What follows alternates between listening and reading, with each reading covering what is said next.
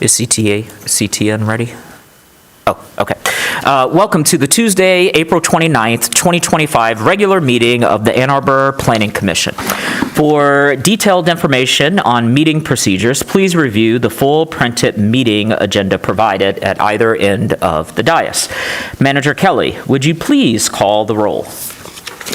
Commissioner Lee, noted absent. Commissioner Weiss. Here. Commissioner Hammerschmidt. Here. Commissioner Abrams, noted absent. Councilmember Dish. Here. Commissioner Mills. Commissioner Weatherby. Here.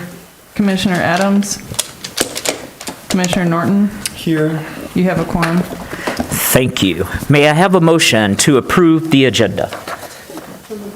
Moved by Councilmember Dish, seconded by Commissioner Weatherby. All those in favor of the motion, please say aye. Aye. Any opposed? The motion carries. May I have a motion to approve the minutes of the April 22nd, 2025 meeting? Moved by Commissioner Weatherby, seconded by Commissioner Hammerschmidt. Is there any discussion of the minutes? All those in favor of the motion, please say aye. Aye. Any opposed? The motion carries. We come to item number 5, public comment.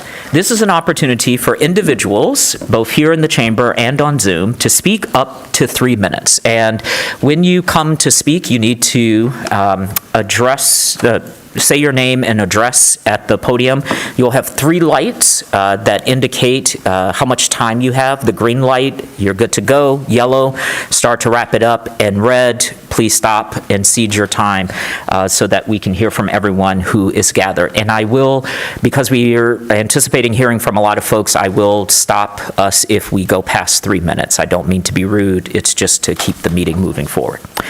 This evening, the Commission will be discussing Chapters 4 and 5 of the Draft Comprehensive Land Use Plan, and we kindly ask, if possible, for you to focus your comprehensive plan comments on those sections. You can address anything, but if you're talking about the comprehensive plan, if you could address sections 4 and 5, we would appreciate it. We will first hear from those who are present in the chambers, then those who are remote on Zoom. To speak remotely, please press *9 if on phone and use the raise hand feature in Zoom. For phone access, call 877-853-5247 and enter meeting ID 977-6634-1226. City staff will identify callers by the last 3 digits of their phone number or by name for Zoom users. You will hear an announcement when it's your turn to speak. Please move to a quiet area and please mute any background noise. For all participants, please state your name and address at the beginning of your comments. Is there anyone in the chamber who would like to speak at this time?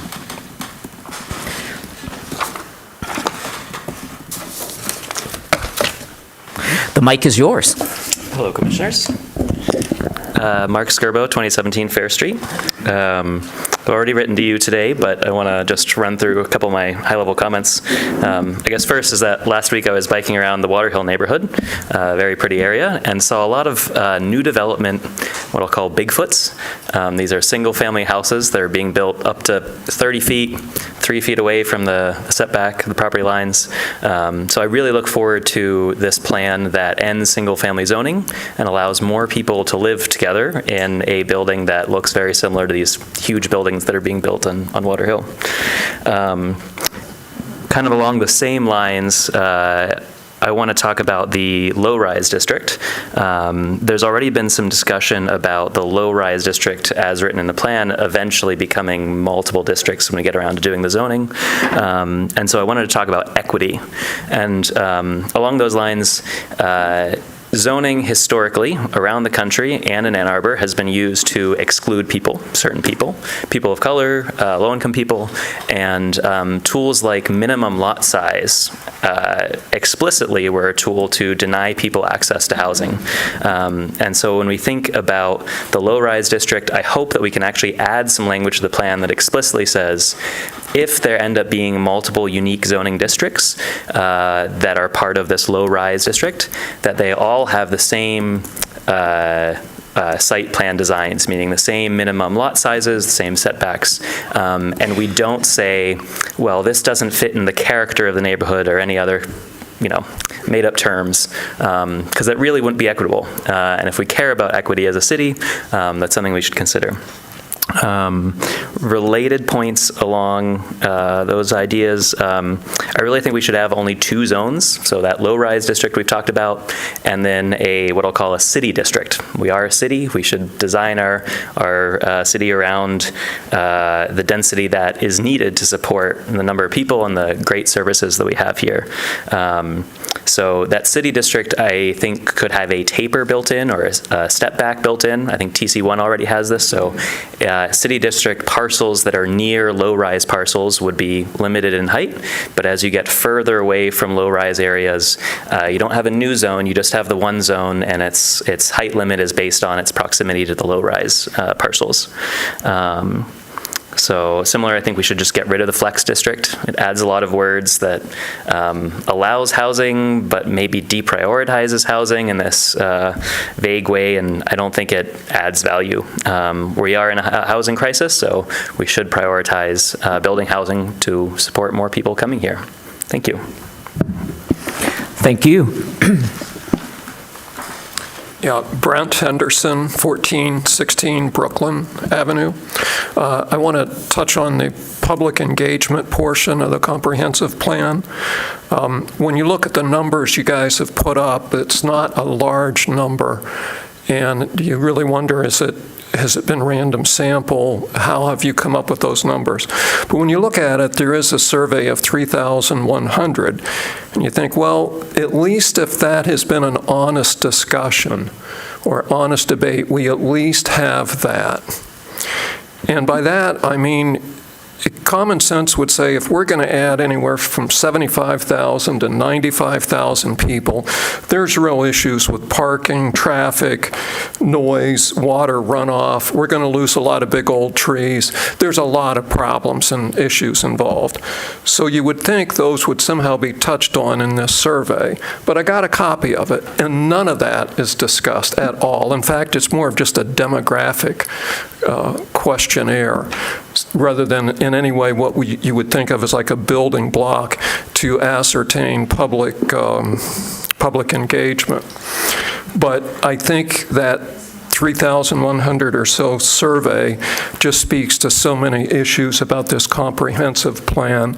It has never been about what the people of Ann Arbor want. Thank you. Hi, my name is Gaurav, live at 139 Ashley Muse Drive. What I want to say is that we need as much housing as we can get, not just in downtown, but in all neighborhoods. I grew up right next to the Pittsfield branch of the library and went to Ann Arbor Public Schools and grew up in a neighborhood with other young families. My family immigrated from India and had no close ties when we moved to Ann Arbor, so a neighborhood with kids and new parents formed a basis for support and community, and I loved growing up here. So when my partner and I talk about starting our own family, we want to stay here, but I'm worried about the future of Ann Arbor. What I want for my future children is community and support, to be able to walk to schools, parks, and libraries, and for them to be able to live, to be able to walk to their friends' houses or play outside with other kids. But that requires living around other kids. Many of our friends and communities can't afford to raise children here. They have to move out to neighboring cities. So even though we are privileged not to be priced out, we are still losing our community and peers. Also, AAPS has been facing declining enrollment for years. They face recent budget crises and staff layoffs. If young families can't stay in this school district, I worry what that means for the children who do go to school here. Where will AAPS be in 10 or 15 years? With a decade of declining enrollment, will it be the right place for our kids? Even if I can afford to live here, I still depend on so many other families being able to do the same for the health of our schools. I want to have more neighbors, especially young families who haven't had decades to grow enough wealth to live here. I want to live near families who live in a variety of homes, including apartments, and who send their children to AAPS. Community strength and support requires being able to live near each other in a place where our kids can walk to each other's homes. Gentle density won't get us there. We need as much housing as we can get, not just in the downtown, but in all neighborhoods. Life will get worse for the people who can live here if we don't let in those who cannot. Thank you. Thank you. Good evening, everyone. Commission, thank you for all that you do. My name is Sarah Basuni, pronouns she, any, and I'm a third-year doctoral candidate in the Department of Epidemiology here at the University of Michigan. I currently live at 139 Ashley Muse Drive with my partner, and I have previously rented in Ann Arbor. I speak in support of the comprehensive plan.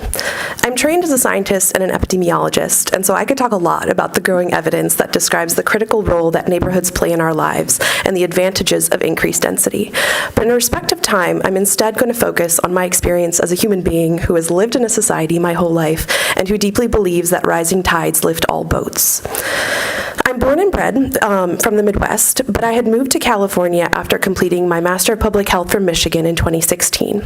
When I was moving back to Ann Arbor for my PhD in 2022, I compared prices, and my one-bedroom apartment in San Diego that I had negotiated down to an affordable $1,485 per month was in many cases cheaper than a one-bedroom here in Ann Arbor, especially on my measly graduate student stipend. I was shocked. And because of experiences like that, I was previously very skeptical that building more housing would be better. And for me, I was focused on the adjective affordable. If new housing wasn't affordable, wouldn't we be in the same boat as before, if not worse? Wouldn't we see this gap between the richest and the poorest among us widen?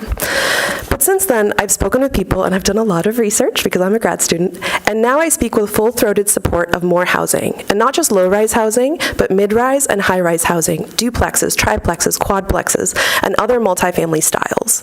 The data shows that having more housing, both affordable and market rate, helps to drop housing costs. We know this, and so I asked the Commission and community members, what are we actually afraid of by restricting this comprehensive plan? Is that fear actually evidence-based, or is it grounded in historical inequities that we are inadvertently continuing if we deny this plan or restrict it? Ann Arbor is a college town, and with all the pros and cons that come with it, we students are not a blight on this town, but an exciting opportunity. I came back to Ann Arbor not only to do my PhD, but because I also wanted to settle down here, have a family with my partner here, and become part of this community's fabric. And I'm far from the only one. Many students, graduate and undergraduate alike, those who can be here in person and those who cannot, passionately want to become part of the Ann Arbor community, but we can't. We are consistently priced out of the limited available housing in ways that can feel far from welcoming. And so with that, I beseech every member of this commission to please let Ann Arbor grow, let downtown Ann Arbor flourish, and do that by allowing more housing. Thank you. Thank you. Good afternoon or good evening. Adam Linkner, 1614 Brooklyn Avenue. I was born in Ann Arbor, raised in Ann Arbor, went to Ann Arbor Public Schools, attended the University of Michigan. My wife similarly, born in Ann Arbor, or not born, raised in Ann Arbor, attended Ann Arbor Public Schools, moved back about 10 years ago to raise our children here. Son goes to Ann Arbor Public Schools. I'm here to speak strongly opposed to the plan to get rid of single-family zoning. I've lived in bigger cities. I lived in places that had the mid-rise zoning. I moved back here, and my wife moved back here because we wanted to live in a place that has single-family homes. A lot of the planned idea of getting rid of single-family homes zoning near the downtown area, what it's going to result in is buying up really expensive properties to build really expensive apartments. These are places where students are going to be, we've all seen what's happened with the price of student housing. What's going to happen is we're going to be destroying these old neighborhoods with beautiful homes, trees, and unlimited number of apartments that can be built into it. That's not why I came back to Ann Arbor. That's not why I grew up here, or not why my family lived here. I've had so many people in my neighborhood when they found out about this, they asked me to come here today. I've never come to a planning commission meeting before. It's just, this is such a disappointing thing, the idea of removing single-family zoning. The idea of rezoning in a smart way makes sense. You know, transit areas, downtown areas, there are ways that you can allow for additional building. I'm not sure if the plan is to get rid of the green belt. I remember, probably a lot of us here remember, 20 years ago, 30 years ago, the plan was, let's buy up all the surrounding areas, and the city of Ann Arbor was doing that to prevent building, where you buy up the farmland, buy the air rights, to stop expansion. Maybe that should be undone. I don't know. I don't know if that's part of the plan of this zoning or not. But the idea of just getting rid of single-family zoning is very, very disappointing. I also would like to speak to the idea of community engagement. I read MLive every day. I'm on multiple nonprofit boards. Pretty engaged civically. I didn't hear about any of this until a month ago. I never was approached about this, and most of my neighborhood had no idea about this. When they found out about it, they were all extremely disappointed. Signs are going up everywhere. We're all now on listservs saying, hey, look what's going on. So I really ask that you do not move forward with this plan to get rid of single-family zoning in Ann Arbor. Thank you very much.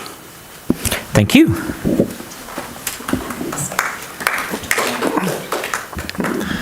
Hi, I am Ross Smith from 1607 Charlton.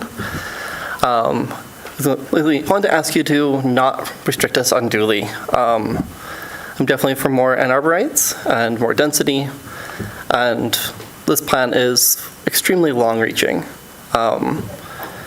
If we are too restrictive now, we're going to prevent things that might be useful in the future. Like we can look at like how many ADUs have been built since that's been allowed. Like the change is going to happen extremely slowly. And the detractors who've been engaged since 2023 will have plenty of opportunities to hear their voices heard on concrete things. And in general, like I want enough density that like my favorite bakery is not stressed about whether they can survive, simply because there's not enough people that can walk to the bakery. And like parking doesn't house anyone, so that's not going to help. And increasing density will increase our traffic, or will increase, will improve our traffic, because fewer people will need to drive. We have a lot of people that commute in that would love to live in the city. Let's make space for them. Thank you. Thank you. Hello, Shannon Lau, 2870 Oakdale Drive. A little bit about me. I live on the edge of Ann Arbor, just on the city limits. And to get here, I took a 45-minute bus commute. And I mean, it sounds long, and a lot of people are like, ooh, like, that's a grind. But there's something really beautiful about walking to the bus stop and being among the trees and seeing your neighbors on the street. And I just wish more of Ann Arbor was like that. I would love to move closer and have a shorter commute, of course, to get here. But I'm not going to get a car to make that work. I think the solution is to build more housing, to build it everywhere. And you know, in response to maybe concerns about congestion, like there are a lot of people like me who are young and will not surrender, you know, to buying a car to make things work, and they want to be on the street with people.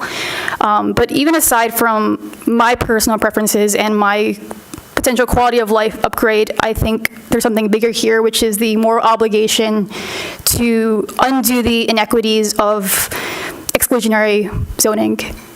Just to bring it back to all the things people are saying, and you know, the ways in which we've wronged Black communities and basically displaced and separated communities and community centers, that trumps everything else. And all of us here, whether we're planners, commissioners, council members, or citizens, I think we have the responsibility to be stewards of this place. You know, there are people before us, and before them, there are people before them, right? And so none of us have, you know, complete ownership over this, but we have the responsibility to bring people in and not gatekeep. So, thank you. Thank you. My name is Becky Skidmore. I live on 1510 Morton Avenue in the Burns Park neighborhood. I am here to support the plans. I believe very much that we need more housing of all kinds, just purely on an equity level. I've worked for the last 10 years for the maternal infant health program of Washtenaw County, and very different than the neighborhood I'm privileged to live in. I witnessed the lack of housing for so many people. Just to give you an idea, so the maternal and infant health program is a program for pregnant women and their infants who are on Medicaid. And for a lot of them, housing was a problem. I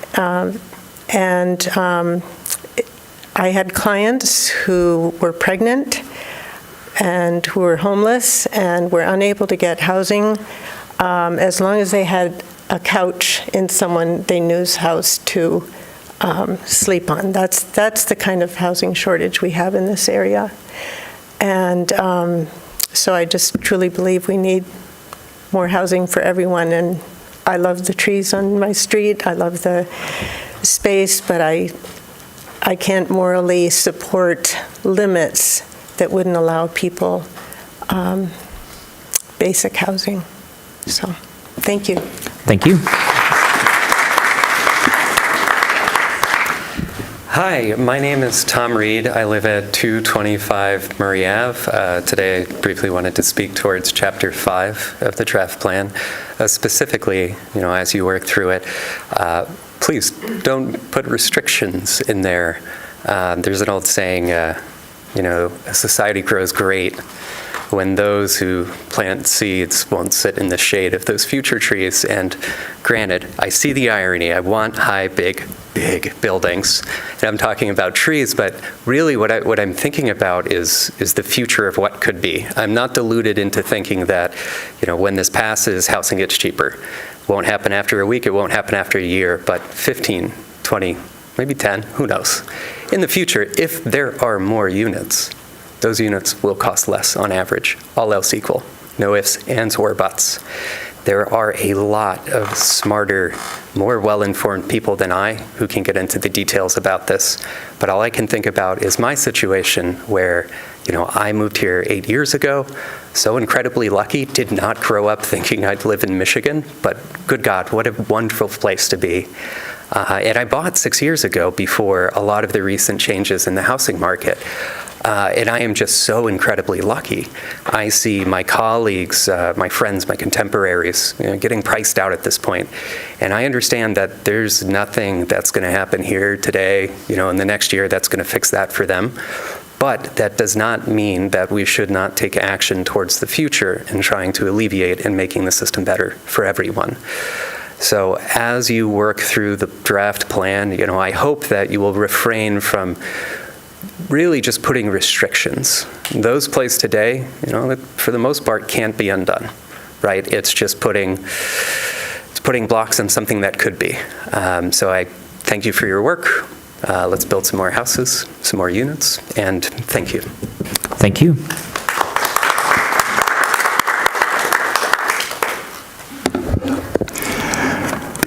Hello, I'm Alan Haber, 531 3rd Street. This is my first appearance at the Planning Commission, though I do know Sarah from the Center of the City Task Force. And I may not be the oldest person here, but I am in my 89th year, and I do represent community memory, which I think you have forgotten. There used to be a center of the city around the old courthouse, and people of a certain age remember that. Even their kids kind of remember that. And when that disappeared, there was a memory of what we once had and would like again.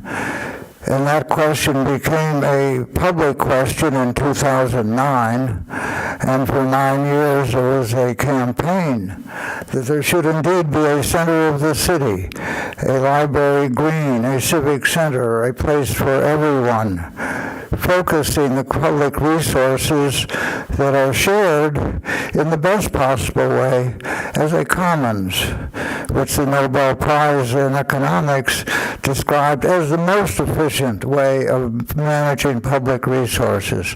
And that question was actually put to people. A public engagement, I would say, far greater than what you have represented in your Build Everywhere project. And people said yes, and put it into the city charter. And I've read, not to the very last, but I'm into chapter 8, and I have not seen anything in your work that represents the sense of a center of the city, a library green, a civic center, a public that with 27,000 plus voters said that's what we want in our comprehensive plan in perpetuity, not until the next meeting of the next commission. And what happened to your memory? Any of you, and the city administrator who forgets his own obligations under the recommendations that we too put out. Get all the people together around that center of the city to get a collective understanding of what could be most beautiful and positive as a focal point of the city. You have no focal point. You just say bigger, bigger, bigger, bigger. And when that question actually came up after the big building was defeated and people went all over, what about all the city projects? Well, the one for the center of the city land, and I was at those meetings, said what we want there is an open space, a public park. And what happened? The city council refused to accept the report from the DDA. Thank you, Mr. Arbor. People put that in the plan Thank you. document, that everything should be dense. Thank you. No, no, no. The center of the Thank city you. is for everyone.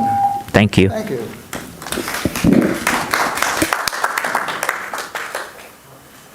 Hi, my name is Eric Shaleko. I live at 2779 Page Avenue.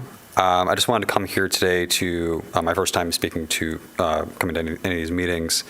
I just wanted to let the commission know that I appreciate their commitment to being incredibly pro-housing, but I want to say that any limitations to housing and retail types anywhere in the city prevents Ann Arbor from growing and only continues to worsen the existing housing crisis that prevents people from my age or from my income bracket from actually being able to set up a life in the city. I think what you've set forward is a great first step, and I really urge you to not let the fear-mongering about the loss of single-family homes in Ann Arbor stop you. The single-family homes that have been built up to the city limits won't go anywhere for the people that afford it, which unfortunately precludes most people coming here to help the city run and grow. For people like me, a young middle-class homeowner, I want more neighbors. I moved here for the first time for work about 5 years ago, and after moving away for a little while, I chose to move back because I missed the walkability and the bikeability and the transit. For some context, I moved to the suburbs surrounding Metro Detroit, which famously don't have those options. I want all sorts of dense housing and cafes and grocery stores in my neighborhood that exist in places around downtown and in Carytown, and places that historically did not have to deal with limitations when those neighborhoods were being built up.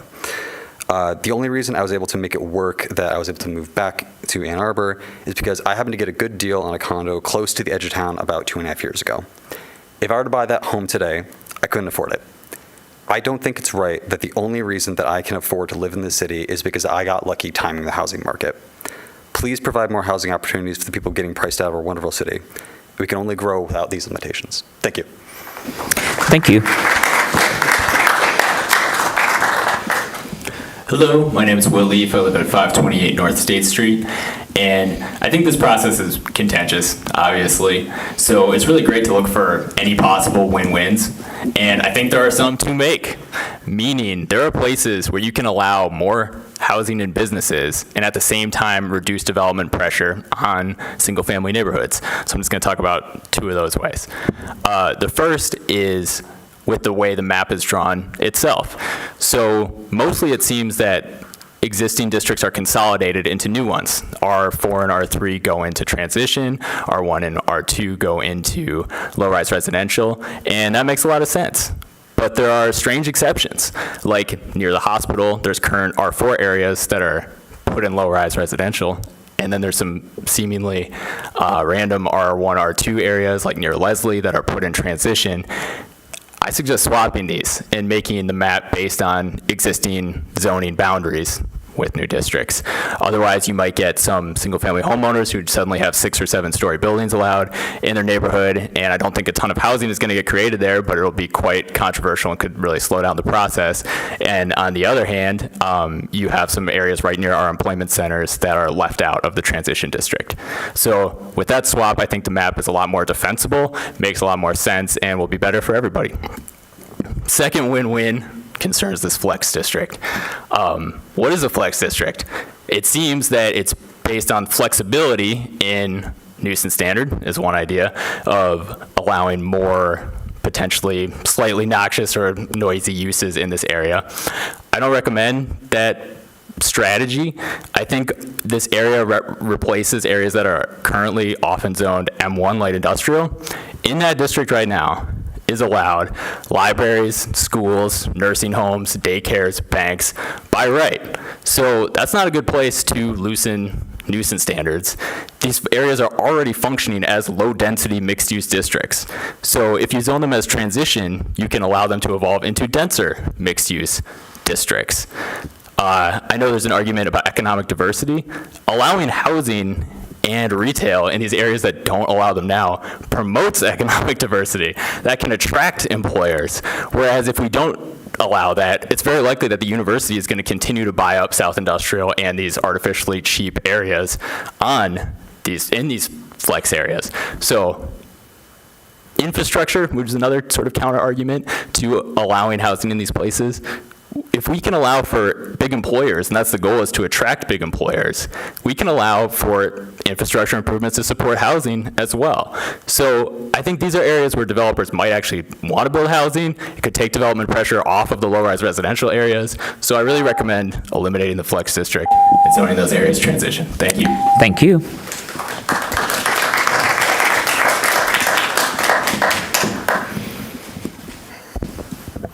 Good evening, Commissioners. Kirk Westfall, 3505 Charter Place. Thanks so much for taking the time to work on this draft. I feel like this chapter in particular determines whether the plan Mr. Westfall, okay. approach from an expectation of housing abundance or policy incrementalism. I won't try to summarize everything that I've submitted in my written comments, but I'd just like to pick out a couple of things. For the map itself, there's issues both small and large, but all of them are important.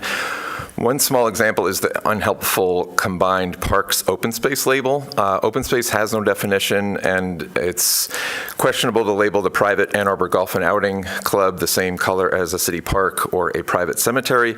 There's already a parks map in the plan. For the purpose of land use and zoning, please change this to simply public land instead and add in all the missing city and county parcels. You can see the differences on the map I sent you. By the way, Ann Arbor Golfing and Outing should be high density.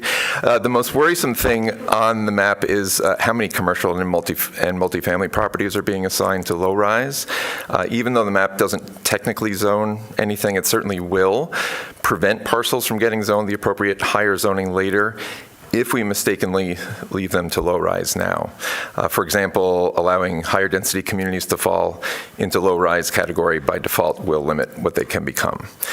Given that a city council majority seems eager to impose a hard height cap and prohibit many building types in low rise, no matter how far any given building is from its neighbor's property line, this makes it critical to limit only R1 and R2 parcels and maybe a handful of others to the low rise district. So in sum, for that, unless there's a compelling reason, I think the default should be for everything that's not R1, R2, or already hub or TC1 to bucket them into transition first and then do corrections from there. I also encourage you to look at the side-by-side comparison map I sent with a map that highlights R1, R2, and everything else. Just looking around my own neighborhood, I see very dense housing types that are now labeled low-rise residential when they should be transition. I'm looking at Getty's Lake, University Commons, Osland. There's a large 4-story condo building at Glacier and Huron Parkway, among others, and that's just within a 10-minute walk. I guarantee that some council members would not allow those building types into their neighborhoods, so let's not define them as low-rise residential. If we did leave them low-rise residential, one of two things would happen. One is that they would be capped at whatever city council does with low-rise zoning, making them non-conforming, or you'll have to then create multiple sub-districts within low-rise residential with their own height limits and densities. And I think that would be a mistake for many reasons.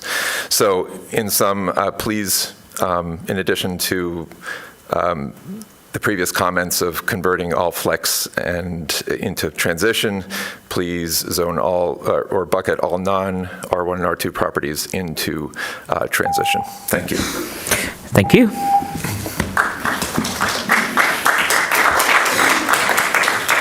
Hi, my name's Holly Elliott, and I live at 1003 Miller Avenue, which is right across the street from the lower playground of Max School. And my family moved here in 1958. I lived in the house next door to where I live now.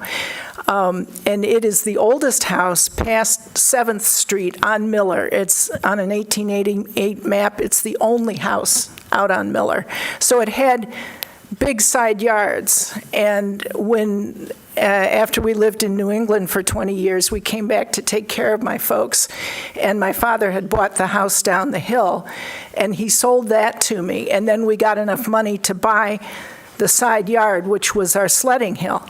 Anyway, what I want to say is that neighborhood was a miracle neighborhood when I was growing up. Max School was right smack on the border between the white neighborhood and the black neighborhood. Those were segregated neighborhoods, but we all went to the same school, and we all walked to it, and we all went to each other's birthday parties, and it was integrated from the 1940s. That was a miracle school. It didn't get shut down like Jones School did.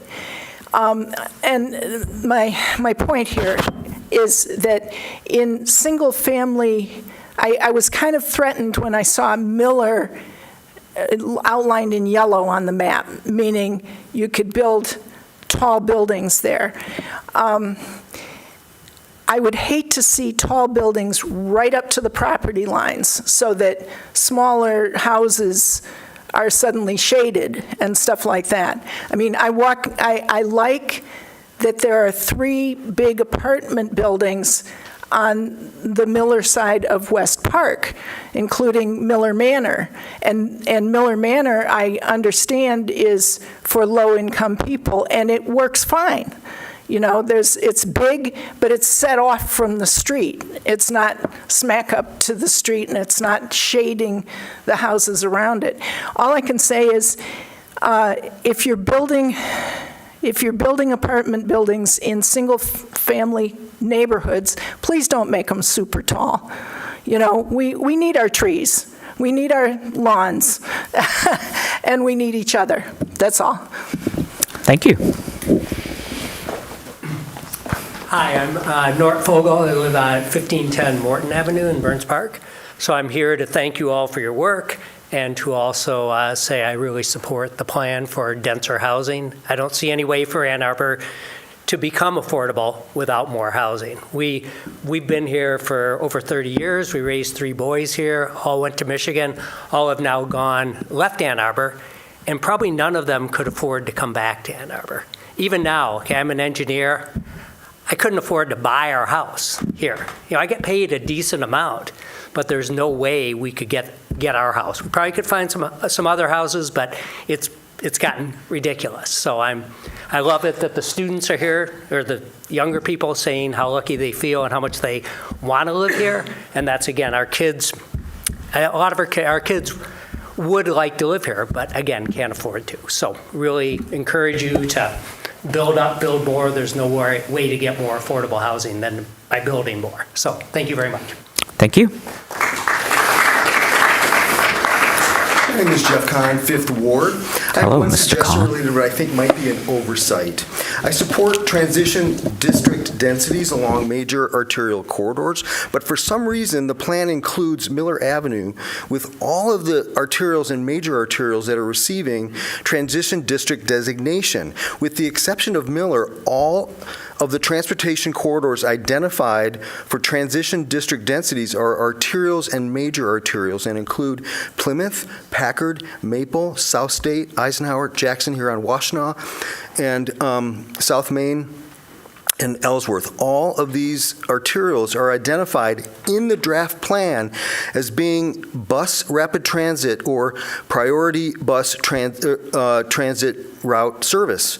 All of these arterials accommodate an enormous number of vehicular trips, generally include cross-sections of 3, 4, and 5 travel lanes, have right-of-way width that is generally between 80 and 120 feet, have major signalized intersections along them, and include substantial retail and office uses. In contrast, the following streets are not arterials or major arterials. They function mostly as significant collector streets. They include Pontiac Trail, Duvarn, Nixon, Geddes, Earhart, South Church, Pauline, Liberty, Dexter, and Miller. They all have 2-lane cross-sections, narrow right-of-ways, flow through established residential neighborhoods, do not have office and retail uses, do not have a major signalized intersection, and are not identified by the RIDE as appropriate for bus rapid transit or priority bus service. The only one of these residential collector streets identified in the plan as appropriate for the transition density in the entire city is Miller. I'd like to reiterate that Miller has the same characteristics as other collector streets like Liberty and Pontiac Trail. It has right-of-way width of 66 feet, which is the same as most minor residential streets in Ann Arbor. It's not identified as appropriate for bus rapid transit or priority bus service in the draft plan. It has 2 lanes, doesn't have a major signalized intersection, and doesn't have a single office or retail use between Chapin and the Maple corridor. Other residential collectors terminate near the downtown core, such as Liberty, Pontiac Trail, and Geddes, but those corridors are shown in the residential district. I recommend that the plan be consistent with regard to its recommendations for the transition district being located along major transportation corridors, and that the transition district be replaced by the residential district along Miller Avenue west of Chapin. Thank you. Thank you. Hi, my name is Tim Rhodes. I live at 448 South First Street, Ann Arbor. I live in the Old West Side, and right across the street is the DDA territory, which was changed. It wasn't there when I moved in. The DDA kind of expanded and grabbed a little slice of the Old West Side there. I'm really disturbed by the idea of who knows what kind of building would be put across the street. I don't see anything in your plan that really addresses the existing historic districts. I just don't see it. It just seems to be very absent. One good thing that's happened near me is the auxiliary dwelling units. I have one that's been built just 2 houses down, and it's been done respectfully of historic district values. It's very, very nice. Visit it sometime. It's on the 400 block of First Street. What I'm concerned with from a big picture about your plan is it seems like a companion document to a prospectus for outside private equity to come in and build anything that you could possibly build and invest in Ann Arbor. And that isn't what I really want to see. The auxiliary dwelling units, private money, smaller builders, local builders doing things, as opposed to outside private equity just investing in this town, outside money, who doesn't really worry about the town. They worry about their investment in that one building. And if it were a prospectus, they would be telling those investors, watch out if things might go wrong. But the people that are going to be left holding the bag, if this is a bad plan, with traffic congestion, crime, other factors that can happen with this increased density if it's not a good plan, that's us. That's the taxpayers of this town. We're the people that are taking on the risk for the private equity, the outside of town private equity that's going to be building these buildings. I'm a little concerned about that. let's try to keep the density improvements on the old level of the ADU that is still local money, local builders that have an appreciation for this town. Thank you very much. Thank you. Hi, folks. Jonathan Levine, 456 Hilldale. 2 thumbs up for the plan. Thanks to the Planning Commission, thanks to the staff, thanks to the consultants for turning out a great document. I'm talking about some marginal changes at the edges that can make the good easy. And what I mean by making the good easy is making sure that where we actually have a lot of opportunity for housing development, we make sure to have that housing opportunity.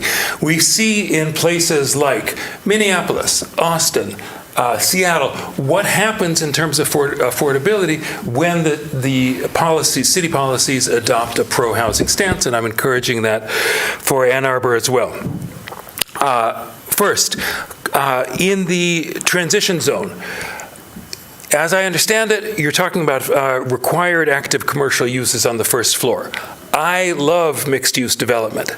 Active uses on the first floor, for example, commercial, are going to be a hard sell in a lot of areas. And the problem with requiring active commercial uses is that it can actually impede housing development. So I think we need more flexibility than that.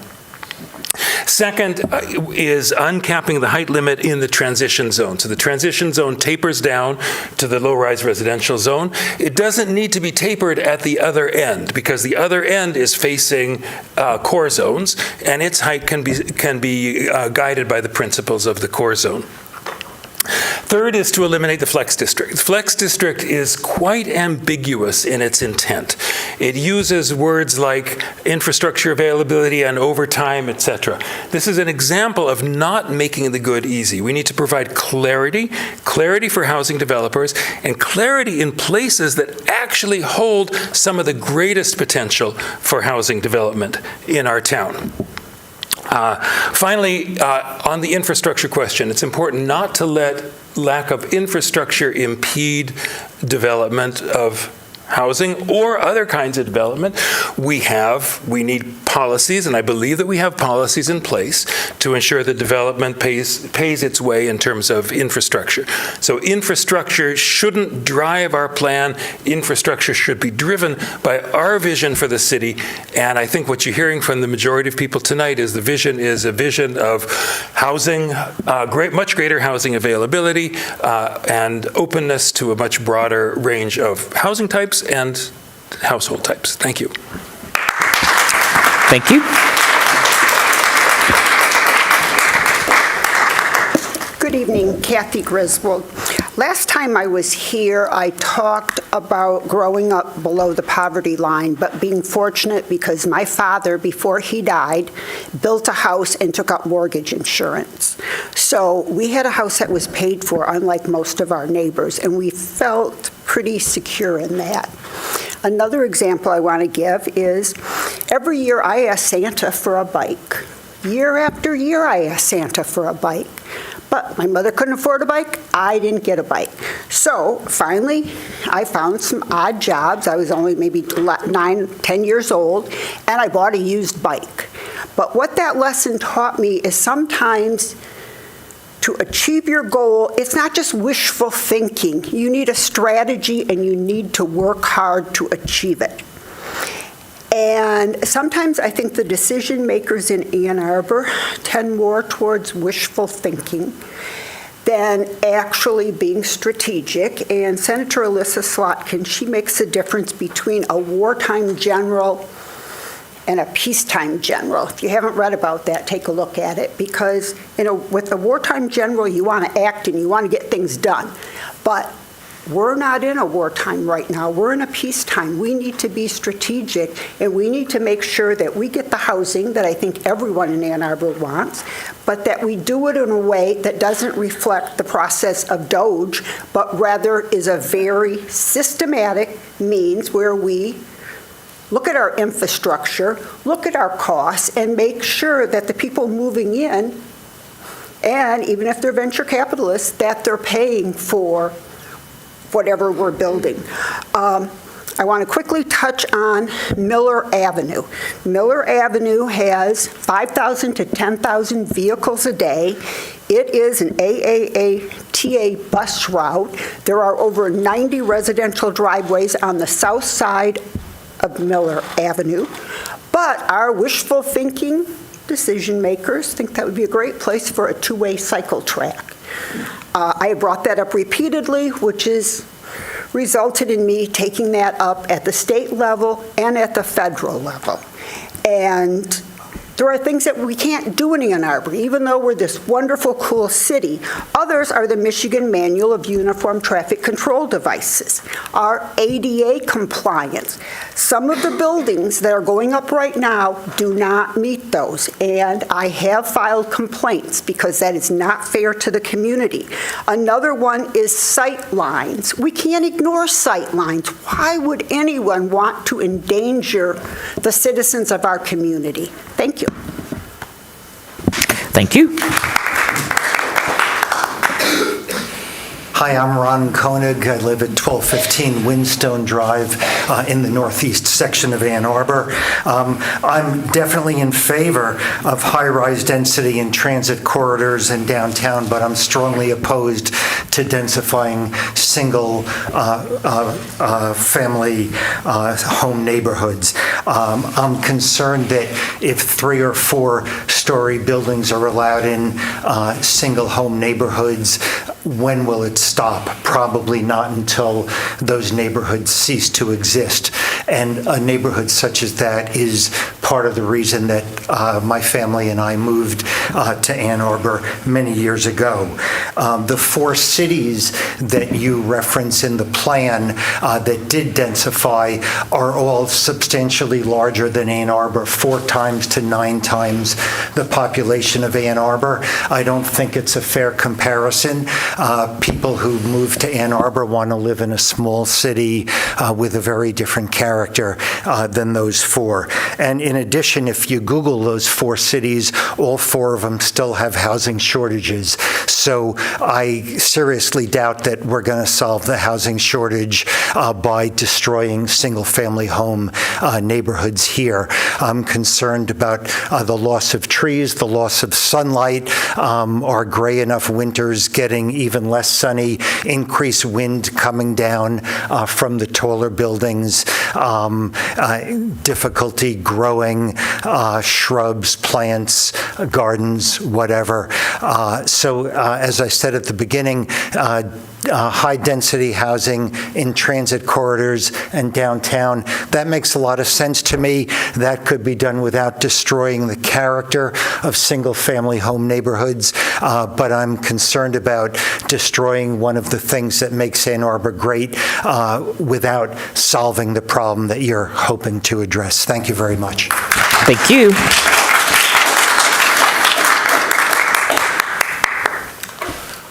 Hello, I'm John Beal. I live on 20 Heatheridge Street, and I grew up in Detroit in a very high-density neighborhood. And if I wanted to live in a very high-density neighborhood, I would have moved to someplace like Detroit, not Ann Arbor. And I totally agree with the previous speaker. I moved to Ann Arbor because there's nice neighborhoods, lots of parks, lower density, a lot of character to the neighborhoods, some very cool neighborhoods. And if you just let willy-nilly anyone build multi-story buildings in neighborhoods, you're going to impact the quality of life of those people that are currently living there. They're not going to like it. I love living in Ann Arbor. Detroit was not a great experience. I mean, I could reach out and touch my neighbor's house. It was that close, it was that dense. That's what we're talking about here. We're just talking about building multi-story buildings, and a neighborhood can only carry so many people. I really don't think you have taken the pulse of the citizens of the city. I think you've surveyed a few people. I was scanning through the draft of the planning document, and I saw we did a survey of what people thought we should be doing downtown, and there were a whole 216 people surveyed. How were those people picked out? I mean, this draft plan is a nice marketing plan. It's very qualitative. I totally agree that, again, with the previous speaker, Ann Arbor has a fixed size, And we're talking about squeezing in another 50%, a 50% increase in population on a fixed size area.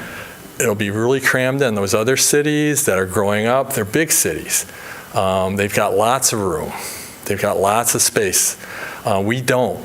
So when you cram in a lot more people, there's going to be a lot more problems. And I'm telling you, it's not great living jammed together with everybody. Everybody's not going to like it. And I really think you ought to go out and somehow get the pulse of what your citizens want. I mean, you haven't really got the data. You've come up with a plan. It's very qualitative. It's a nice marketing plan. It's apple pie and motherhood. We're going to do all these great things, but it's highly unlikely. A lot of people want to live in Ann Arbor. If you build more units, there'll just be more people bidding on those units. All right, how many people can Ann Arbor hold? Are we talking about another 100,000 people? Once those 100,000 people are in Ann Arbor, you've always got people coming to school here. They want to move back. There's always going to be pressure. There's always going to be that. And they're not going to be low-cost housing. You have no evidence of that. This is all wishful thinking. It's just not going to work out, and you're going to have a situation then that you can't turn back. You're going to destroy a lot of neighborhoods. I mean, Ann Arbor has a lot of really cool neighborhoods that people like to live in. Thank you. They're not going to be like that anymore. Thank you. So. Your time has expired. Okay.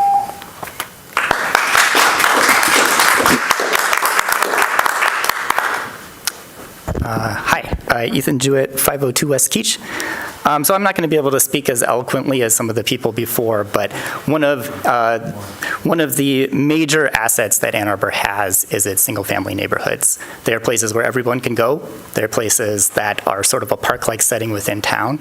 And 50 years from now, when those are gone because we've built buildings all over them, we're going to be sorry that they're gone, and people will regret that they're gone. I think a major issue here is that there are a lot of places in town where it does make sense to build high-density housing, and some of those places exist in these transit corridors and in the TC1 areas.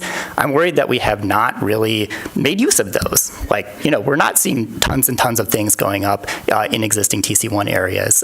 Why not?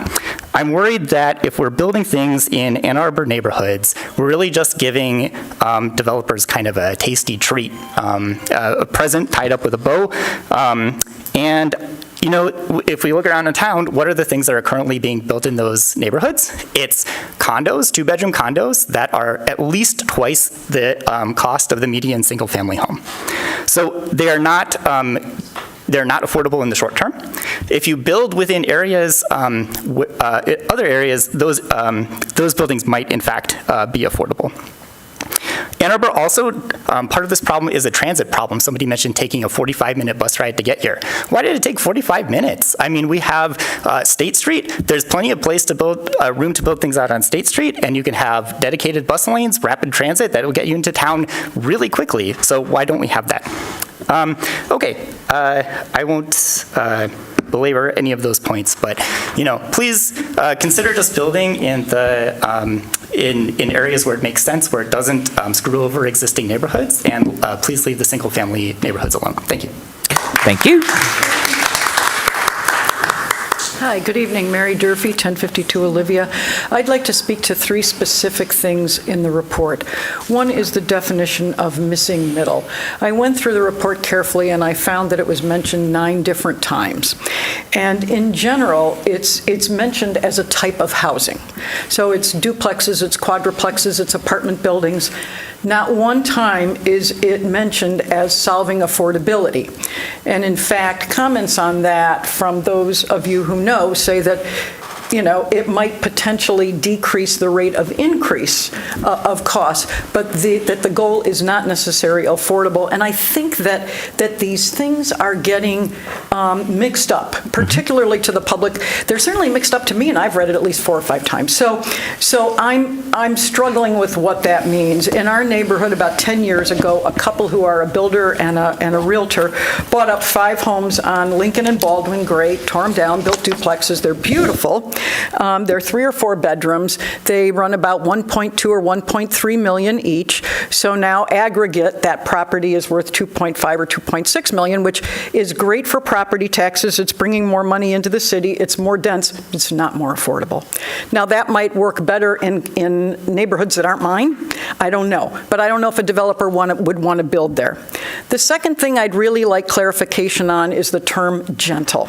It's used 4 times in the report, and it tends to be about a 4-level building. But there are so many different ways to be gentle housing. It's not just how high it is. It's how wide it is. It's how square it is. It's where it is.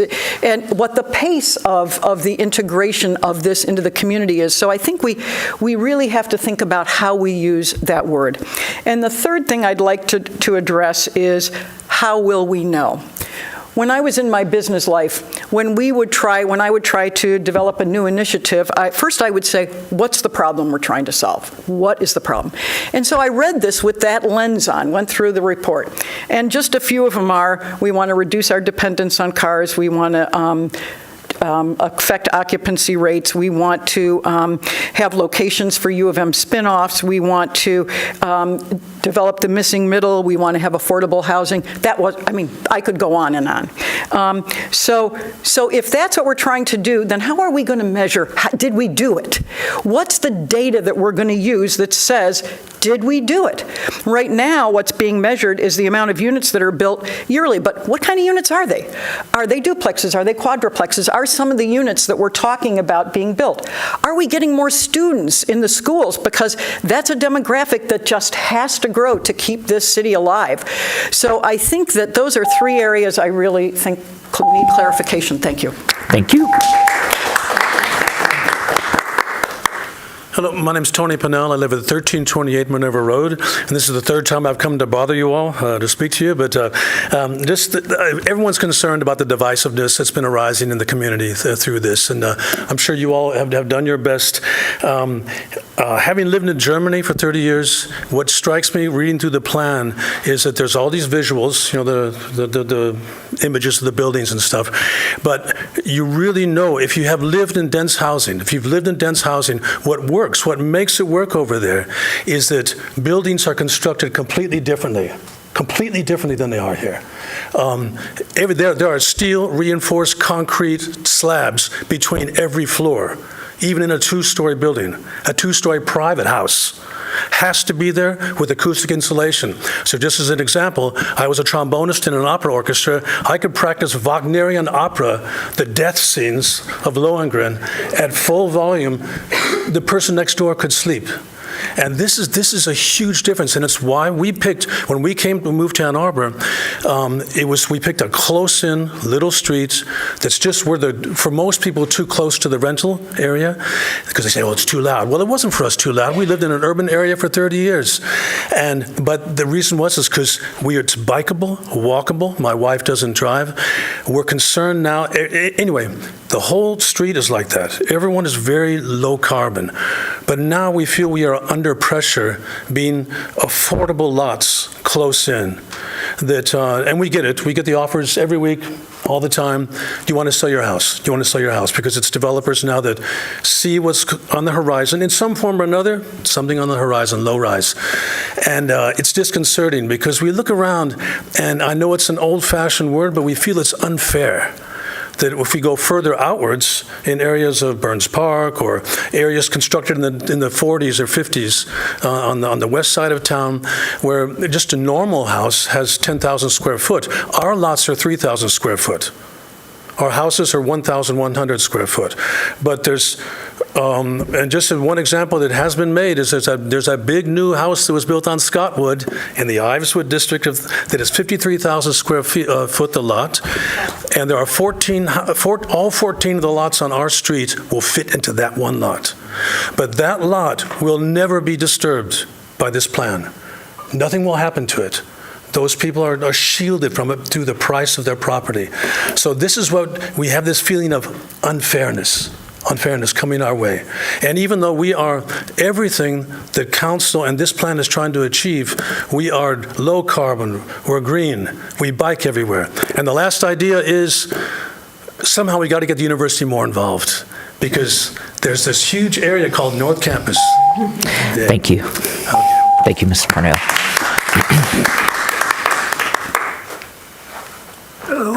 My name is Ken Coral. I live at 1643 Broadway Street, and I will only quote briefly from your own document that community engagement revealed that the people prefer development that aligns with the existing scale. The other quote is that residential district buildings are limited to 4 stories in this district. So the unique idea I would put forward is that you're talking about 25 years in the future. Perhaps you could reduce that 4 stories to 3 stories for the first 10 years. Everything goes well, then make it 4 stories for the next 10 years, maybe even 5 stories for the last 5 years. Thank you. Thank you.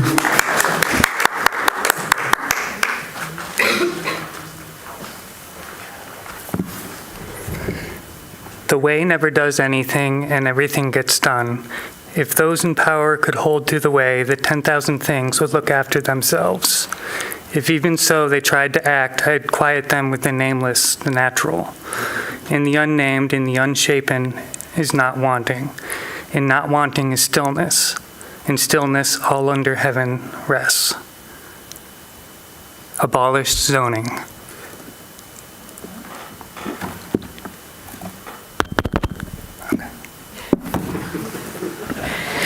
Thank you.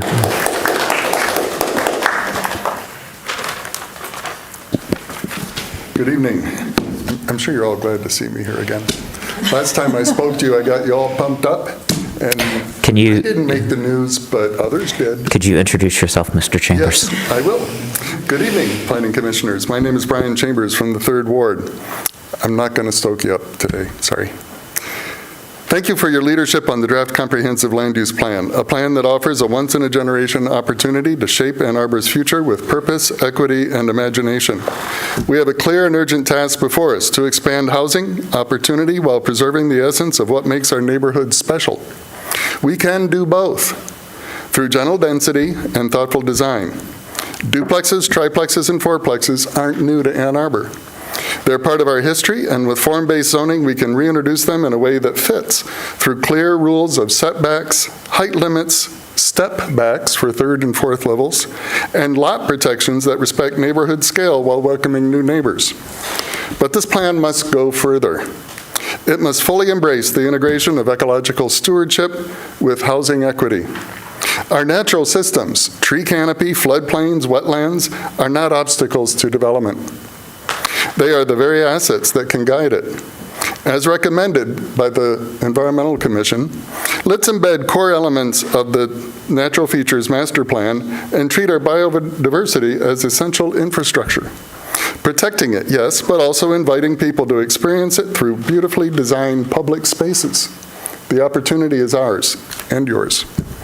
We must also create real pathways to home ownership for middle-income residents. Community land trusts like the Ann Arbor Community Land Trust are ready to build permanently affordable homes for teachers, transit workers, and healthcare staff, people who keep our city running. They just need our alignment, access to land, tax increment financing for housing and green infrastructure, and permitting that enables small-scale net zero construction. Other cities around the U.S. have incentivized missing middle density along transit, parks, and public spaces. Our plan should explicitly do this. That's why the newly established Office of Economic Development is such an important partner for you. With a mission to foster housing development and package properties for co-development, it can serve as a bridge between public land stewardship and community-based builders. When aligned with this land use plan, that office can help turn bold ideas into real homes. I know there are concerns that new homes at market rate won't be affordable, But restricting housing supply only drives up prices across the board. We stabilize neighborhoods for expanding options, not limiting them. In short, Ann Arbor doesn't have to choose between growth and sustainability or character and inclusion. We can lead with both, where ecological health strengthens housing and walkability, where housing choice strengthens equity and resilience. Thank you, Mr. Chambers. And where gentle density strengthens the character of our communities. Thank you. You can do this for us. Thank you. Thank you.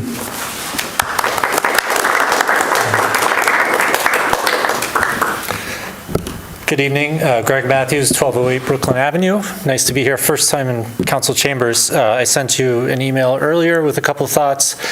I was listening into the meeting on my way back from Detroit on the D2A2, and I heard some of my neighbors speaking up. I live in Lower Burns Park. I heard folks from all over Burns Park and other places who recognize our privilege to live in these neighborhoods and want to extend that privilege to more people by allowing more housing. And I just wanted to come in at the last minute here to say I agree with that sentiment.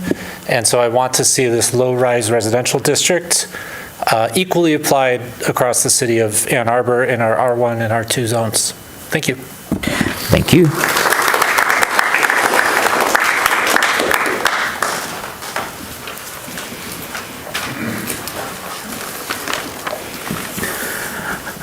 Thank you, Commissioner Weiss. Ken Garber, 28 Haverhill Court. Look, I'm a climate activist and a writer. I don't have a grand vision for the city and how we should go. But as I understand it, tonight you'll be resuming your page-by-page dissection of the comp plan, starting on page 78 around there. So I have some specific suggestions for what they're worth. First of all, as I mentioned last meeting, change all references from carbon reduction to carbon elimination. You'll find them on pages 80, 89, 91, and 93.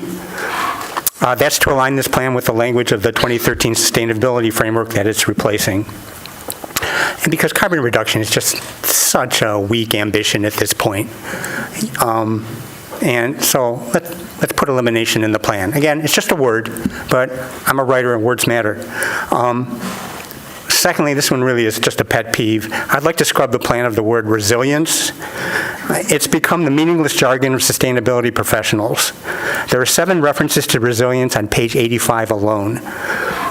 This started as an ecological concept, and it's somehow metastasized to the sustainability realm and has lost most of its meaning. I think you'll find that you can get rid of it and be much more direct in the recommendations in those sections where you find it. But again, this is my own personal thing. More seriously, on natural features, the draft plan on page 80 states that, quote, most natural features are already publicly owned, end quote. I don't know if any of you heard the Environmental Commission debate last Thursday, but Commissioner Chris Graham commented on this last Thursday. He said it's flat out wrong. The majority of natural features in the city are contained in the old trees across the city, mostly in residential neighborhoods. They're contained in the native forest fragments that are not in our parks. So I don't know if Graham is right, but if he is, this should be corrected. On natural features, section 10.1 on page 89, you may want to skip that section tonight until the Environmental Commission votes on a resolution that it's been considering for the last couple months. That resolution calls for, among other things, to incorporate and update the natural features master plan in effect as of March 20th into the new comprehensive plan, including short and long-term goals, proposed parties responsible, indicators of success and timeframes, etc. Right now, the comp plan will be replacing the natural features master plan. This resolution under consideration would actually incorporate that plan into the comp plan instead of replacing it. So those are my specific suggestions for what remains of Chapter 4 tonight, and all I can say is good luck. I don't envy you your task. I hope I didn't make it harder. Thank you, Mr. Garber. Hi. Jan Stride, I live at 1218 Van Dusen, a very low, single-story brick ranch neighborhood. I'm very sympathetic to wanting more people to move to Ann Arbor. I don't know that my husband and I would have been able to afford here if we were just moving here now, had we not bought a house 30 years ago. But I also think we do need to maintain the integrity of our single-family home neighborhoods. That's special, and if we start building over them and developers start coming in, outbidding people for houses, putting up large structures, I think it's going to take away from some of the specialness of Ann Arbor.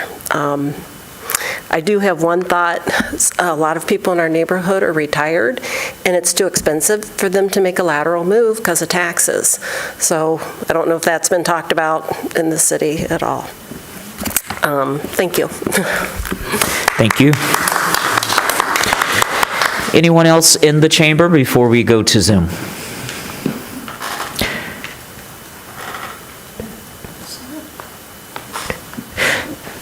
Manager Kelly. There are currently 6 hands raised. Phone number ending in 306. You have permission to address Planning Commission for 3 minutes.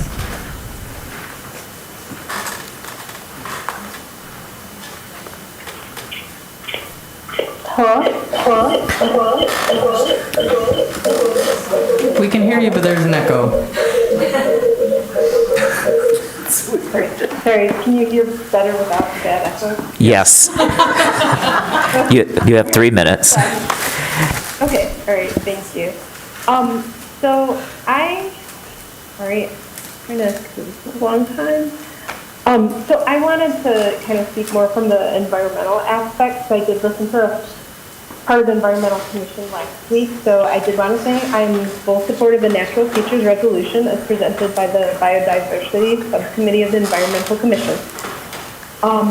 I listened last week, and there were a lot of very thoughtful comments, including one about the United Kingdom's Environment Act of 2021 that makes biodiversity net gain mandatory for most housing and infrastructure development, requiring developers to leave habitats in a measurably better state than before, including London. This means that developments must result in more or better quality natural habitat than there was prior to the development. I also want to bring up the example of Singapore. Singapore is also a country that loves and respects their trees, and is increasingly restoring trees in nature and highly urban settings, creating much beauty and aesthetic appeal, as well as serving the dual purpose of cost-effective stormwater management. Singapore has achieved UNESCO World Heritage Site status for its impressive beauty and gardens. Singapore even maintains primary rainforest within its city limits. Ann Arbor and the University of Michigan and AAPS should be studying these sorts of examples throughout their own planning processes. Preservation and incorporation of green spaces in urban environments is essential and healthy, and especially important consideration with climate change. Trees absorb heat and stormwater and mitigate flooding and erosion. Green spaces make a city more attractive and appealing and provide places for outdoor recreation and overall greater psychological well-being for its citizens, no matter your income. I'd like to believe that methodical and thoughtful urban planning can be accomplished, and I hope that Ann Arbor development can be more community-driven as opposed to developer-driven. That our elected officials and staff do advocate for the constituents to have a lovely and quality outcome, a real city of the future. I'd love to see a requirement that a percentage of all civil engineering projects, buildings, bridges, etc. in Ann Arbor go toward beautification, such as gardens and public art and parks, so that we don't wind up with a hodgepodge of ugly buildings, concrete and asphalt, and no green space. For example, they do this in Denver. They put 10% of their project budgets into beautification to enhance the aesthetics and vibrancy of the city. Builders and developers make millions, a percentage of which should be invested back into positively enhancing the communities that they're profiting from by being contracted. So I guess my focus is just keeping the beauty of Ann Arbor, even going through the development process. Thank you very much. Thank you. Our next caller is Margaret McCall. You have permission to address the Planning Commission.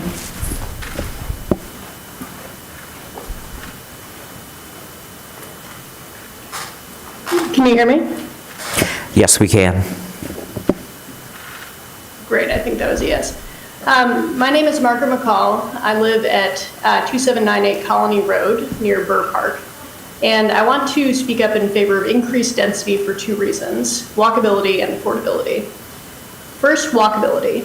So I moved to Ann Arbor a couple of years ago. And before moving here, I lived in various cities around the country, including Denver, Austin, and San Francisco.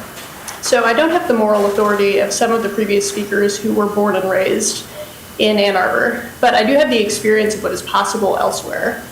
The neighborhoods that I lived in these cities were a highly walkable mix of single-family homes and denser housing, like duplexes, fourplexes, small apartments, coffee shops, grocery stores. And that was exactly where the charm of these places came from, the fact that there was this invigorating mix of housing and stuff to do. So next, affordability. I am lucky enough to own a single-family home, but I know that not everyone is in this position.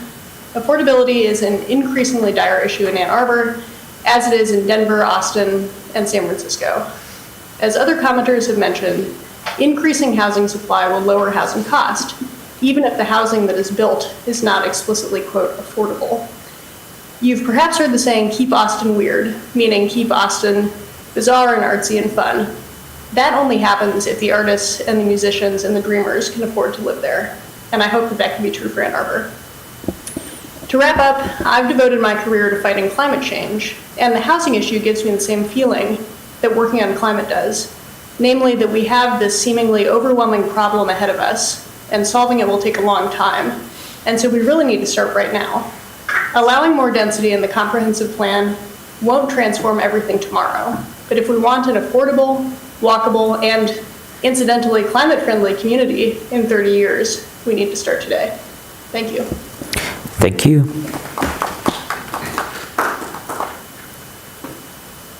Our next caller is phone number ending in 098. You have permission to address the Planning Commission.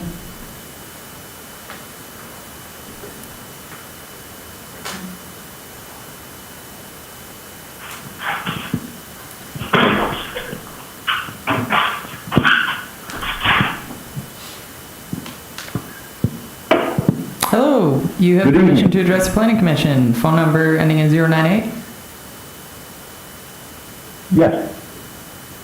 Please go ahead. Good. Okay. Good evening. My name is Richard Jackson. My wife and I live on Crestland Street in Ann Arbor. I've been a homeowner here for many years. We raised our 2 kids here. Recently, I came across a post on the Nextdoor app regarding the comprehensive land use plan. I'd not heard of it previously. We received no notification that this was ongoing.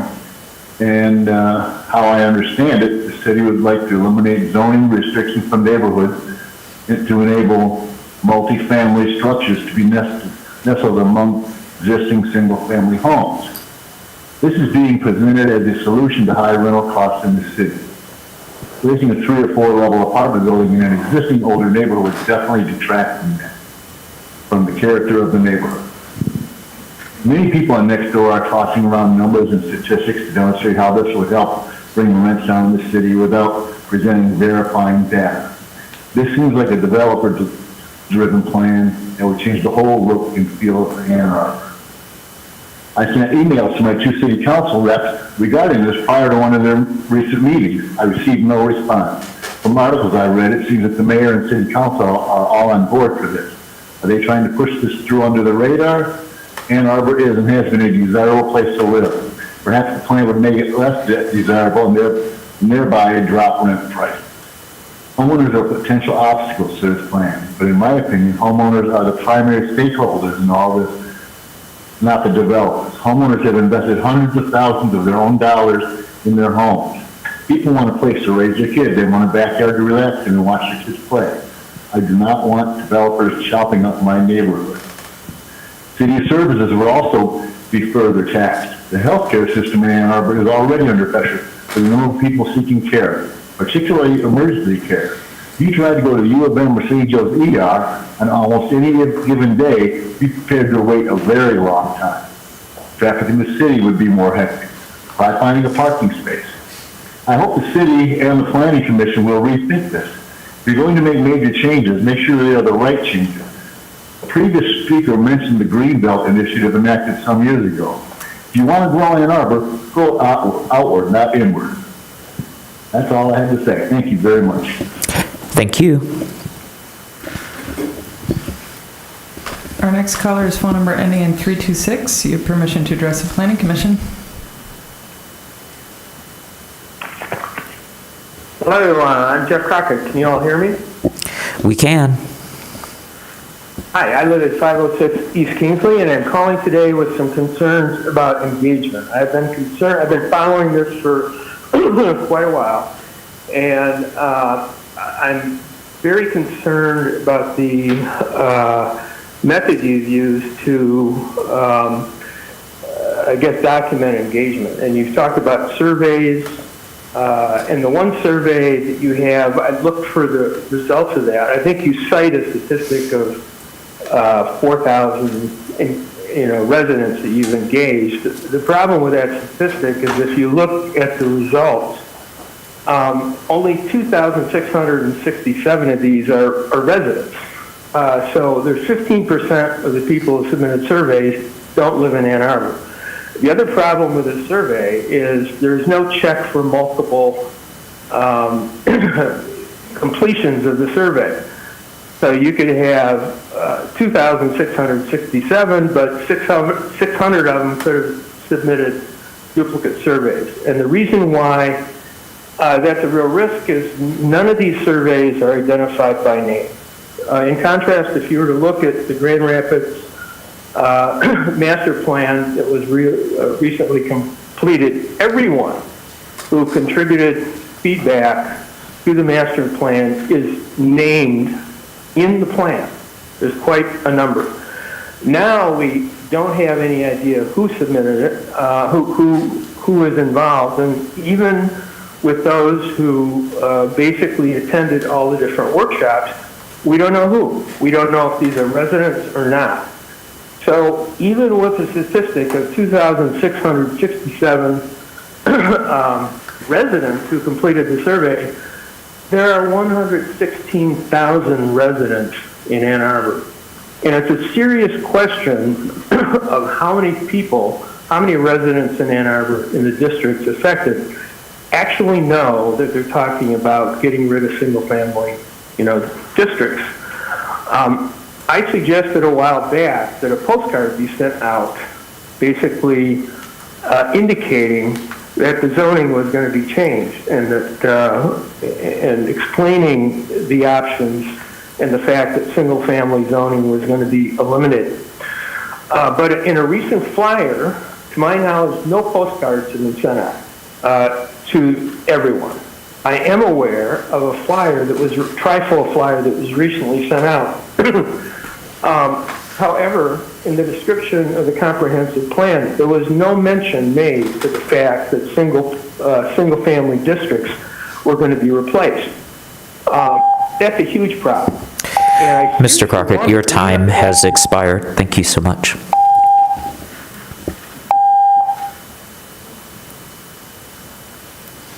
Our next caller is Erguelvis Luis Vasquez. You have permission to address the Planning Commission. Yes, good evening, Planning Commission. Luis Vasquez, 909 Barton Drive in Upper Lower Town. Thank you for your time and all your efforts once again.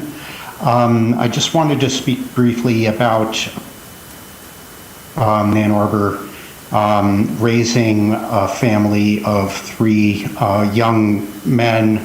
My oldest is 35 years old. My youngest is 30. Yes, we raised that family on Broadway Street and also Pontiac Trail. None of my kids can afford to buy a house in Ann Arbor.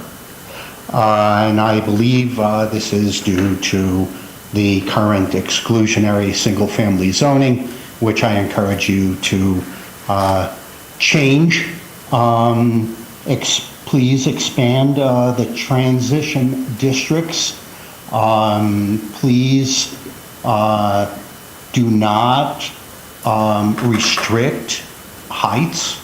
Please allow for as much housing as can be built across the city. Last time I called in, I made a suggestion about wherever there is a bus line,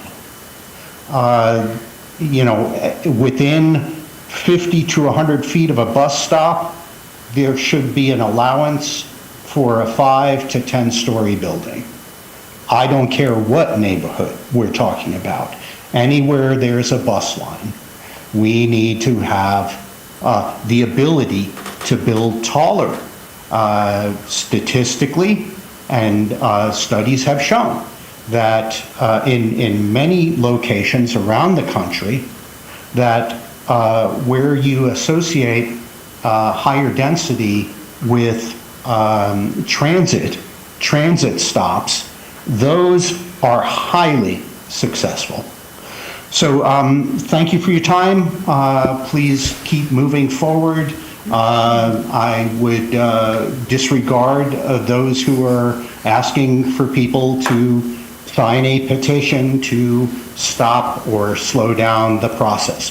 Please keep the comprehensive land use plan process going forward and build higher, build more. Thank you.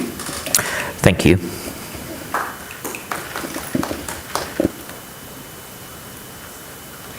Two more hands raised. Our next caller is Brad. You have permission to address the Planning Commission. Thank you, Commissioners. Brad Fritz, 3030 Lexington, 2nd Ward. Let me first thank you for your service. I sit on 2 different nonprofit boards, and I do not envy you your job for a moment. We joke a lot that, hey, this is why we get the big bucks, which of course we're all unpaid. I thank also those who speak their opinion, whether it agrees with mine or not. This is why we can have an effective leadership, by having all the viewpoints out there.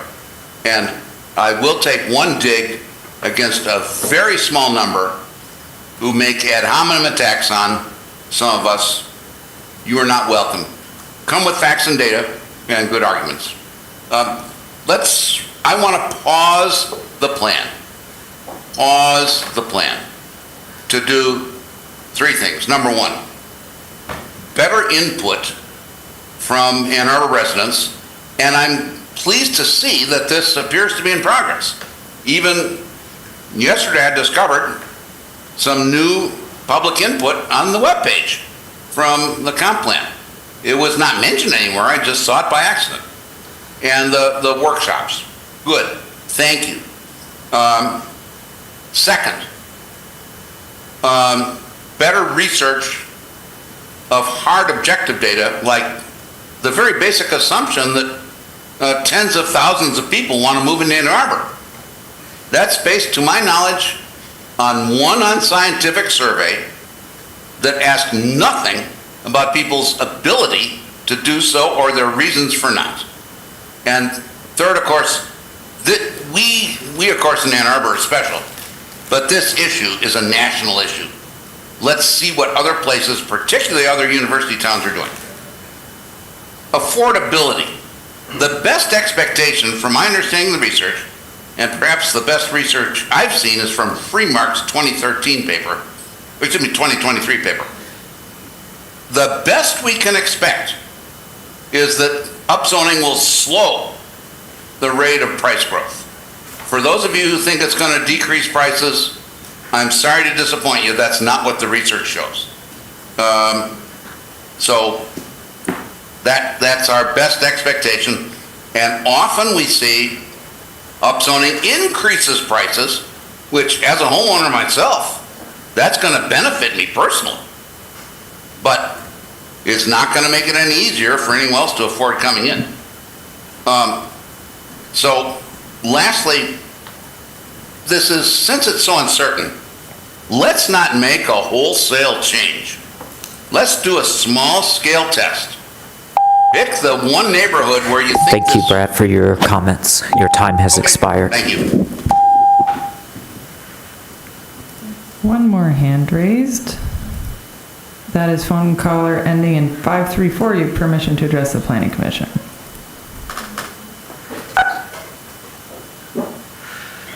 Good evening. This is Tom Stolberg calling from 1202 Traver Street in the heart of Lowertown. I want to thank the speakers who've spoken so far, particularly in the issues that I want to speak about. I want to echo the comments about the Natural Features Resolution. I participated in that Environmental Commission meeting, and please, that's a good resolution, and incorporate that into the comprehensive plan. There's also a couple people who talked about the transition district and the maps, I support what they were saying, and I want to add to that some specific details.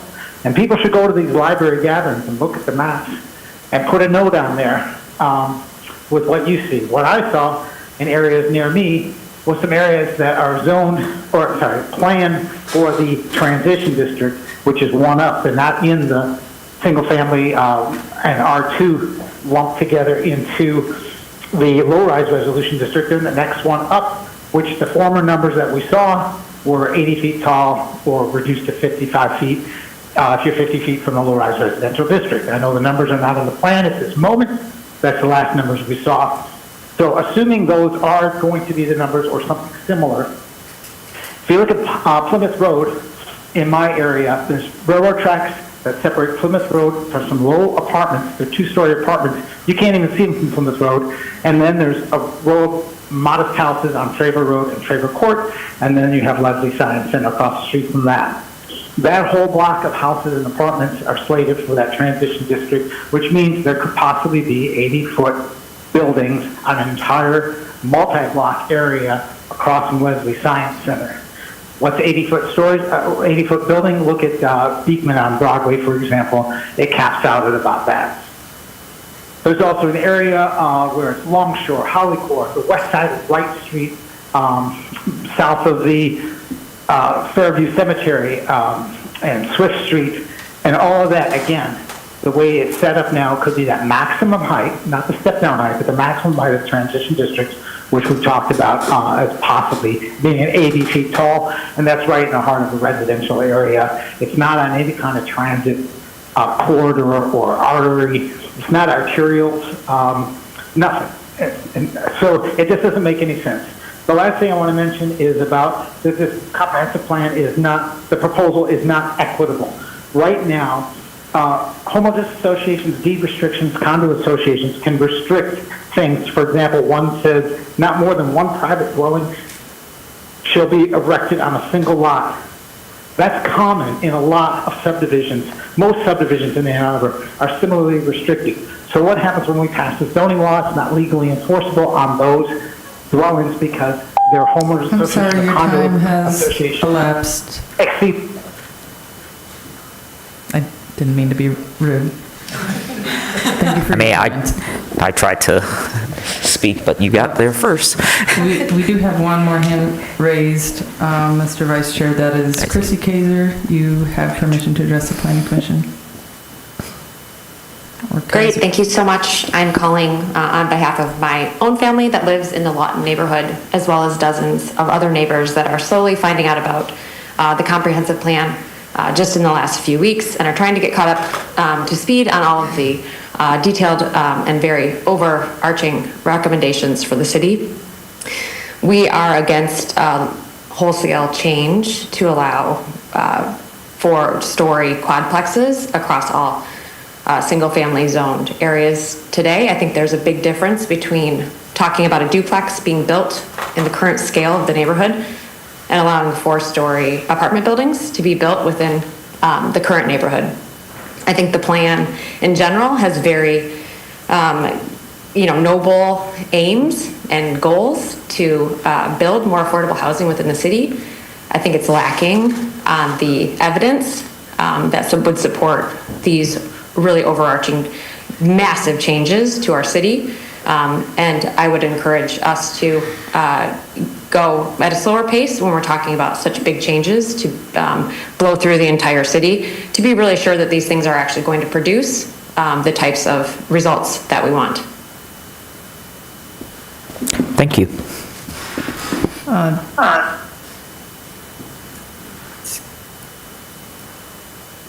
There was one other hand that trickled in while our last guest was speaking.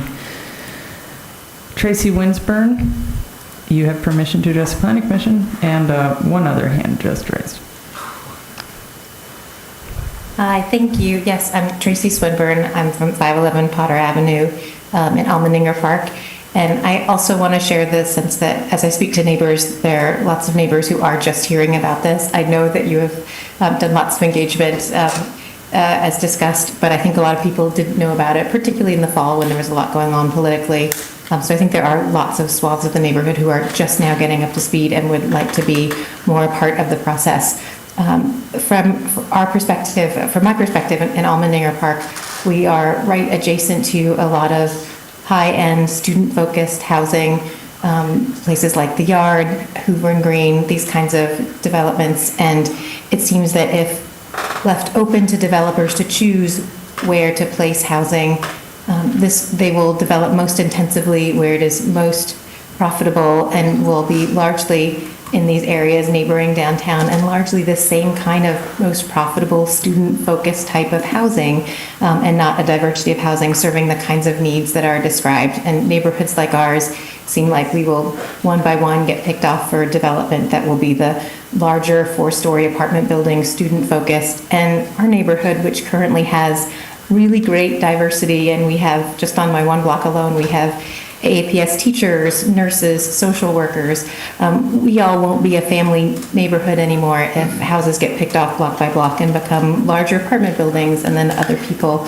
leave as well, seeking the kind of family neighborhood that we came there to get. That's what we're concerned about. We'd like lower density in these areas, not full use of the lots, not a very different kind of housing. We want to have something that's much more similar to what we have, and feel like it could be irreversible if that were changed over into a student-focused neighborhood. It'd be really hard to change that back and get the kind of diverse family neighborhood that you have now that could really serve more families in a less intense, dense use. Thank you. Thank you. Thank you for your comments. I think our final hand raised is Molly. You have permission to address the Planning Commission. Hi, my name is Molly McMullen. I live at 820 Granger, Lower Burns Park, and I just want to reiterate what the last speaker said. I've just been hearing about this in the past couple of weeks. I feel like it hasn't been discussed enough. We haven't had enough information about it. It is a massive change to the character of Ann Arbor, and I really feel like it deserves more attention to make such a wide-reaching plan become open to developers who are. It's just a gift. When I read it, it looks like a gift to developers. I think we need to protect our neighborhoods, and first of all, we need to be informed. So I would appreciate postponing any decisions until there has been time for regular meetings, town halls, something sent out to everyone that people know about it. Thank you. Thank you. No more hands raised at this time. If it is... I'm gonna have someone in the chamber speak, but just wanted to wait in case someone raised their hand. Is it all right if I speak? I'm gonna recognize you in just a moment. Okay, you can come up. You have 3 minutes. There are 3 lights. Green, you're good. Yellow, wrap it up. Red, your time has expired. Okay. Thank you all, for serving on the commission.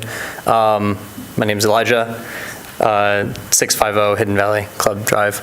I appreciate the motion towards more density, mixed use. All these things are really great. I think, in general, there is a psychological impulse against change, but I don't think that is.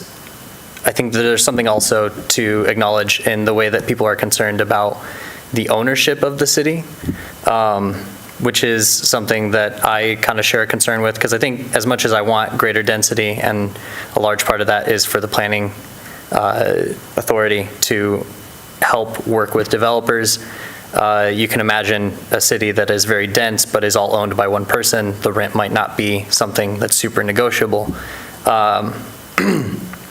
And I think there is kind of a concern about, as the city densifies, the ownership of the city becoming more and more consolidated. Oxford and McKinley are some examples of people that have, or companies rather, that have a larger ownership of the city than the average person. And then my second concern is, it's been mentioned, I think, in a previous meeting, that the Planning Commission had deals where developers did not follow through with all of their promises necessarily, and there was no system of like accountability for that. And I don't know if I misunderstood that, but that is something that I think also needs to be addressed in a lot of these, especially like the Planning Commission's not law, but it's a statement of intention, right?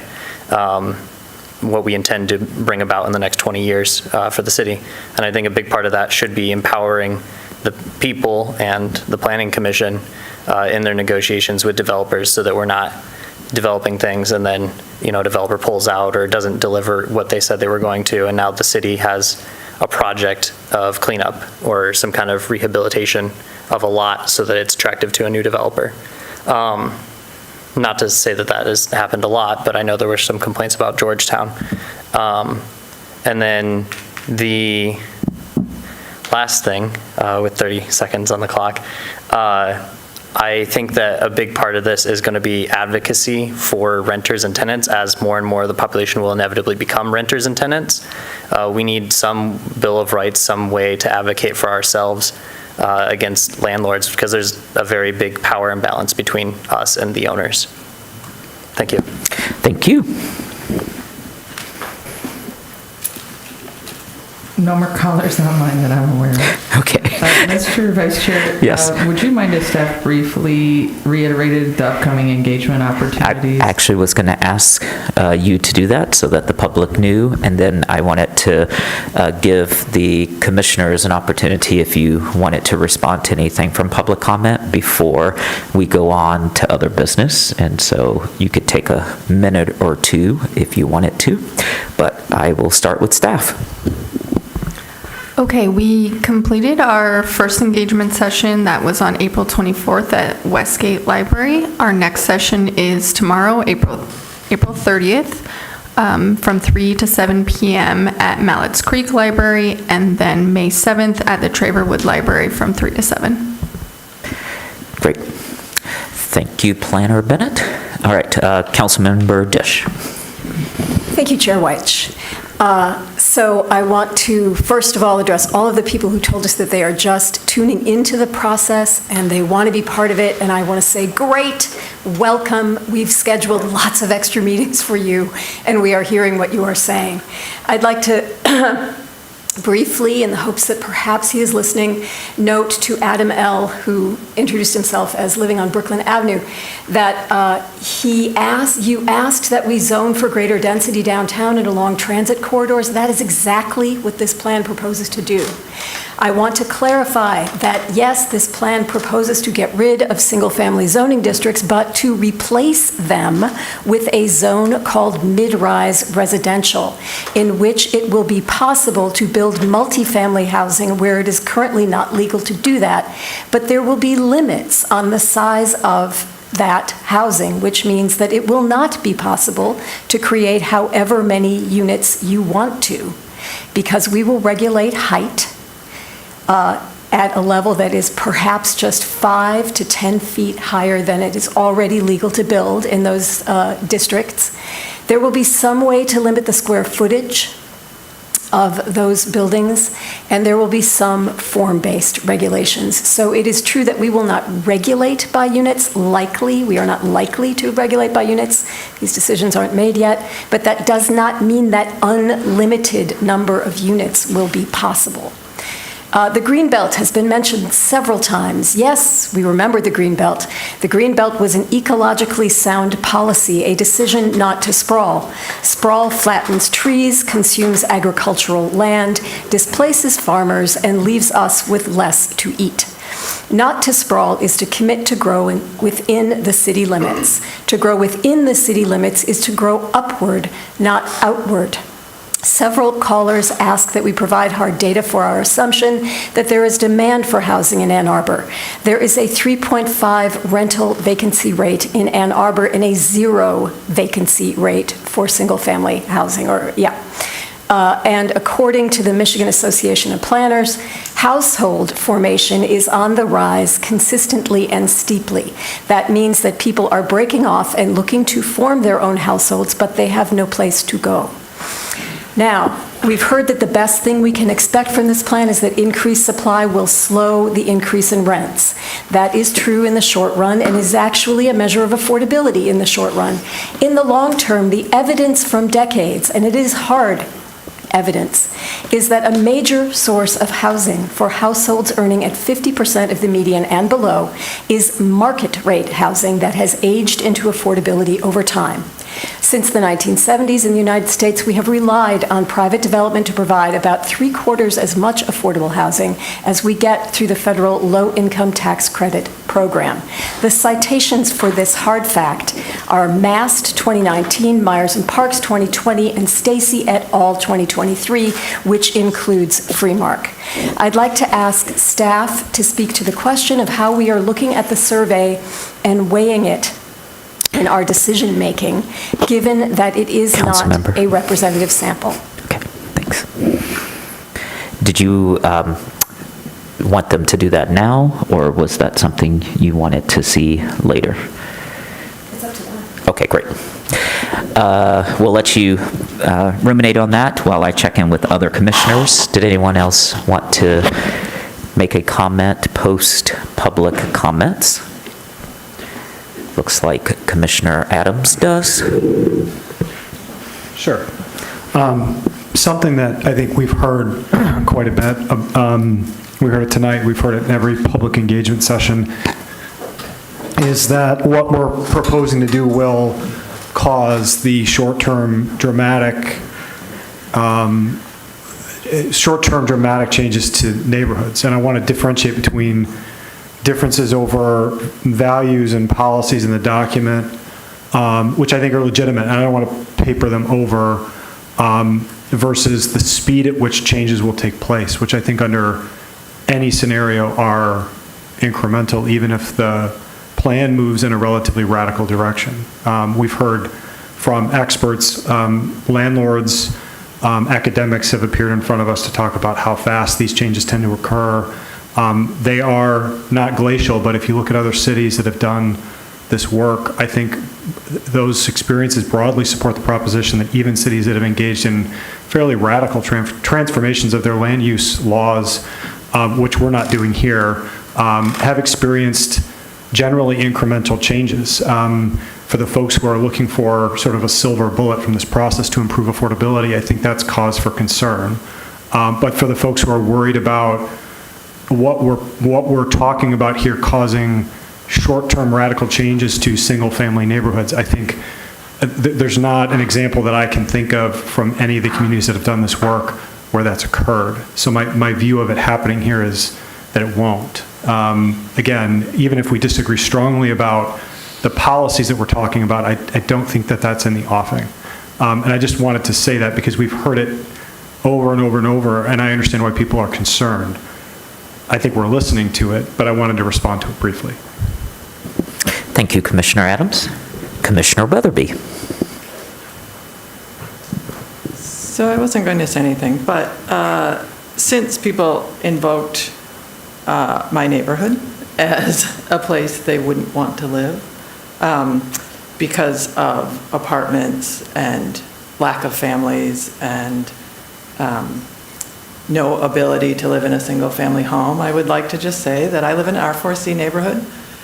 We have lots of apartments around me, some new, and the new ones are more expensive. There are several older ones that were built between the 50s and the 70s, and those are half the cost. And I'm looking at apartments.com right now, and literally half the cost for actually a slightly bigger apartment. And that's where a lot of the affordability comes in, is the buildings that we built a long time ago, but we didn't build a lot of buildings in the intervening years between the 70s and the 2000s. And so we're not seeing that, but we do see it in the buildings that were there before. So Nob Hill, which my parents actually lived in after they got married, it was written up in the paper that that's where they lived. Not something we would see now, but they met in a boarding house on Hill Street, and when they got married, they moved to live at Nob Hill. That Nob Hill is now an affordable place to live, and it's lovely. And if you don't know it's there, it's like 300 apartments in the middle of a neighborhood. and children live there, families live there. I do think we need to be careful that we think that we equate single-family homes with families and apartments with non-families. Families are many different combinations of people, and many two-parent families with 2.5 kids live in apartments, and I really want to reiterate that people can live in any living situation, families can live in any situation, families can be a lot of different combinations of people, and we shouldn't talk about people who live in apartments as something other than a family, and we shouldn't talk about single-family houses as being the only correct way for families to live or the desired place for families to live. A lot of people don't want to live in a single-family home. So I just want to put that out there because I think we hear a lot of denigration of housing that is not single-family, and I think that is very destructive to a community and just absolutely not true. And so I think I just want to say that because we are all a community and we all live here no matter what kind of housing or lack of housing we live in. And that is, that's the Ann Arbor that we actually live in and we will continue to live in, and I think we need to be careful how we speak about our community. Thank you, Commissioner Weatherby. Okay. I just had Mary, whose last name I did not write down, so I'm sorry, Mary, if you actually watch this later. You talked about affordable housing and definitions, and we did address this last week to try to update our definitions to attainable or income restricted so that we don't just use a blanket label for that. I don't think we've yet had a conversation about gentle and what gentle means, but I think sort of what Councilmember Dish was getting at in terms of form-based, gentle could take on a lot of different structures and sizes and topologies within a neighborhood, and so I imagine we might take that up today. Did any other commissioner want to make a post-public comment? I do want to note for the public that we are absolutely listening. If you listened to our 5.5 hour, or watched our 5.5 hour, almost 6 hour meeting last week, you'll note that a lot of the debates that you have brought to the public comment were represented by the commissioners at the table. And there was a healthy back and forth about how we could address some of the comments that we are hearing. We are also, as staff has indicated, trying to make sure that there are additional opportunities for the public to comment on the draft plan. And in terms of the process, someone asked what is happening. So staff right now is collecting feedback from the Planning Commission because as a body, we review this document in public. And so you are privy to our conversations, and they are collecting our notes and our feedback for the consultants that who are drafting this plan. We will get an updated draft once we conclude our initial review, and then Planner Bennett will tell us what happens after that.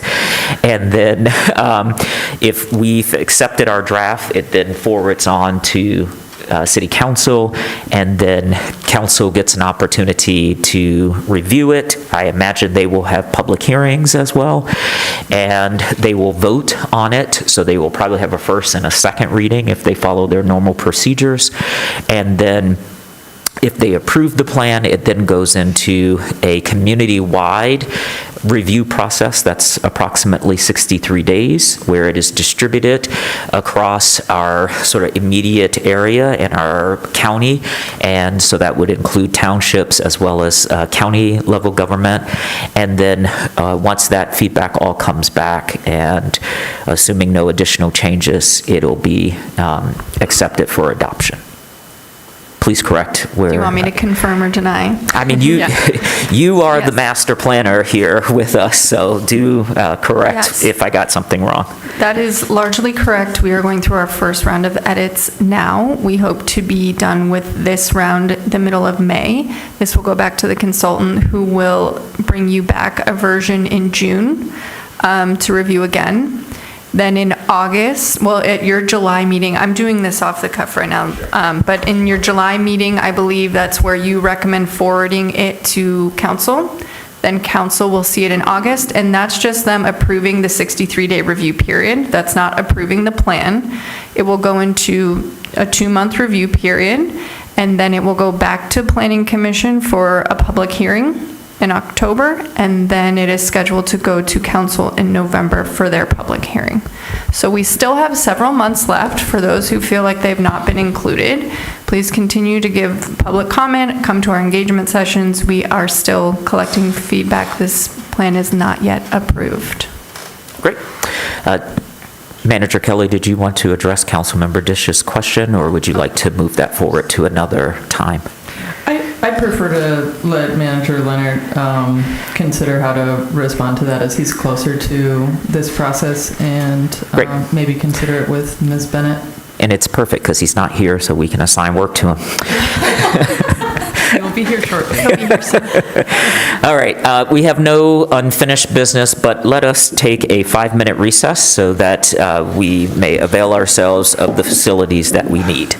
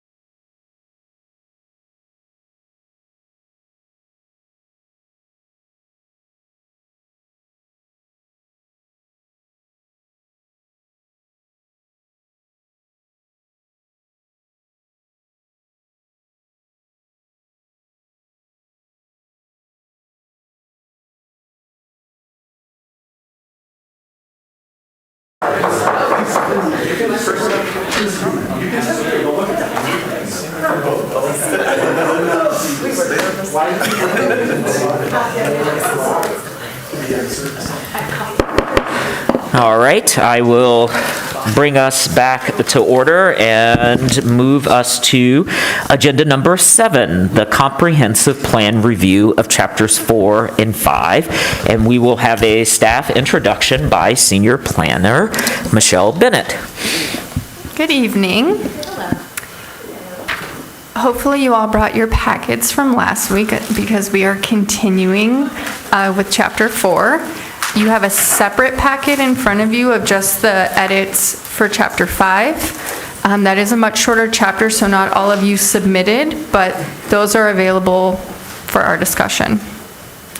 So I would request, just we have a lot of material to get through, that we consider changes at a higher level, that we're thinking about things we cannot live with, and remembering that this is our first pass-through, and that we want to get to chapter 5 as well, because there's going to be a lot of meaty issues there that I think we need to address. Okay, so thank you for that introduction, Senior Planner Bennett, who has asked us to call her Michelle for the purpose of this conversation. So we will acquiesce to your request. And it has worked for the last 3 meetings for us to effectively just unmute and speak up. I will try to make eye contact in case someone is waiting to defer to someone else to acknowledge you. But outside of that, you can unmute and begin your comments, and we'll start with Commissioner Hammerschmidt. Thank you. I just have I have a lot to say, but I specifically have a question about the process, and I agree with your approach tonight, and I'm also curious about when we get the next draft back, what the feedback process from us is going to look like. I imagine we're not going to do 4 weeks of 6-hour meetings to talk through very minute details, but I'm hoping that we are going to continue having conversations. That's a good question. If I'm perfectly honest, I haven't thought to the second round, but I think this is the heavier push, and I'm hoping that we are addressing all the larger issues, and that the second round will be more of a refinement. And it may require that you have weekly meetings, but we can determine that as a commission, maybe based on how far off the mark you think we are on the second round. Okay. That makes sense to me. Thank you. All right, so if we could return to our packet from last week, page 13, is that a good place? Oh, 12, sorry. Was I moving ahead too fast? Well, yeah, I think it's page 12 because we are on the very first page of infrastructure and services on page 76. Okay, great. So, yes, starting with page 12 of our packet of notes, page 76. So why don't we start there to see what feedback we have as we try to move through the end of chapter 4. Okay, I'll start. My main thought on this spread was reordering the goals. I'm not sure if these goals were like in a particular order, but it felt like it was in like a strange order to me. Like I thought the street and transport, I know these aren't like prioritized necessarily, but like I thought that the street and transportation system goal, which I think is goal 9, should be the first one, and like the community resilience one should be like moved down. I wasn't sure if there was a specific reason why they were ordered that way or not, or if we can reorder them. They can be reordered. What would be your basis for having that first, having transportation first? Because it's an infrastructure chapter, and I felt like street and transportation systems are like really critical components of infrastructure that we've been discussing a lot here. What was my second one? I think goal 12 I would move to be goal 9, and then I didn't really reorder the other 3. I don't know, I guess because it was an infrastructure chapter. That's fine, I'm happy to move those. Okay. I don't think that they're in priority order, yeah. It's probably just based on how they're discussed, I would imagine. So reorder goals to have infrastructure first. This is what I'm hearing. Okay. There are other comments on this first spread if anyone wants to bring them up. So again, I guess I'm not planning to go through every single edit. I'm going to look through here and pull out ones that I would like some guidance on. Can I move to the next spread, or does anyone have something dying to say here? Okay. So, page 78, remove the phrase aligning development with transportation. Again, I didn't assign names to this, so if you would like to speak up, or even if you didn't and you agree with this, please let me know. I guess my question is, I think where this is coming from is that we want development everywhere, but I think that development along transportation lines is a basic best practice of planning. So I would support leaving it there, but if there's a different rationale for that on page 78, I'm open to hearing it. I'm getting there, sorry.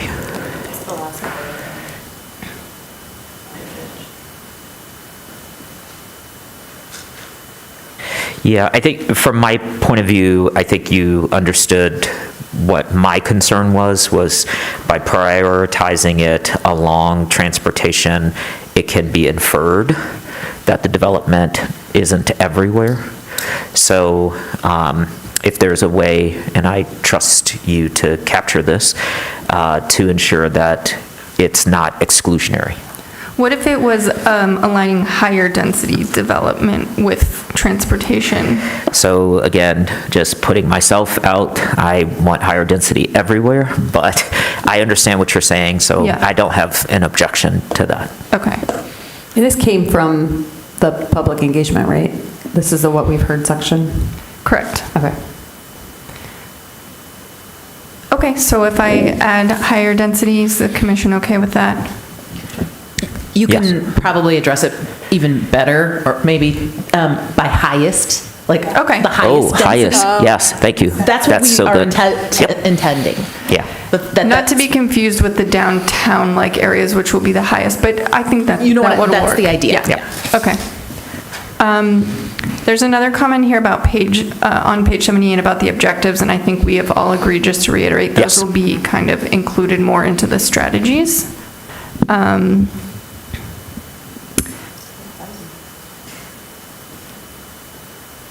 I think I addressed last time this large-scale solar. Yeah, I have strike-throughs through that, but if you already have it, I'm good with that.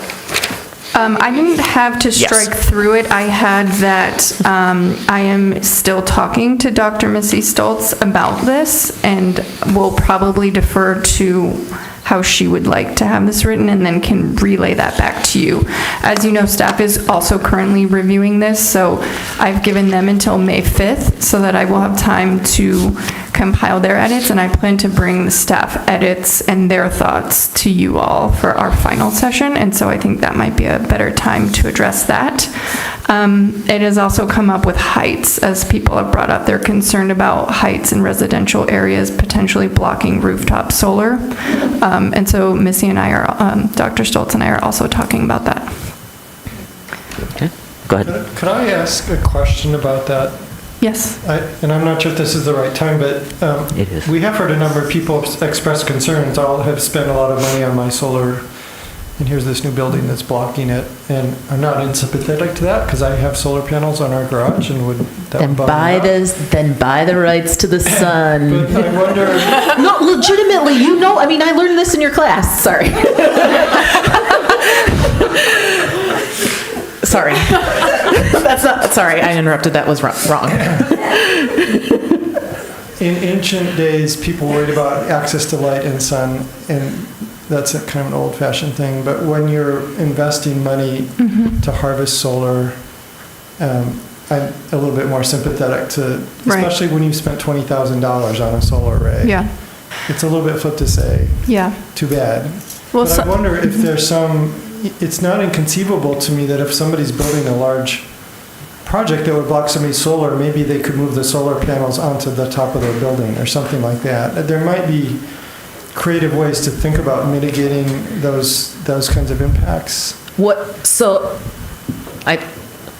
we can punt on this one, but I can, that would probably work in an SEU, the way that utility laws are in the current state for DTE. It has to be on, you can't move it across property lines. And so, but that's something that if you're in charge of the utility, you can change that rule. And so that's one of the tricks. And just for what it's worth, like am working with some faculty on campus to try to do some modeling about how big of a deal this is in terms of shading. So I'm meeting with Missy next week. Perfect. That's what she had mentioned to me, is they'll be doing some research on that. It's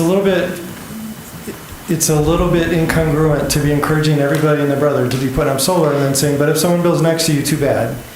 So we should, at least in the plan, be acknowledging we need to find some way to address that incongruency. And if someone's going to spend a lot of money investing in solar, we need to help figure out how to make it work, and not just say you're at the loss of whoever the neighbor is. Yeah. Who has the rights and who has to buy the right from the, right? Like, this is easements versus kind of an ordinance. I mean, that's one of the things that we should just understand too, and also understand what the change in height is. Right now, if your neighbor builds to the current height limit, right? Like, we shouldn't be considering a blank property or just kind of what your neighbor happens to have currently. I think what we should really be considering is, like, what is the max height now that your neighbor is allowed to build? And also, just for what it's worth, trees are a bigger problem than buildings are going to be. And so actually, we're going to talk about tree cover. I mean, we need to talk about tree cover, because this is a tree town, and that is going to be it's a bigger trick for solar, and I think it's going to be a trickier thing for us to just address. So I'm actually not suggesting that we solve the problem in the plan. I'm suggesting that in the plan we acknowledge there are problems here that we need to figure out how to resolve. Okay. No, that's a good observation. Yeah, I just think that's a good, create that space points for that. to our values and how they are going to present themselves as trade-offs as we move forward, right? And so we have affordability, we have sustainability. Well, what happens when we want to build taller buildings to have more affordable units, but then it might go against some of our sustainability goals of having solar panel? I think that's a perfect example of how we have to talk about all of these as trade-offs. So could you take a note for I think the point that I heard that was really good was DTE, the utility provider, has limitations currently that the city's SEU potentially would not have. And so there would be ways for us to both densify through height, but also achieve the same sustainability out goals with renewable energy, because the SEU would have new easement powers.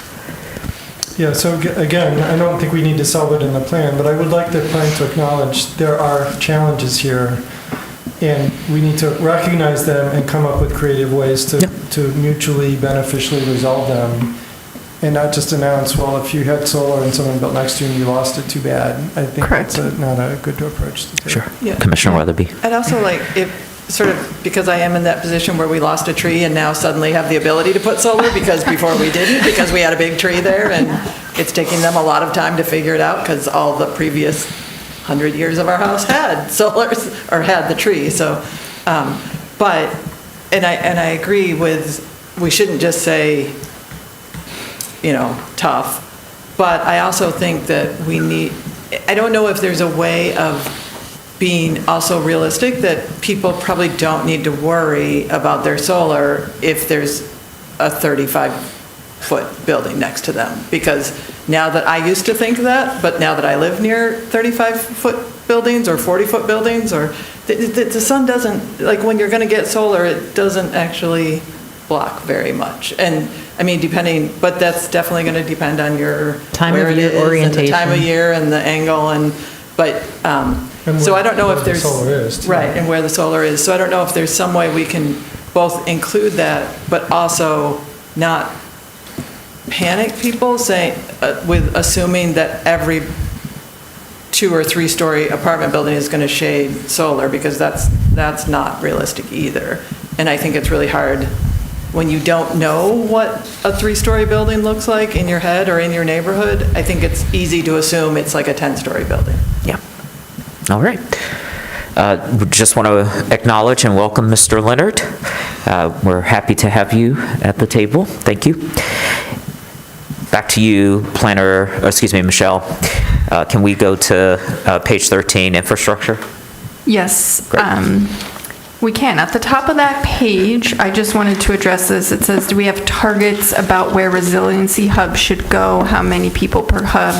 I looked at the resiliency page, our web page, and their goal is 1 per ward for now. So to align with the Office of Sustainability and Innovation, I think we could add that detail if that's helpful. Okay. And then could you just note Mr. Garber's recommendation that we strike the word everywhere it's used? It's 9 times, he said. I'm not saying you do it. I'm just saying acknowledge it. Yes. Okay, thank you.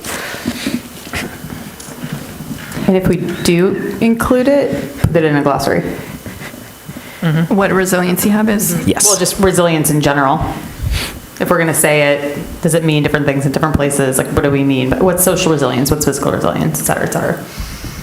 Commissioner Weich, were you referring to Mr. Garber's comments about carbon reduction to carbon elimination? No, he talked about resilience too, because it comes from the ecological, and then it's become a meaningless phrase in sustainability. So I was just, in the spirit of receiving public comment and passing public comment along, that's what I was doing. Yes, thank you. All the public comments are recorded, so we will have record of that, and we can talk to OSI about that. Yeah, and then I think his specific comment was to change carbon reduction to carbon elimination. Correct. So where that makes sense to the consultants, I don't have a carbon stake in that conversation. We can't fully like eliminate carbon, like we have. It can be embodied like in the built infrastructure. I'm just passing it along. I guess it's how I think, well, I've not read the sustainability, the 820 plan, like to know all of the terms like in great detail, but I felt like, he's not here, right? I felt like what he was getting at was saying carbon reduction is like kind of counter to what 820 says. So as long as they're aligned, and Missy thinks that they're aligned with this language in 820, like I think I'm good. I think he's saying that's not going far enough. Yes, that is what he's saying. Right. I got the impression he was saying that's what 820 says, but maybe that's not true. Yeah, and he wanted us to wait until the Environmental Commission finished their resolution. But I think we could just bring that forward when it's available to you. I don't know that we need to. And the word that I often hear Dr. Stoltz use is decarbonization. Sure. Which doesn't imply elimination of all carbon, because wouldn't that mean myself also has to be totally... Well, that's exactly, there's a lot of feels about how we think about carbon. Right, yes, we are bodies. Yes, we are carbon beings. Okay. Okay. I have that note then. We'll look at the terminology that we use. Probably we'll go with decarbonization. That seems the most neutral. Okay. Concur. So this infrastructure pieces here, again, my read on some of the infrastructure from the council work session is there are teams within the city that are working towards ensuring that the infrastructure can support the density that the city aims to achieve. And so I think a caller commented not to have the infrastructure lead what we do, but have the infrastructure follow how we determine how we're going to densify the city. Yes. Okay. So we moved on to this header, right, where it says yes, infrastructure. That's where I am. Okay. I might not be there quite yet. Oh, no. let us pause On and page catch 13. Commissioner Weatherby. So I'm under the heading infrastructure, starting with page 82 and 82. Where are you? I'm on page 82, the third bullet. Okay, point great. that's Why don't we right go ahead above it. and have you talk about that? So that's just my comment of where it has due in part to the student population. Some areas of the city, 50% or more of the households do not have a car. And I don't see any reason why we should say due in part to the student population, because there are lots of other people in lots of areas that don't have cars for lots of reasons. And Yeah. just calling Yeah, including in my single-family neighborhood. Okay. I have that note then to remove that first clause. Thank you. In reference to I'm sorry. infrastructure. Can you hold on for a second? Can I ask, Michelle, while go ahead. While of you guys are jumping way ahead. I'm still back on We're not. page 79. Oh, we have really moved ahead of that. Well, I'm struggling a little bit with the way this is formatted, and we talked about this last time, where the plan presents, here's what we heard from all the residents, and then it presents the rationale, which is I take to be, here's our kind of considered professional opinion of what we really ought to worry about. So you just want better alignment for those? I get the benefit of reiterating what we heard from folks and what their concerns are. And we have heard people make comments that they're very concerned that the infrastructure's failing, and that if we add more development, it's going to accelerate those failures. And that's not an unreasonable concern, because the infrastructure is failing, that a lot of it is beyond its design lifetime. The city just finished a major pipe rehab project at the end of my street. It took a while. It was pretty amazing to watch. But I think it's the case that having new development taking place actually creates the opportunity to go in and fix development or infrastructure that needs to get fixed. And having more people in the city helps spread the costs of that out instead of focusing it all on the current residents. And I'm afraid that kind of logic gets lost. So. And people might hone in on, see, there's a concern that we don't have the infrastructure to deal with it. So I don't know that we want to have like a point-by-point refutation of things that maybe aren't good concerns. But here's my request. As the staff is going through to make their comments, could you ask them to speak to this idea that having new development might create the opportunity to provide infrastructure upgrades we need anyway, and to do it efficiently, if that's a really true assertion to make, and to make sure that concept is getting addressed adequately in their comments. That was my request. Great. Okay, I might turn to you, Brett, because I'll mention a couple things. One, they have started their studies after us, so we are still waiting. I think very soon we are going to know a lot more details about what kind of constraints we do have. I think there'll be maps and projections about how infrastructure might limit some of our vision. We can continue on with our vision, but there are going to be some limits. Along with that, though, there's some legal gray areas, right, about like how new development can be funded, which I'm going to let you talk to, because I think this is getting at what you might be talking about. I'm not suggesting that we nail all the new development. I'm not talking about impact fees. I'm talking a bit more generically. Having more of a population means there's more folks to help cover the cost of the infrastructure. Yeah, so this is more broadly. Just more broadly, but the point is that there's a lot of infrastructure that's going to have to get replaced. Yes. No matter what, because a lot of it's beyond its design lifetime. The fact that new development is coming in might affect the timing of when that happens, but I don't think we want to say because it's old and it's failing, we shouldn't let any more development in, full stop. And I want to make sure that point doesn't get lost in the rationale that's provided. And I can give you an example of that. So the development that's going in across the street from our church has resulted in all of the infrastructure being upgraded. So we were effectively at the end of a dirty line, is how I would describe it, from DTE. So if the wind blew, we lost power. Well, now, because of the two new developments, all of our electrical infrastructure got updated, the road got updated, the water mains got updated, and that's because there's both affordable housing that's coming in and market rate housing. So it's exactly to your point that because new development is coming in, this infrastructure is improving and the whole neighborhood, not just our site, benefits from it. And that was Professor Levine made the comment, don't let infrastructure drive the plan, let the plan drive the infrastructure needs. And that was my quote to page 82. So we could jump right back to that, I think, from what Commissioner Norton just said. So I think that's how it will go. I think our vision will drive infrastructure updates. I would just add that. Thank you, Manager Kelly, for leading the meeting. You're getting everybody to do that. Could we tag team too? I don't know who you're going to tag to. So we are really fortunate that a lot of this deep dive infrastructure investment is happening concurrently to the plan. But I do just want to be transparent and upfront that we have limitations beyond the sort of examples that Commissioner Norton was talking about on a local scale, or Commissioner White was talking about on a local scale. We have some infrastructure limitations that I think will be identified that will potentially limit growth in the city unless we invest and resolve it, or by geography. So lots of opportunities to do that. One of the things that I think that we should be mindful of in the plan is just making sure that we're being transparent and honest about calibrating our implementation and phasing, if you will, of that development, so that we're being mindful of that, right?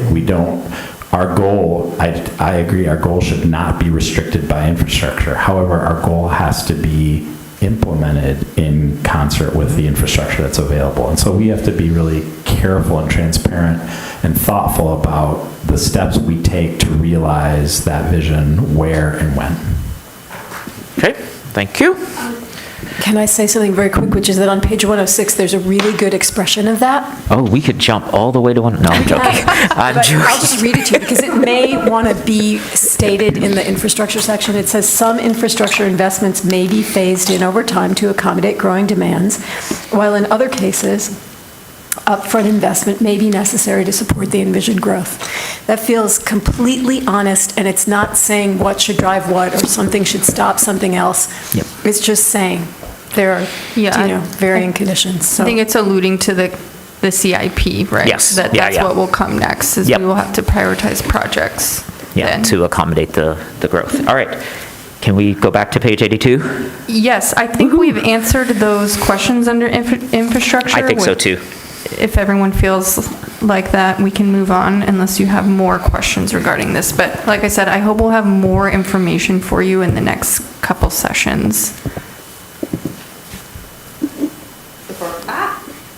Before we move on from that first comment under infrastructure was mine, and I guess like my whole thing was just, it read to me like what we just said we don't want it to say. So I don't know if there's a way to either put in what Councilmember Dish just expressed from page 106 into that first bullet, because I mean, maybe this is not what it intends, but it's like, oh, okay, we'll develop when we redo infrastructure. And like, yes, of course it would provide economies of scale, but like, I don't want us to like not allow development in certain areas because. But if we don't have water or sewer there, we can't. Well, of course, yeah, right. But like for upgrades, so that, I mean, I don't know, that I just didn't love how that read. Okay. I have a comment here to look at page 106, and maybe we can bring that forward. Okay. I'm really sorry. I told you this before. I left my homework at home. Okay. The 14-page document or whatever it was from last time, and I cannot find it online. I looked. All right, thank you. Because I know what I wrote, but I don't know what anybody else wrote, so I really want to know what you guys are talking about. Okay. It's all right. We will share. And I don't think you have it either, do you? No, because he wasn't here. I wasn't here. No,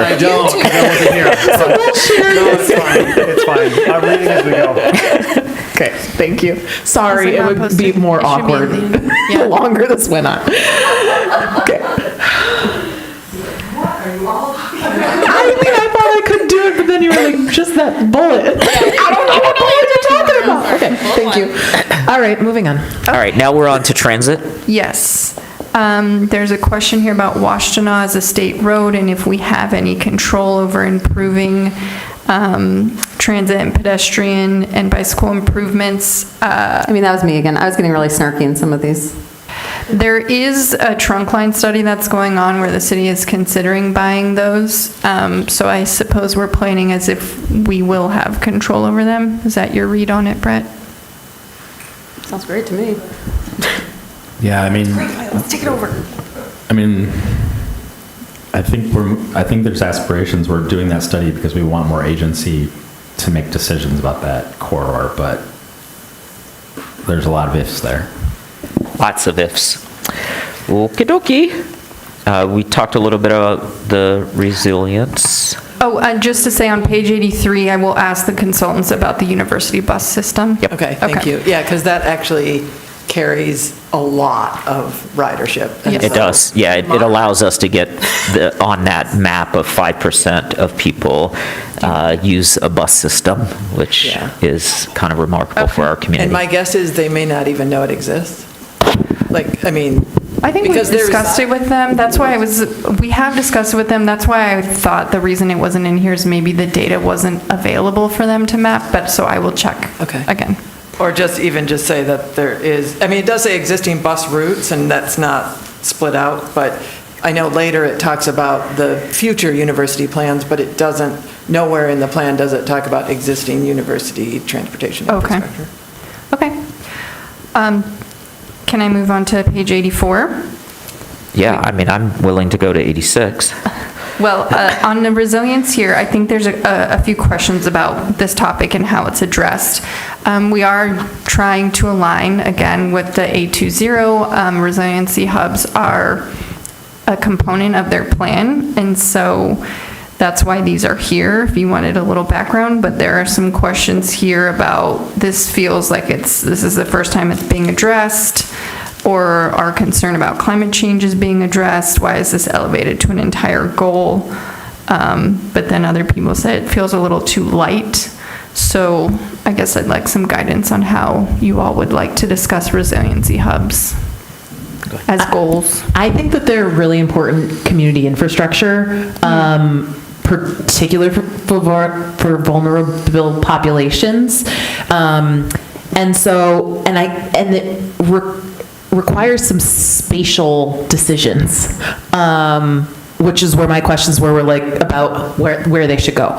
So I think that it's an important goal to include here, because I do think how many people might be served by a resiliency hub, it links to how much growth you might have in an area. And if we have more population, you may need more hubs, right? And so that's why I think making sure that we're planning for them is something that's useful, and it is in our plan. And we are, right? Because the new fire station is going to be a resiliency hub. Then the election center is supposed to be another place. So isn't the city already I don't know who in the city is doing. Yeah. Is this under the city administrator just broadly? I believe it's the Office of Sustainability and Innovation is the one that's driving this. And so if I were to address this last bullet point here, that's why they are those city-owned sites and not local businesses, because I think they're meant to also include tools you might need. They could be potentially, they could just be centers where if your power goes out, there are things that are there, like a food pantry. So it is something the city feels like I think they need to take on. That's about as much as I know about it. The thing I raised before we got the draft was, do we have any thoughts or plans for citywide catastrophes? So we just saw the huge flooding that went through the mountain region in North Carolina, and it just wiped out the town, so people weren't able to get out as quickly. And so I just remember saying, do we have train infrastructure where we could move people, or bus infrastructure where we could just move people out of the city if we had a large natural disaster? So nothing that I feel like you have to specifically address, but I would love to just have it be in the meta conversation when we talk about these resiliency hubs, because that community never thought that they would be impacted by that kind of ecological disaster, and a lot of people lost their lives because the community didn't, well, I don't want to blame them for something they didn't have control over. So there weren't plans in place to help move lots of people quickly. So those are typically, they're called hazard mitigation plans, are typically done at the county level. So the city wouldn't take that on anyway. Okay. Or it looks like we do have one. Ann Arbor does it all. Oh, okay, great. Yeah, we have a 2022 hazard mitigation plan. I don't profess to be conversant and all. I don't think any of us are. But I can send you that link. Yep. I can tell you that we also have an active emergency managed system. We do tabletop exercises. So, I also suggest in full transparency that, the world is finding new tragedies and new emergencies. So, but we are active in it. The city does invest in it for sure. So maybe the plan should acknowledge we're doing those things elsewhere, and that we should connect the planning that we're doing to those other efforts. Yeah, because that could just be a sentence to say the city is aware that ecological disasters are commonplace, and we are creating plans and activities to support the resiliency of our community. I think that's a really positive statement. So I really hate to disagree with Mr. Garber, because he makes such amazing, thoughtful comments all the time, but resilience isn't just an ecological concept. I mean, it really is being used appropriately to acknowledge that we're getting hit by bigger and bigger natural phenomena. And they're disasters in a lot of ways, not because the natural phenomena are happening, it's because we've built in places where we've made ourselves susceptible to them. So there is a planning connection to resilience, about thinking through where we're allowing development to take place and what steps are we taking to try and mitigate potential harm that way. That's not addressed here. This is all making me think. I'm trying to remember, is it addressed elsewhere in the plan? I don't remember.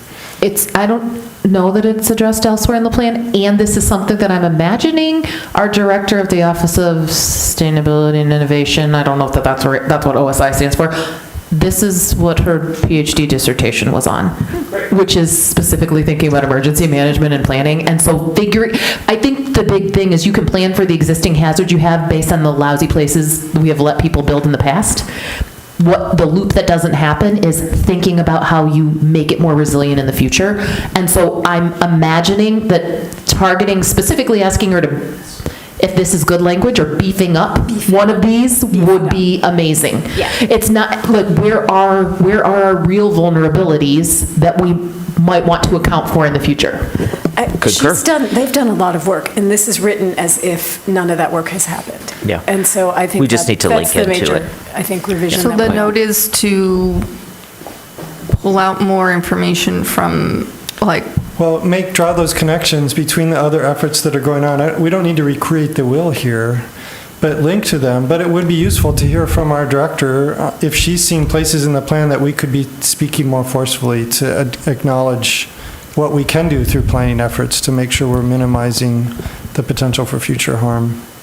So I had the first comment under resilience, because I felt like I just jumped into this goal 8, and this was part of my impetus for saying can we reorder them potentially? And I think this is a great goal. It just sort of came out of nowhere. I'd like to see some discussion of this, and maybe this is part of what you were just saying, in the rationale, because it's infrastructure, and it's that's kind of it. It's that's the word, that third bullet. It's climate change. So you want to place it in. I want to beef it up in page 82, not specifically in goal 1. 8.1 or 8.2. Yeah, strengthen the rationale to lead into the goal. Yeah, because it just jumped out. And I was then, like, oh. and then that's where you can put your footnotes too, because It's also that on the would goal make reorder, sense. But, I mean, I just literally mean that when it says it can invest in resilience hubs, we have 2 of them, or possibly 3. Yes. And don't show me a picture of a park building, show me a picture of one of the Yeah, I was gonna say, resilience can we hubs. show a map of where they are, or proposed locations, or You know. something? And then we have this really cool mobile thing that can go and be, it can be a solar hub. I mean, I mean, she showed it, it has wings. Anyway, you should ask her, because we should put a picture of that in here, it's incredibly cool. Oh, Well, and Director Stoltz knows this, but responding to a disaster after it happens is important, but it's distinct from planning to try and get people out of harm's way in the first place. Yes. Which is a lot of the floodplain work that we've been doing in the city for a long time. Yes. So we've been doing a lot of this stuff, but it's just not connected or reflected. And the question I have again for the staff is, could we be putting something in plan to make sure we're doing that anticipatory planning better? Yeah. Can I relay the notes that I have here? Yes. As to beef up the rationale for goals and strategies 8.1 and 8.2. Connect to the current efforts that we have going on, which could include a map of our existing hubs, connect to the hazard mitigation plan. That's what I have written. I can also say that once we go through our first round of edits, if we would like speakers to come, I'm sure that Dr. Stoltz would love to come and talk about this as well. But I'll offer that up on her behalf.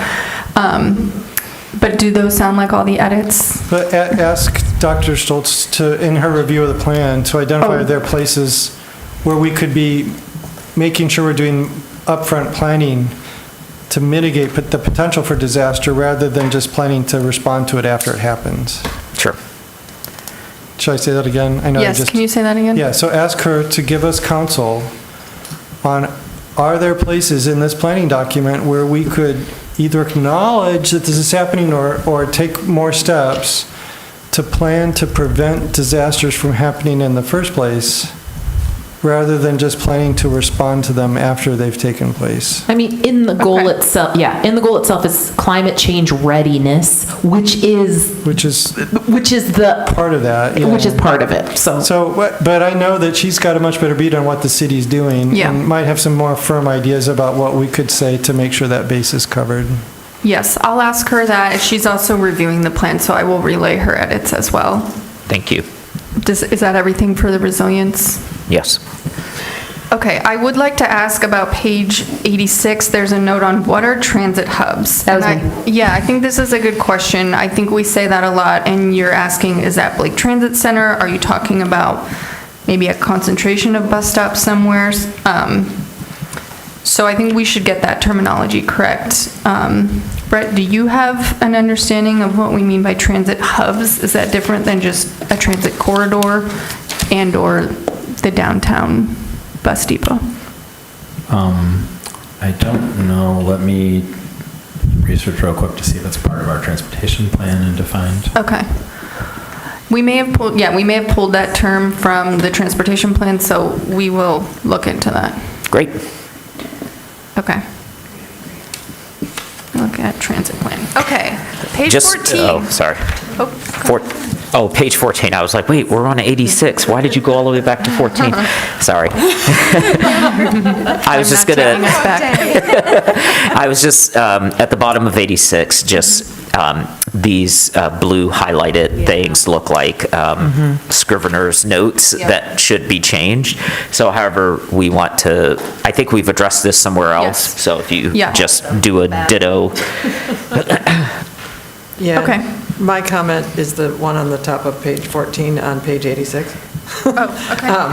And it's just more of the same of just like, there's just not, they don't talk about the separate transit or ride sharing or micro-mobility or car sharing or regional transportation and it just seems like we need to, I realize this isn't the transportation plan, but like leaving those out seemed, I mean, we see so much micro-mobility in my neighborhood that it's wild, like the construction the people working on the L Bell building all ride their spin scooters and their one wheels, and it's great. I mean, it's cool to see all these like high vis people streaming away from the building, but it's like, we really need to include some of that, because I think just talking about car dependency and bicycles there are other pieces too. So Would you like to see these mentioned as you No, have because I them was going to listed, say, or you want? yeah, because they're that, going but to just like- age out, but if we can grasp what they micromobility, are, or, yeah. You know, or Multimodal. car share, or like vehicle sharing, or Yeah. transit sharing, or something like that. I don't know that they're going to age out. I've seen some pretty old people riding. No, that's not what I meant. I meant the technology, not the people. Like the names will I'm not an change. ageist, Commissioner The Norton here. names will change, and the devices will change. And I see the same construction workers, because what they usually do is park away from the site and take the multimodal to the site. So they're on the B2B trail, they're in the bike lanes, and I actually think it's really cool. I think it's fun. Yeah, so. Okay, I just have to address micromobility, and we can list some of these broadly. Yes. Okay. Yeah, micromobility and regional transit, I And think regional, are two yep. things that we don't talk about much. The transportation plan actually talks about mobility hubs and defines them as integrated hubs that, for a variety of mobility options, shockingly, like bike share stations, e-scooter parking, charging, car share, along with short and long-term bike parking. But we don't have any of those. But they're part of your adopted transportation plan. Okay, great. Well, we don't have to, to create them. There we go. Yeah. So someday when we do have them. Yes, then we'll know what they are. Establish one by 2023 and create 3 additional ones by 2030. Oh, okay, great. That wasn't assigned to Planning Commission. It was not. It may show up in the CIP, though, and then we will ultimately be responsible. Okay, how about strategy 9.3? There's a comment here that it's vague. It looks like it's suggesting congestion pricing, which I don't think we are, so we should work on that wording. That was me too. God. Yeah, we know. You can tell now. Yeah, I didn't really love this strategy and how it was worded. I think if we're going to talk about transportation demand management, like, what exactly are we talking about? Because I read, especially with the precedent, when it's like parking prices vary, I'm like, what are we, I just wasn't really sure where they were getting at. Yeah, I think the strategy makes sense to me, but then you're saying like the paragraph that describes it refers to several different things. What would you all like it to say? So everyone else likes it. I don't care. I can't, I'm trying to remember and trying to reread it and talk at the same time because I read this like over a week ago now. So to me, the last sentence makes a lot of sense. This is what we're talking about. Upgrade infrastructure to facilitate the mode shift by continuing to build a network of low-stress bicycle connections and a shared use of trails throughout the city. Maybe it's the top part that you're referring to when we talk like the about middle. parking and, parking supply and demand. Yeah, it's prices trips according to their impact on the city. That's where I was like, that's where I got the like, are we talking about congestion pricing here? Which I'm sure we're not. So that, Can we just remove that sentence? Yeah. Yes. Okay. And then the rest of it is clear and what we'd like to see. well, I mean, I would be curious what transportation demand management strategy they are talking about, or if this is something that's in the moving together plan, if we can either refer to that or put in a couple examples. It's And I'll- definitely in the plan. Again, is the Arlington, Virginia is it example relevant? useful? It's a very different place then. We can continue to remove the green and blue boxes. if I you just want. wasn't sure if we need to say that for each of the green and blue boxes or. Yeah, well, I think we need to go box by box for what you all would like to eliminate. I haven't made a note, remove all of them. I just, as we go, I make a note. I would put on the table removing that one. This one. Does anyone disagree? No. Okay, do you know what TDM is referring to? So in the moving together plan, transportation demand management is one of the primary goals. The strategy and target there is focused on employer. The strategy is to increase the number of employer subsidized transit passes distributed by 2030.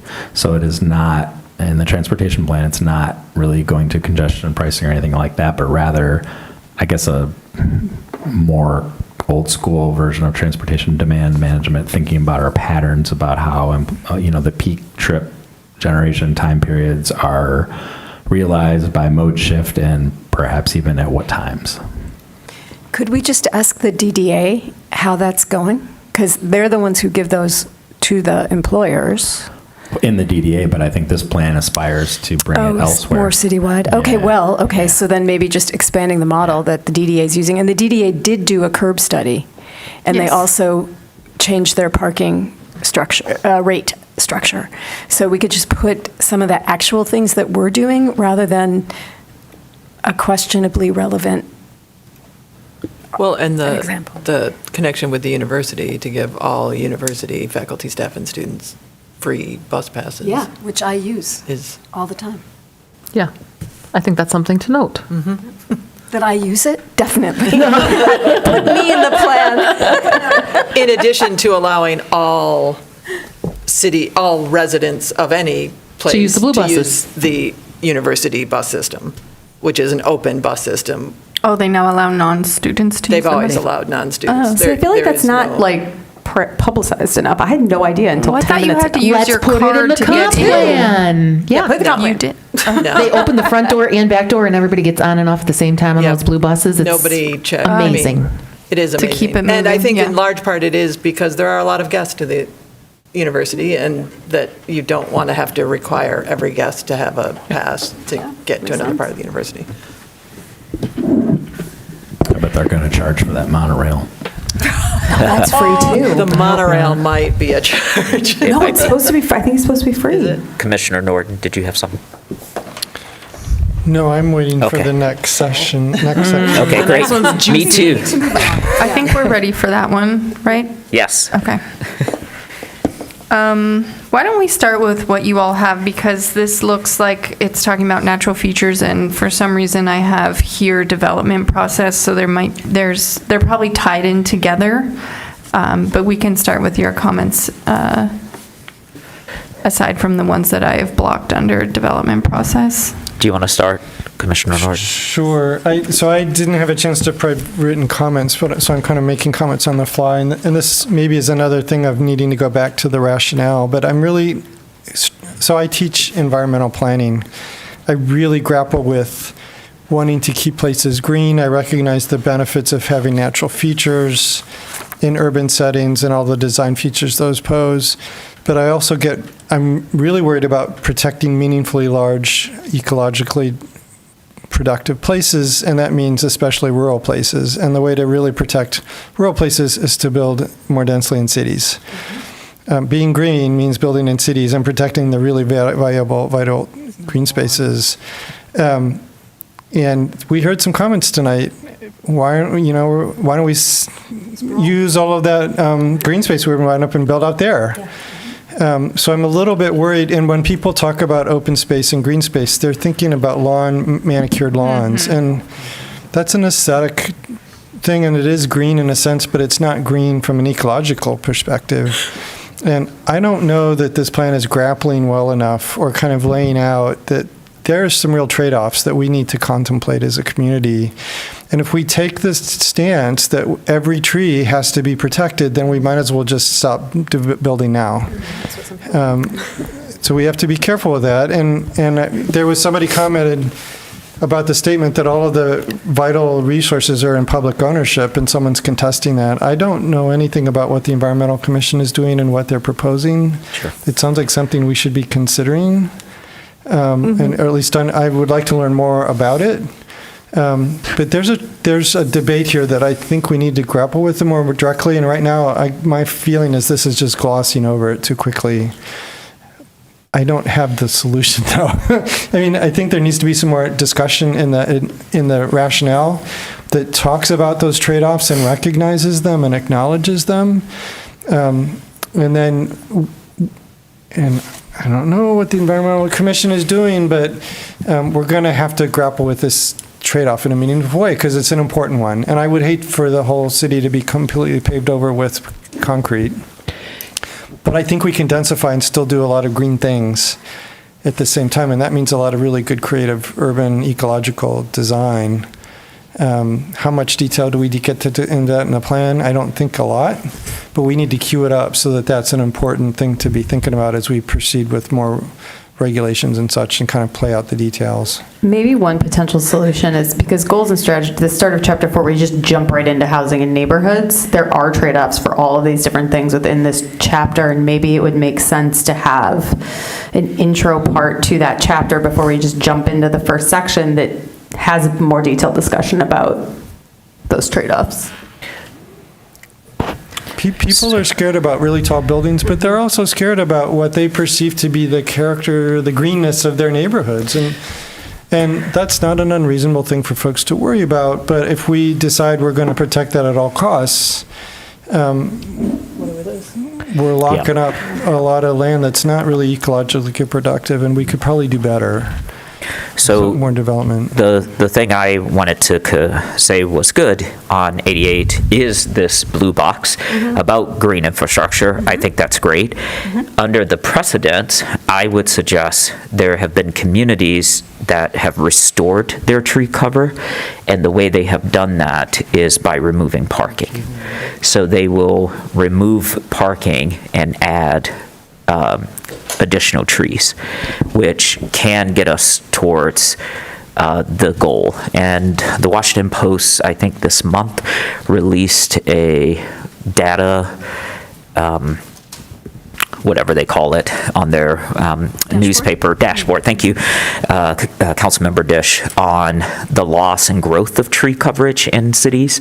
And so you can actually go put in Ann Arbor, and over 50 years, you can see how the tree coverage has changed.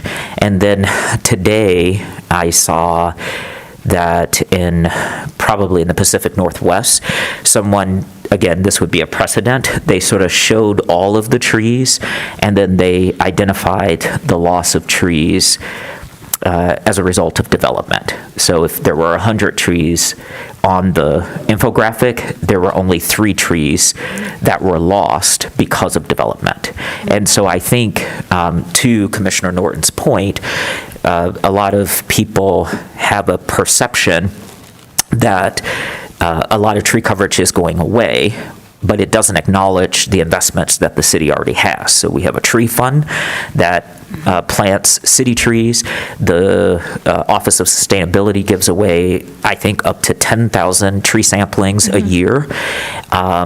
And I think you can just request trees too if you sort of want. So I think all of that can counteract a narrative that we are paving over our city. And if we are really concerned about the loss of tree coverage in the urban space, then I would say let's trade parking for more trees, because that seems like a really good payoff. So I would just give all of that to you, and that could go in the precedent, because there are communities that are doing that. Commissioner Mills. This nicely kind of follows both of these up. As you were talking, Commissioner Norton, what I was thinking back to was our conversation last week about parks and quantity versus quality. That conversation should happen here, and it wasn't, I don't know, call me not educated. I didn't know until grad school that lawn wasn't great for the world, right? And so that, I think that conversation is important to have, right? And I think that fits in this, that should appear somewhere in here about thinking about quality versus quantity. The other thing, and I wrote a couple of comments, one of them back, we just passed over it, but I'll say it here. because also in 10.3, we note that our urban tree canopy is 33%. I don't know if that is good, or like, what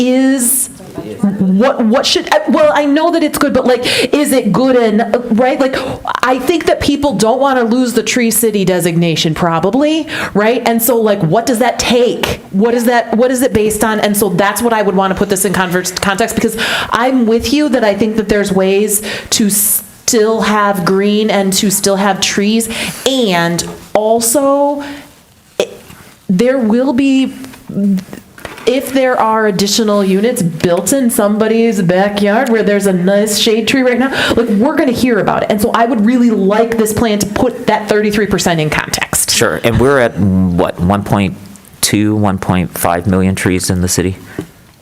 Yeah.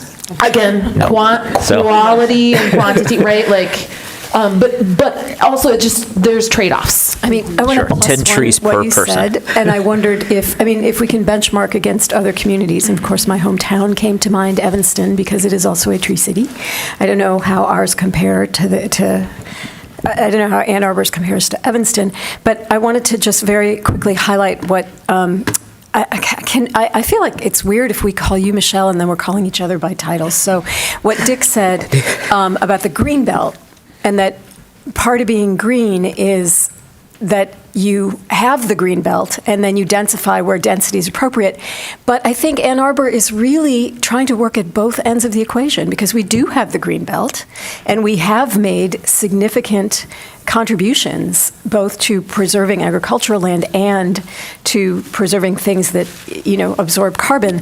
But at the same time, we have really robust natural features protections, and we have strong, requirements about mitigating, and we are trying to put earlier in site review the consideration of natural features. And we have this innovative thing, which I think we might want to put in the plan, but we should ask the lawyers, which is that we plant trees for stormwater management. So we use our stormwater utility to increase our tree canopy because it's a recognized way by the EPA to mitigate flood. But there have been some legal challenges to that, and so I don't know if we want to paint a target on our back or if that's a thing that we're leading on and we should put it in the plan. But that's a pretty cool thing that we do. At the very least, the city's already doing a bunch of stuff on trees, none of which is that I saw. Yeah, and that's what I was going to say, because the urban forestry note on the city web page quotes the 2012 study that was done by the Davie Resource Group and the Michigan Department of Natural Resources that pegged the number of trees in the city at 1.45 million, and that those trees remove 405 tons of pollution, the equivalent of about 358,000 cars. So like having that sort of piece, because I think in the mind of the local resident, when they see a tree come down for a housing unit going up, that sort of activates something. But on the whole, I feel like we are doing things. And the other thing I wanted to say, because people say this all of the time at the table, is there are no rules and regulations about mitigation. And the very first thing that I learned when I sat at this table is every single tree on a development site is counted and tagged. And if they are mature trees or landmark trees, they have to be replaced. And so I don't think a lot of people know that in the development process. I think they think it's a free-for-all. You get a site, you can just strip it and then do whatever you want. And that is not the case. Yeah, universally. I wanna address some of these. So just a little, so I agree with a lot of the statements that were made. So during the conversation over the past year and a half, we heard voices that said, all of that's true for larger scale development. We don't protect trees for small scale development, that is 1 through 4 dwelling units. And that's, I put that as a trade-off. This is a conversation that I had with the Environmental Commission when I appeared before them. I start from the premise that the city had a really robust natural features plan adopted in the early 2000s. We've made a lot of work to put together a regulatory framework that I think threads the balance that Commissioner Norton was talking about in a very effective way. It protects a lot of natural resources. It mitigates when they are impacted or lost, but it is not absolute. This plan, I come to you to say that I'm not proposing that we march forward and expand the impact of those. I start from the premise that we have a good balance, and with the focus on providing more affordable housing opportunities, maintaining our balance rather than stridently adding to those protection of features which could result in a scarcity of development opportunity or cost at a minimum is not a primary goal at this point. Those current efforts could be better documented in the rationale in the plan. That would help a lot. And so the Environmental Commission is working on a resolution that challenges that would like to, they would like to, I don't want to speak for them, but that resolution is going to challenge that we should move forward in those categories of protect natural features, protection, and the like. And so I agree. I think being transparent and honest, but I just wanted to be open with this group at a minimum to say that part of the premise that I present to you in this plan is attempting to do is to say we've got a really great regulatory framework now. It's a good balance. We're not proposing to erode it. We are proposing to think about incremental opportunities to support biodiversity, to support quality over quantity. This has come up at the table here before, delving into the lawn versus other natural features. But I just want to set that context about, I think, some of the conversation that's happening around these aspects. And this is a community that really cares about natural resources, rightfully so. And so I think that is hard, might be hard to hear for somebody that we are not continually moving forward in this regard, or maybe not moving forward as stridently now as we were over the last X decades. It doesn't mean that we don't have a very robust natural features protection framework right now. I'd like to add just a little context, if I could, about 10.1. That's what it's trying to get at. It's saying to protect and enhance areas with ecological benefit, and that came from a focus group that we talked about natural features with them, where they also said, like, not every tree is equal. Some are invasive, some are dead. We want to protect area, like the way that you put it, Commissioner Norton, like larger areas of natural features. Like lawns are not our priority. It's these tracts of land that have ecological benefit and biodiversity. So if that's not clear, we can work on that. But because I was a part of those focus groups, I saw that connection, and I'm hearing you all bring that up as a concern, but that's what that's trying to get at. So I wasn't so troubled with the language and the goal itself. I was troubled that it kind of came out of the blue and it's pretty abstract. And the rationale. And so there's a whole lot of background that could be provided in the background to explain what you just explained, Manager, that would I think alleviate some of the concerns that this plan is calling for paving over the entire city of Ann Arbor and turning it into concrete. No, there's a robust protection plan in place. It's working. Yeah. There's some debate about whether it could be stronger or not, but we're not starting from scratch, and we're not proposing to pave over the city. And you don't get that from what's being explained in the rationale right now. That's completely missing. Sure. Commissioner Weatherby. Okay. I just, now I'm going to forget what I wanted to say. But I do think that there's a couple differences. So there's how people perceive the trees, and I think things like street trees are a huge part of how people perceive treedness in the city. And I think if we could, and as a pedestrian, I know I much prefer to walk on a street that has trees. Right. Absolutely. And so if there's a way of sort of increasing, and there have been places where we have removed extensions and things for other amenities because it's a spot that has we want a lot of things for the sides of our roads or the sides of our sidewalks, whichever. But I think like enhancing tree preservation, and we do have the Elizabeth Dean Fund, but it turns out it's not actually as robust or usable because it's all in like bonds or something that, and so it's not maybe as big a resource as we've all been thinking over the years. But because right now your neighbor can cut down all their trees. And we just had to take down a very large tree next to our house, and it was terrible. But like, nobody came after us, like, I mean, now we have, in our defense, we planted a lot more too. But like, right now there is no protection for trees on private property. Private property landmark trees don't have to, that doesn't apply to private property. So, and buildings, large scale. It doesn't apply to small Or it doesn't, development. small scale development. Or your neighbors. Like, if it's an individual homeowner, you can cut down whatever trees you want to cut down, and you can mill them. There's actually a program that does that. I live in a neighborhood with a lot of old walnuts, and it is cost effective to have them milled if you take them down. That's not our tree. But, just for the record. But also,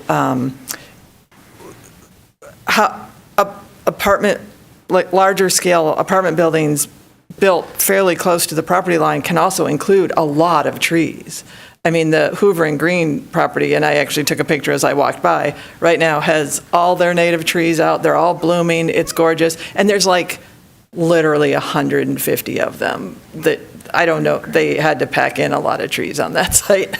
And so I also think that this is, again, one of those things of just because there's a building there, most of the time people want amenity trees. They want, like, if we build enough, people will want the things that people in this city want to live in. And it's not only going to be denuded areas, they're going to want pickleball courts and trees and things for their residents. So I think it is all of these things. I mean, I think we're going to get bits and pieces of, there's going to be some more street trees, there's going to be some fewer amenity trees, there's going to be and our tree canopy is ever evolving. I mean, it comes and it goes, and those big old trees in the middle of a neighborhood, if they fall on a house, people aren't going to like them quite as much. So I think we really need to, I think it's not an easy one answer to trees. It's not, don't build anything. It's not, it's going to be a many-factored thing to keep trees, and we know we want to keep trees and ecological spaces, but it's not just going to be a this or that.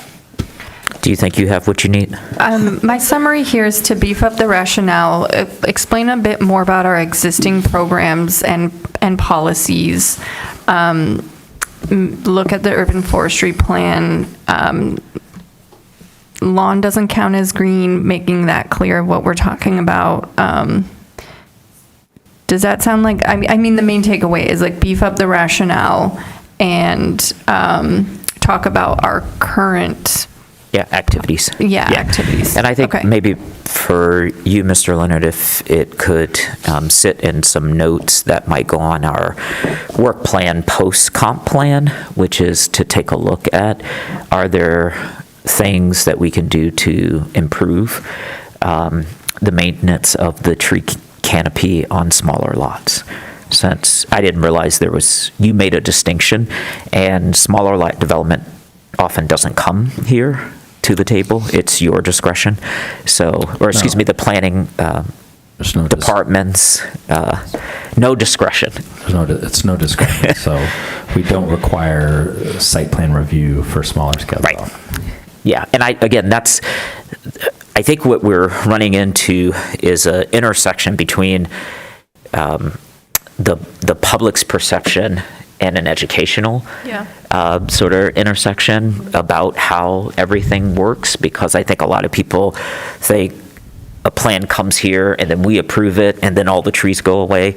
But as you noted, because I was thinking about it through the commercial, and I was like, oh, we do so much work on trees.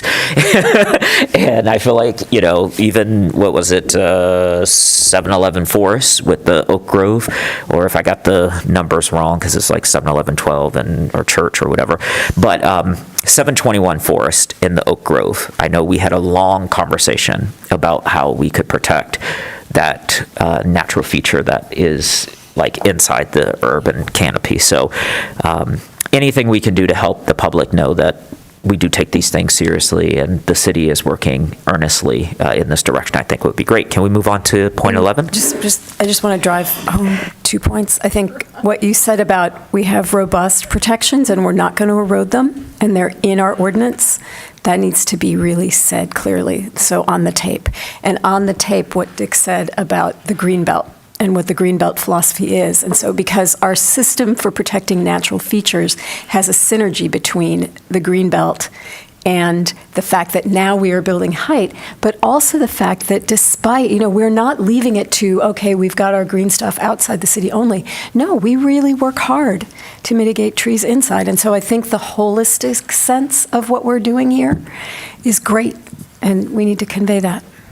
Can I say something about the blue box really quickly? I don't know, what did you say we're eliminating all of the boxes? No, not necessarily. Can we make sure, though, that they are consistent? Like this one, it just says like note, which feels weird. Like the one in the next page has a subheading that I think that there needs to be consistency in how the boxes are presented within this plan, which is sort of a criticism I have more broadly about a lot of the little boxes in this plan. Sure.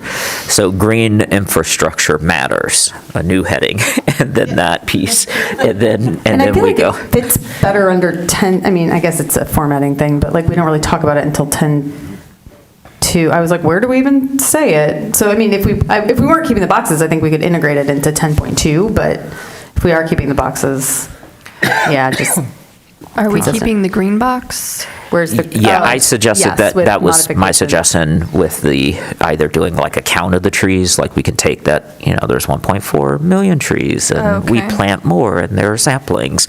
So, just so that people know that the city actually has investment here. And even if the Dean Fund doesn't produce cash, that it is something that can be leveraged. And the city administrator seems to every budget year come up with $1 million to give to council to reallocate. So there you go. Over 5,000 street trees added between 2009 and 2020, by the way. Yes, that's a perfect sort of note. Well, and if there's a way for about people, 5,000. if people can request a street tree or something like that, that'd be even better. Anything else on these 2 pages? No.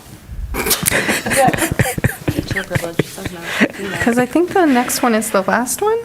No, we have goal 12. I've been trying. Okay. Okay, so goal 11, okay, this was more about development, I believe, yeah. Let's see. Let's see, so some of the comments we have here are about, I grouped some of these under development process. Do the people that presented these want to speak to them? Like there's rigid rules and approvals and the city's skeptical of newer products and tech. That was me being snarky again. It's a chip on my shoulder but this was back to the green infrastructure, and I was thinking specifically about this porous pavement, and we can ignore that. But page 90 and 91, what about overall incentives and development process is also my comment. So you'd like to see different types of incentives listed here, or have it written out about that we'd like to pursue incentives for I don't know, people do we? It says like incentivize zero emission, like can we incentivize? Are we allowed to?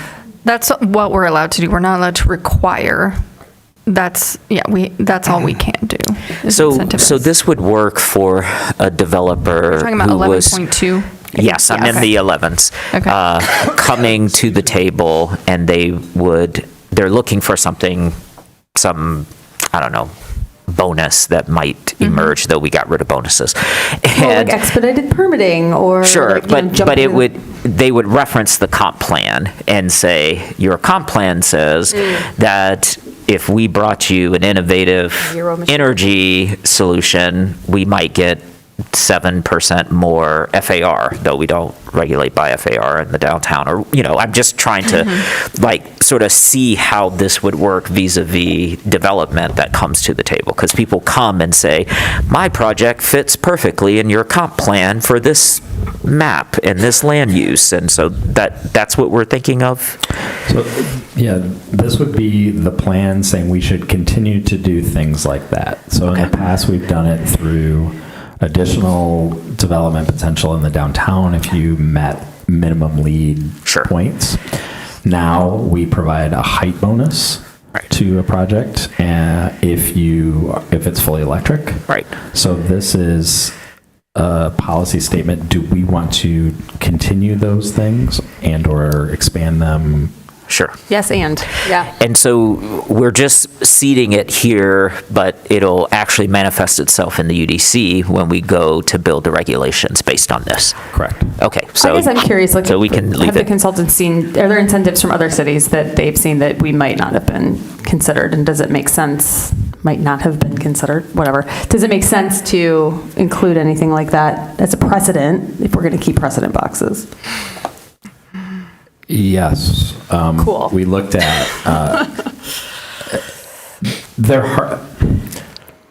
those incentives are hard to get right. Yeah. This table has had some experience with that as it relates to downtown housing. Yep. Right? I would put myself in that category as well. There are examples. One that's coming to mind is Pittsburgh gives sort of a menu of options, and you get so many points, and once you get so many points, you get an extra floor, or you get bonus, or what have you. So, but I think trying to get much more specific, I don't think the plan is the place to do it. I think the plan is the place to say that is a tool we want to do. We want to work on those balances. It might be to look at other examples of other communities, but I would look more towards the mechanisms than the details, because even in the context of marketplace to marketplace, it might not be the same exact manifestation of how much you give for how much you get. Could have just said no. Well, it's not a bad idea. No, that makes sense. Thanks. So are the rest of these comments possibly things that you could consider as you work through? Because we really do have some meat coming up. And it's 9 already. It's Sarah's bedtime. So you're talking about the last 4 here, page 90 through 92, to consider offline. Okay. But don't bring up hub districts before we get to chapter 5 when we've never talked about it before on strategy 12. Because I did not read ahead, and I did not know what a hub district was when I read strategy 12.1. Okay. Okay. So we're ready to go to chapter 5? Yes. Okay, let me move to Okay, so that's a new document that you gave us. You're welcome. Yes. Okay, so page 96. Do you mind if I jump in here? Yeah. So I made the comment about the historic district strike. I actually think that when I looked at it again, the what are we looking to protect section, it might be easier to just eliminate it. And the reason I think it might be good to do that, we have all of this work that we're doing in all of the pages that precede this section talking about the values and the things that we're trying to protect. And I think it would be a very challenging drafting exercise to try to restate or summarize that here. And rather than take that on, like one example of a passage that I saw when I re-looked at it, we say up on page 21, we have a discussion about how legacy city policy has displaced and underserved vulnerable communities, and there's a call to action to focus on reparative actions that promote equity across all neighborhoods, and a caution against preserving the status quo and solely protecting existing character and natural environment. I think that's great. It's great language, but that doesn't really come through here when we talk about what we're protecting, because all we're talking about protecting here is the status quo. Rather than try to reconcile all that and make it work in a restated format, I would propose eliminating that list. So I didn't send in comments. I will, just so you have them. But I saw this more like we're required to protect those, right? Like we're not really looking to protect them. So I would agree with also striking it, But at the same time, I think pointing out somewhere, as I think I don't even remember where we've heard this from, maybe public comment, maybe we just talked about it, but like a lot of these areas do already have a great deal of density, at least they're like closer together than some of the like later developed single family neighborhoods. I don't know if they're sort of a good example of like, we could have more like this with the distances between the homes, et cetera. Like, I do think the plan in general needs a little more talk about historic districts, but I don't like it here. If that makes sense. To be clear, Commissioner Adams, you're talking about striking not just historic districts, the whole list. Yeah, the whole list, just because I think it'd be a very hard drafting exercise there's a lot of things we're trying to protect, and they're all covered in these pages that we're working so hard to make right. And I think it's, again, very challenging to try to restate them here. Just like a sort of incomplete call-out. It's always going to be incomplete, and we're going to struggle with the wording, and I just feel like if we should handle them well in all the pages that precede this section, and if we don't, we should work on that, but here isn't the place to do it. That's just my sense. Or could we say something like, these are considerations we will be making, I don't know. There's a trade-offs discussion earlier to capture this. Like, we can't ignore that there are parks and I mean, I guess we could ignore, but I don't think we want to ignore that there are historic districts, and there's the university, and there's the, like, and I'm not sure if we don't say anything about it, if people will fixate on the lack of those things. But I see your point that, like, calling them out here in this way is a little, like, we don't have to think about saving these. They're just but they're a thing that we have to think about. But in the context, like, we have to think about flood zones, and we have to think about. I'm sure I could come up with a list of like 30 things we say in all the pages above this of things that we think that we need to protect. And I think we do it with more nuance and more accurately. And I'm worried that here we're overweighting on 3 things. And I don't want to make it 20 things. And I don't think we prioritize the right 3 things here. So I just didn't want to give staff and the consultant a terrible drafting project. And I don't think we've either done it right before we get here, or we haven't, in which case we should go back and look at those pages again. What, can I ask, for example, do you think is missing from what we could protect?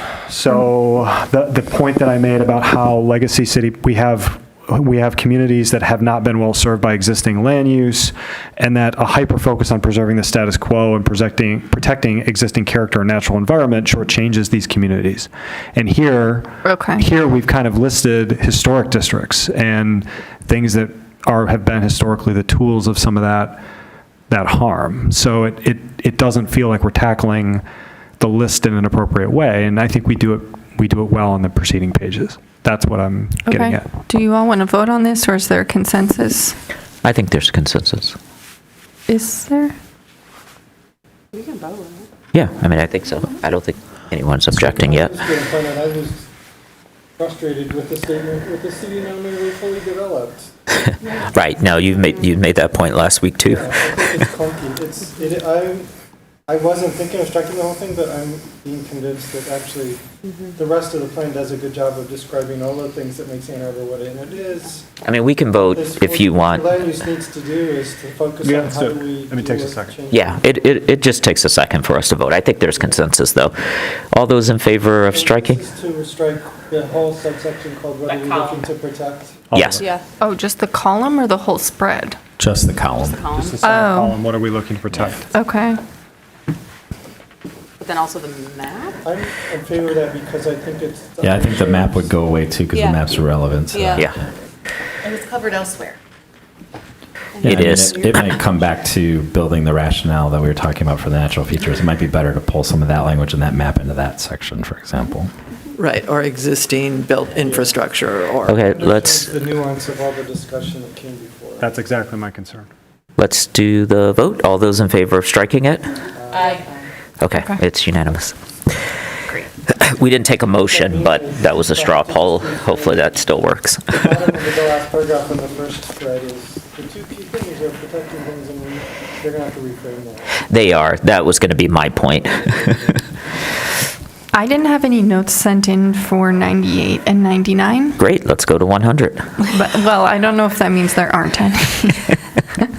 I had the first sentence on that page, actually. So a major objective emerging from the comprehensive plan. So like this one, are they talking about the outreach that emerged? Because it's not really emerging from a plan that we're still like going through, right? Like I feel like they're telling us what they want to tell us rather than telling us what they heard. So I just didn't know if we should add the word outreach, if that is what was the intention. So instead of saying this is a major objective, reframing it as like what we've heard. Well, I meant Unless it's not, yeah. I think the way I read it was the moving together plan and the A20 plan plus the comp plan together share a similar objective of shifting away from a car-dependent XXX.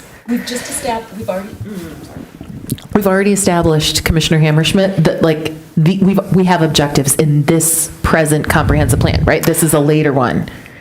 Yes, but we removed those objectives.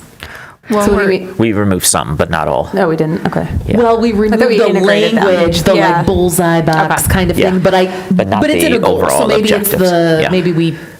it's not, objective might not be the right word anymore. Sure. Okay. Yeah, maybe. I think I was so just having trouble just with like. wordsmith that, but I think if it's the collection of those three plans, I think it is Yeah. accurately Yes. reflecting what those Okay. three plans are saying. Okay.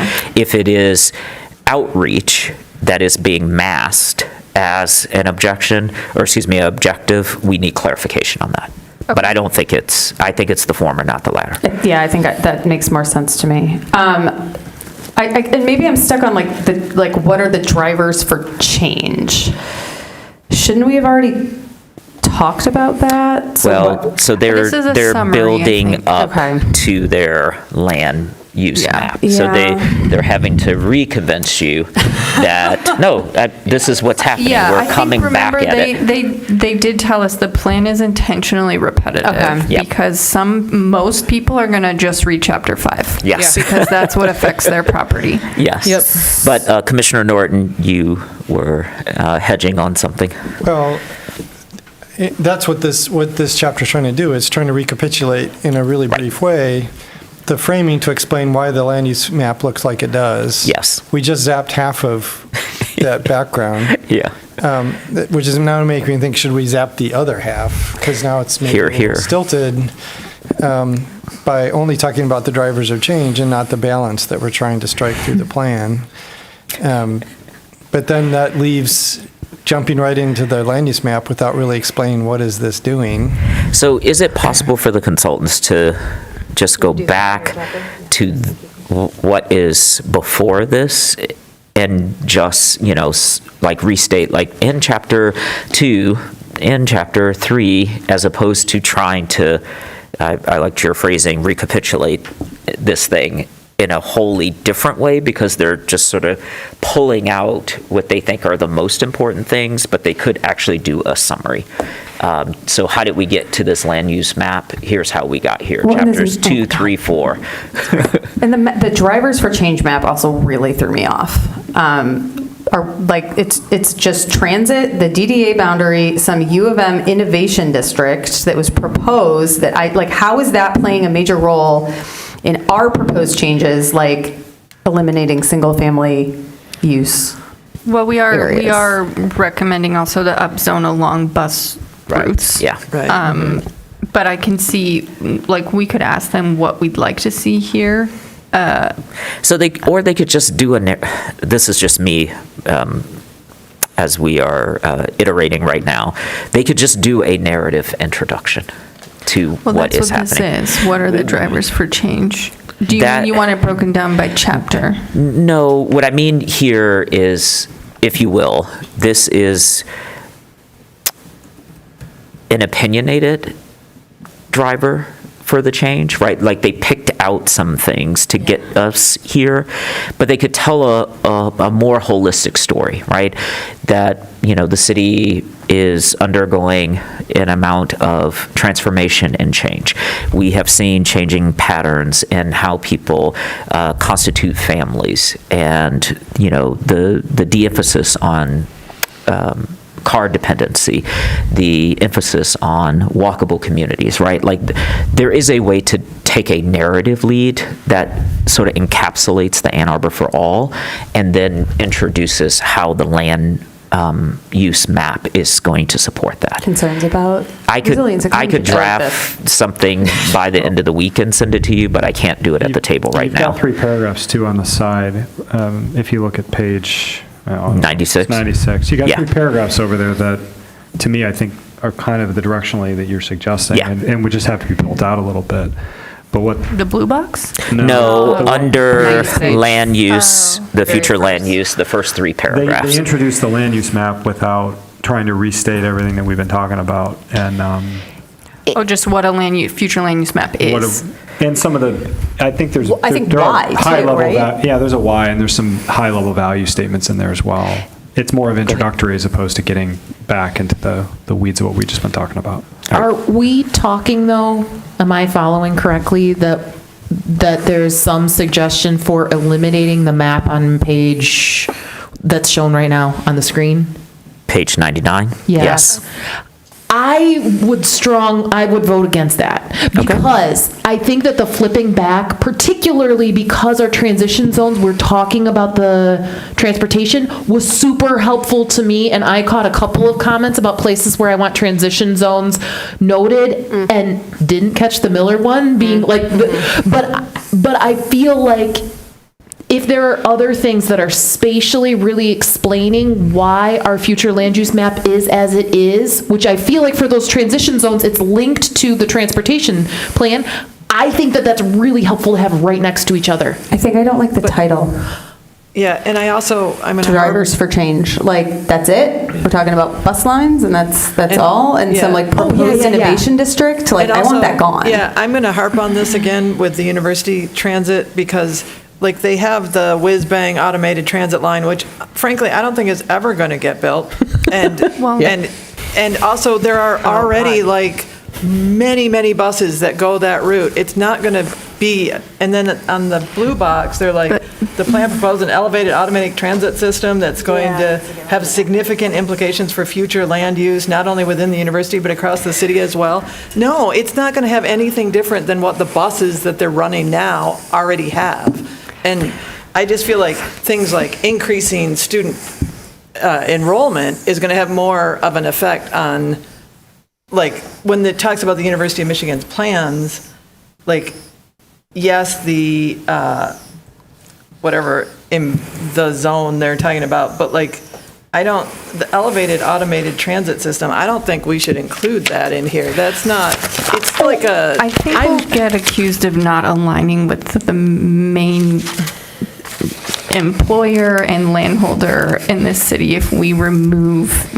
their plans from ours. No, I think we should leave their plans, but the elevated transit is like Well, we also have in here bus rapid transit that doesn't exist yet either. We're planning for 2050. So, I mean, I'm open to your suggestions, and we can refine this map, but I do want to point out the public keeps telling us that we don't have, and we're saying ourselves, like a good enough rationale for things, and now we're I think we contemplating do. removing all of this. Yeah, I think I'm sorry. I think we do have a good rationale, right?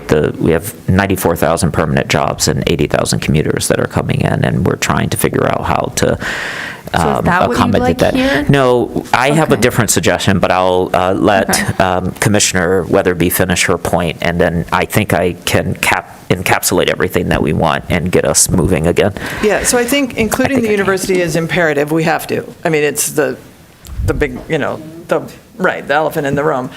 I just think that the innovation district is a big deal. I think increasing enrollment is a big deal. I don't think the freaking monorail is a big deal. Like, I don't think that is actually going to do as much, because most of that is going to be to North Campus, and, I mean, until they, now, it might long run, but like the university is going to run buses to those places until the monorail gets done, and I don't.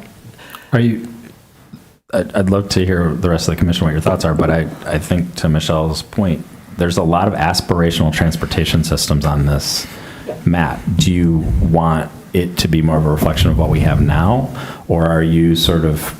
I'm going to capture. I think what the point. Or what the city has planned is good to include. I think.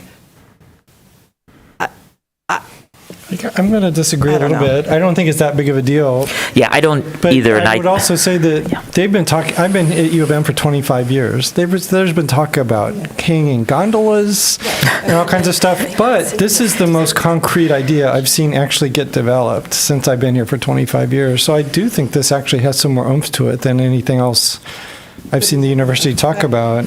It's going to be an enormous problem at their terminus for traffic and land use on Green and Plymouth Road. I actually hate this a lot. I would prefer to keep it because I think it illustrates it just stops, and they're going to build an 8,000 space parking garage or something like that, which is going to hugely affect what we want to do along Plymouth. Be a big source of debate. I would keep it just because it's a credible thing and it's the furthest the university's ever developed this idea before. I'd like them to watch that Simpsons episode before they. So my suggestion is let's go to page 107, 108.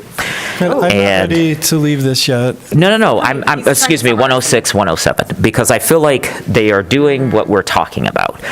And if they could take transit, open space, land use, and one other map, and change the introductory paragraph and put this at the top, like replacing pages 96 and 96, 97, 98, 99, and move that up, I think that is a very good visual overlay. It keeps the transportation, it talks about the open space.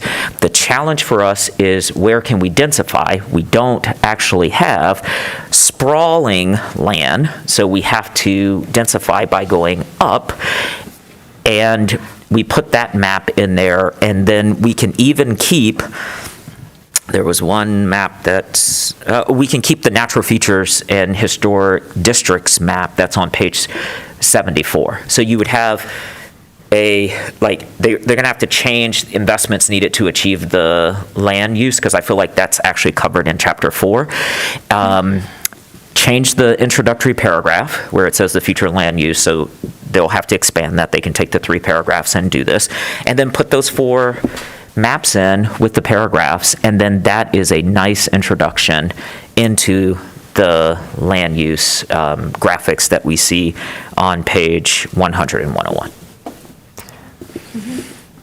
I'll let you all discuss that. I mean, the way that it's currently set up is, yes, we could combine them in the way that you suggested. This is saying, how are we going to achieve our vision? And I think what we've been talking about is how did we get to this vision?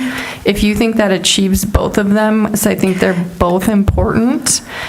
And we need to remember that in a few years from now, if something's listed in chapter 4, you might not recall, I think they're trying to condense this all here so that when you have to make future decisions, it's all in one concise area for you to we can use review. Footnotes to sort of capture that. I think that captures what everyone at the table has said, and it's already in. So we're not actually trying to rewrite things. We're just organizing it slightly differently and then putting it as the explainer at top. So that was what I was thinking through as I was listening to everybody. So.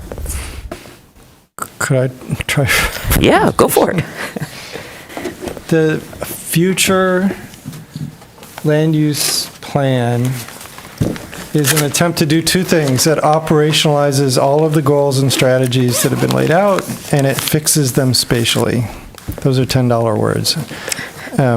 But it's trying to make concrete all of the goals and policies into actual districts and more refined policies, and then it tells us where on the map. I don't think we need to recapitulate everything that came up in the goals and policies. I think the 2 paragraphs at the edge of page 96 in the first column, kind of explaining here's what the future land use plan does, sets the groundwork for how we got there and explains it. And I don't think we need to either, we already zapped the what are we looking to protect? Yeah. I would zap the what are the drivers of change. Yeah. For the same reason, it dumbs down a much more nuanced discussion that came above. I think the maps that informed the future land use map, I've been trying to honestly figure out where did the future land use map come from? And especially given all of the comments that we've been getting, like this just isn't making sense. I think it was informed by these future transit systems. I think it was informed by the open space, and it was definitely informed by the existing land use. Mm-hmm. If we're going to put the maps that kind of come together to inform the future land use map, those would be the 3 maps I would put right here. And then and then that would actually help us with some of the feedback we're getting from commenters. Think is the way this future land use map is drawn makes sense, and I don't think it does entirely, at least. So it kind of needs to be organized, and I think we need to revisit what we think the future land use map should look like, and I'm not sure that we can do that tonight because it's already 9 o'clock. Yeah, we can still talk about it, though. Yeah, I think we should talk about it. Mm-hmm. So is there a vote or consensus on removing what are the drivers of change? At least the text. We can start with the text, and then we can talk about the map. We've already struck what are we looking to protect. Yeah. On page 97, Mr. Leonard said that map would go away. Is that what you suggested, Mr. Leonard? Yeah. Or move. Okay, all right, so it'll move. And then Commissioner Norton just suggested, and I think there's consensus, to strike page 98. Mm-hmm. Correct? And 99. Well, yeah. 99 is going to come back at 107, so I'm not concerned about that map. And any disagreement with that so far? Can we take the blue box out? Yeah, Okay. well, I was going to say, can we talk about the blue box on 98? Because, well, I thought the whole page was going. right, which is where if now we don't talk anywhere in our document that we, in putting together a comprehensive plan in 2025, considered what our neighbors or key entities are doing. Okay. Like, I feel like this is the only acknowledgement that we have. Why wasn't it done earlier then? It should be in chapter 4. Right, Can exactly. we link to it? Because I'm actually looking at the 2050 plan, the university's 2050 plan, and like, back to the transit, like, that's only one part, the elevated automatic transit. It's just one piece of it. Yeah. Like, we need to. We should talk more about it. Yeah, and not just, because that's just like one half of one piece of the whole thing of what they're actually doing for transit. That may have been of our guidance we gave the consultants. We've talked to the university about their plan. If you look at it, it's very hard to determine what they're actually trying to develop. It does have locations of proposed new development, but it does not say if they're going to be a dorm or if they're going to be a research facility, if they're going to be a cafeteria. Or when. I think there's not a ton of reference to the plan because we don't know how to plan around it without more information. Can we just say that? Yeah. Like in a polite sentence? No, I don't know. Or can we say something, there's going to be transit and population changes and... And you can check out for yourself how not detailed it is. But I think they did, I don't know how true, but my understanding was that their plan to shift more of the undergraduates to living on North Campus was pretty firm, and they had numbers about that. Yeah, but they're building lots of new dorms. I know, but it does, I mean, if they really are doing that, that is a complicated transit thing, and that would be something that... So that would be the driver for the monorail. It's a driver for something, but it is something that will affect the shape of our city. Well, they also have promote perimeter campus parking, which I think has more of an effect than a monorail. Monorail. But I mean, I'm just saying that because I think it's a population shift, and that could affect our rental market. It does affect the that people use things on Plymouth, and I think we've gotten some development of services and restaurants because so many students are moving over there. So, but I don't know if that's true, so it might be worth, I just remember that from an engagement session with them and Mr. Ryan, so I don't know if it's worth getting those bigger population shift things, and then we can talk about their little details, and that's not a big deal, but.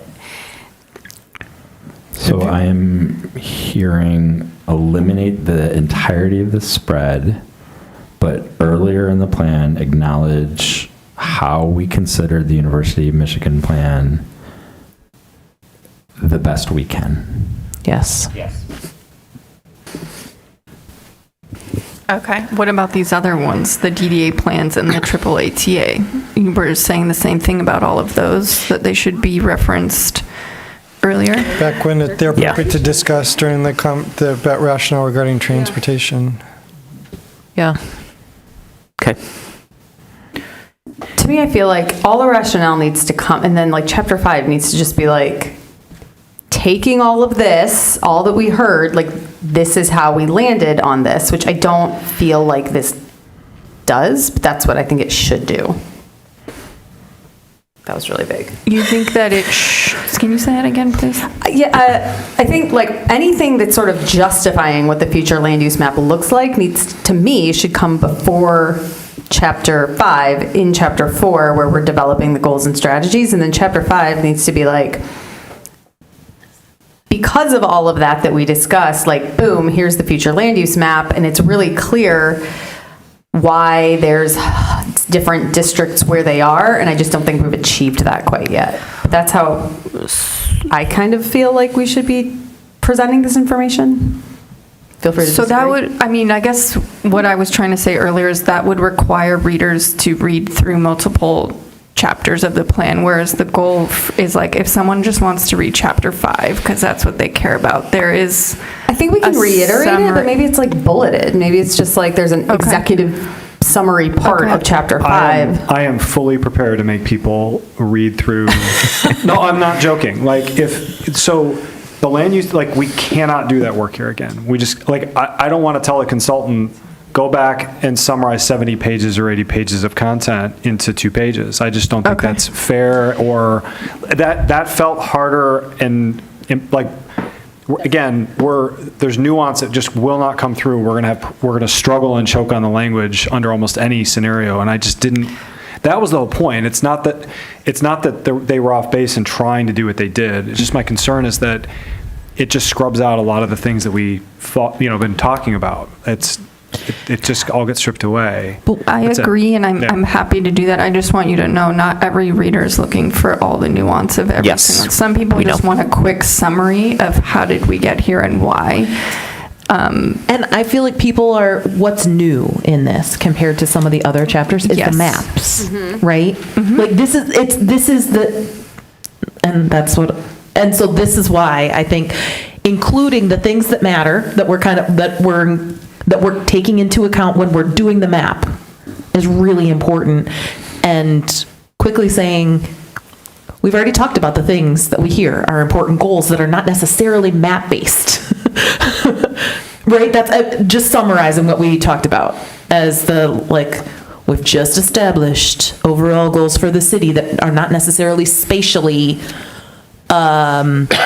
related. Now we're going to put it down on a map, and here we're going to draw out for it. Like, here are the. What does it really mean? What does it really mean for you and future development? Yeah. Okay, I think if we remove that spread and we move like the blue box to where it's more relevant in earlier chapters, that we can go to page 100. Am I capturing everything? Yes. Okay. I will also say on page 100, I think we had asked to maybe remove this graphic because I found it very confusing. It's complicated. If you spend a lot of time, it's useful, but I don't think people will spend a lot of time. And it's sort of only useful when you spend a lot of time, then the map starts to make more sense, but they'll be on separate pages, and I don't know that people are ever going to get to that. Yeah, I mean, I understand it, but I thought it I didn't helped. find it useful. Oh, all Okay, right, so we'll have them remove that. So I have some notes here that were sent in about 101, so that's the actual future land use map. I can talk to those. Okay, if you go want. ahead. That was me. I was looking at, and this was where I think Kirk Westfall sent in some notes that were helpful in trying to make sense of the map and trying to unpack it a little bit. The Fourth Ward Historic District seemed like it got carved out from the prevailing designations around it. It wasn't how we handled the other historic districts where, like the downtown ones and the Hill Street one, they got what it felt like they should get, transition and some other designations. So it feels like that needs to be transition for the old Fourth Ward district. And then the other question I had was, there were it seemed like anything that was multifamily, so R3+, generally got transition, which explains kind of the little pockets of yellow in various spots and where they stop. And I was able to track all that. But there was a lot of multifamily in North Campus particularly that didn't get transition. So unless there's a reason to not have it be transition, and same thing for Old Fourth Ward, I feel like we just need to treat it the same way we've treated other stuff according to the same logic and rules. I can talk to some of that, Brett, but maybe you can follow up. The guidance that we got from our historic preservationist was that the HDC approves development, and that they have some criteria there that refer to general character. And it was explained to us that if something is wildly out of scale of what is currently there, that it is not likely to be approved. So those, I think there were many that were under transition and that we have moved back to low-rise residential for that reason. And so that would include Plymouth. I just want to address this too, because a lot of people brought up Plymouth. Why isn't that transition? I believe there's some overlap there with the historic district, and also the grade is very, very steep and hard to develop on. So I think that's why we didn't promote higher density there. But wouldn't the historic district supersede the other zoning?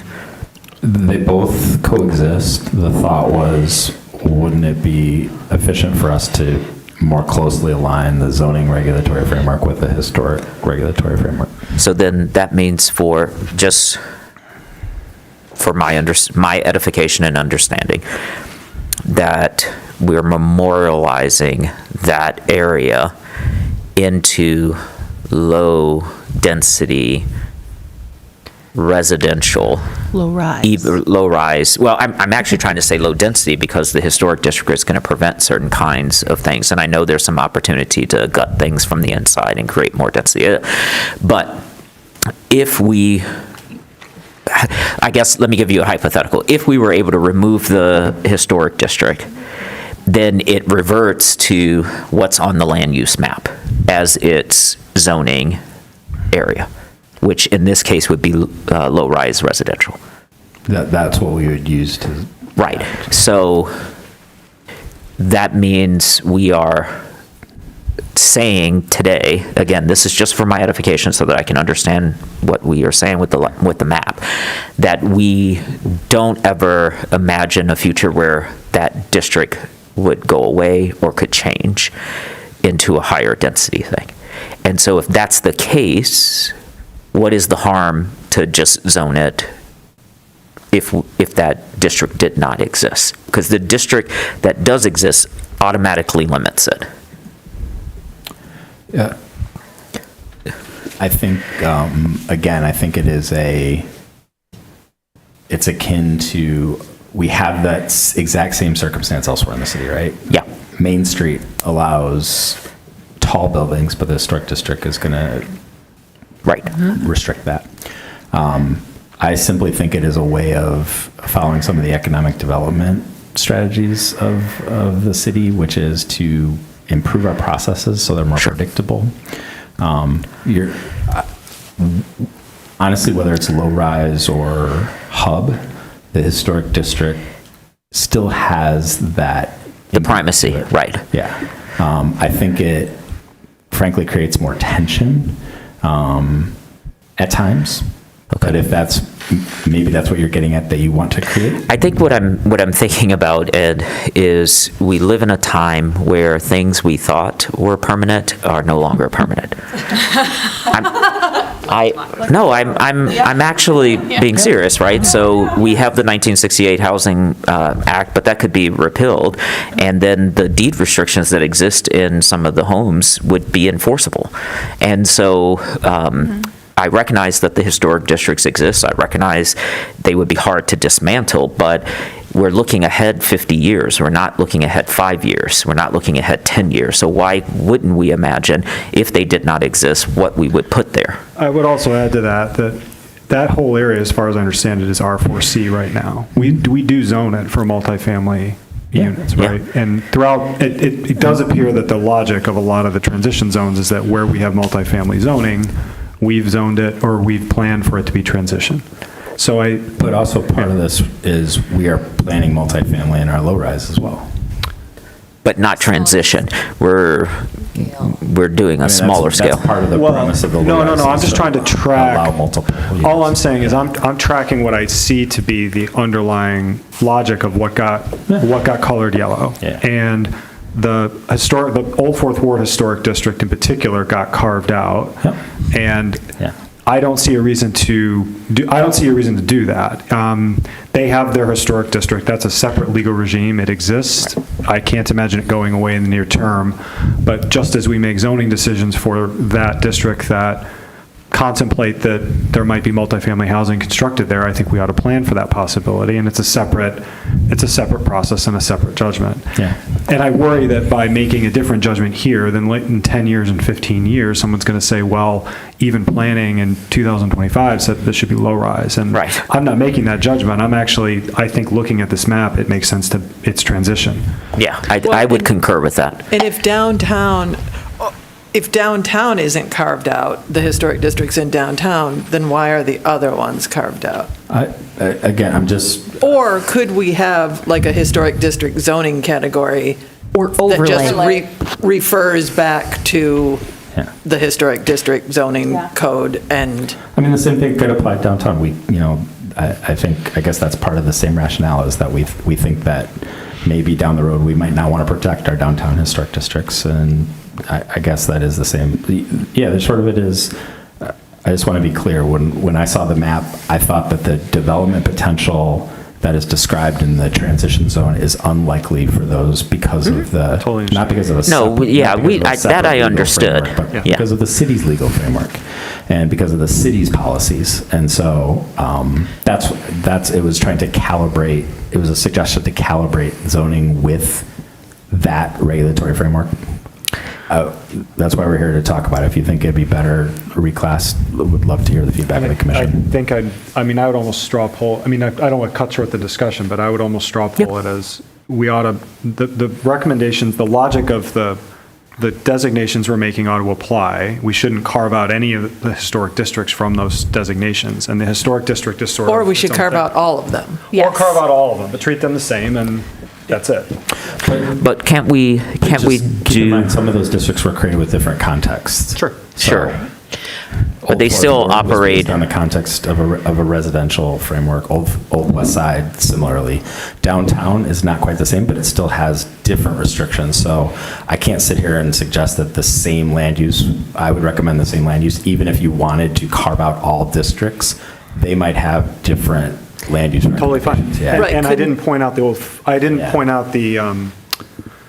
Old West Side, because that actually, when I looked at how it's currently zoned, the yellow mapped right on top of multifamily, and then the R1 and R2 stuff got low rise. So that all seemed to track. It was the Old Fourth Ward that looked different, and so that was the one that called out. I'm sorry. I think it was Kirk Westfall commented that it looks like the low-rise residential is largely the R1, R2 districts, and the transition is the 3 and 4.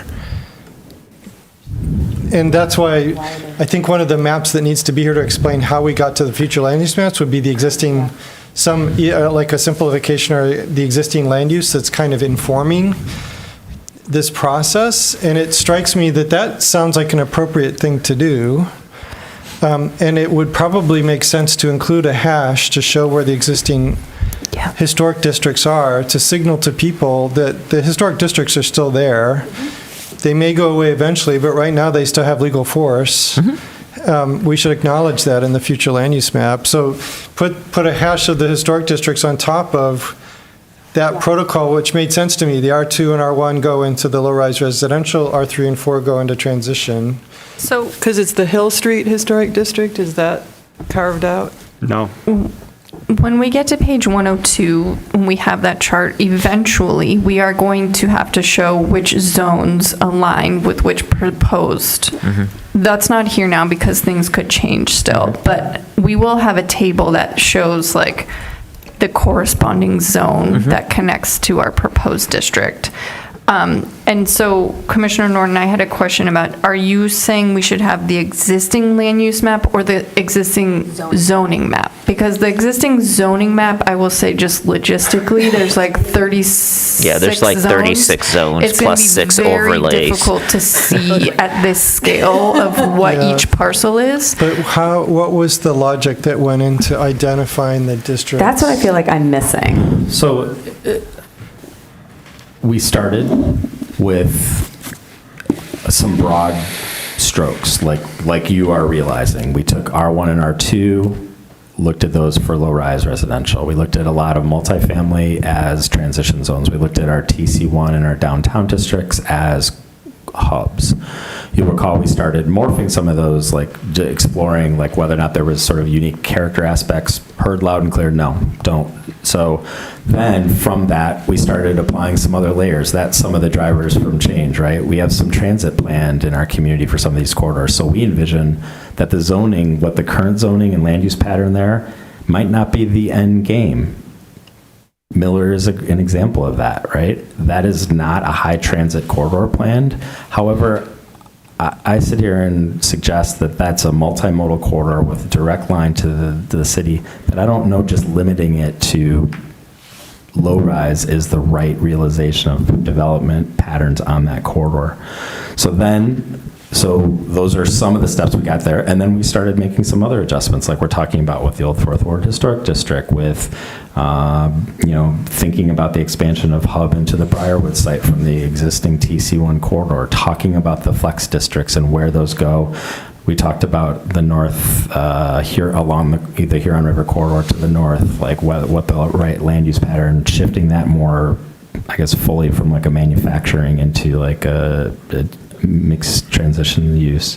So those are how we got to this map. It was none of those things by themselves. Yeah. It was. So I would suggest, I think what would be helpful for me, I wouldn't replicate the entire zoning map in all its gory detail, but generating a map that calls out the important features of it that actually became important in influencing the future land use map, like where are the R1, R2 districts and where are the R3, R4 districts, and whatever features became important indicators, showing that here's the kind of selected existing land uses that informed what we're mapping as the future land use map. I think that would be very helpful. And the logic, it made sense to me to make the low-rise the R1 and 2 districts and the transition the R3 and R4 districts. And so I'm not sure how that plays out with the Old West Side, because there's some R4C in there, right? Yeah. And I think they got it. Like I went and looked in that yellow bubble that you see kind of bubbling into it. Yeah. I think the R4C got captured as transition. Yeah. So I would show those things and then not, I wouldn't do it like we should either include all of the historic districts in transition or not. I wouldn't think of it that way. I would think if we're using this logic of R1, R2 to low rise and R3, R4 to transition, do that. And then just show an overlay of where the historic districts are now just to see how they're laying on top of those underlying things. So just having one or two, the open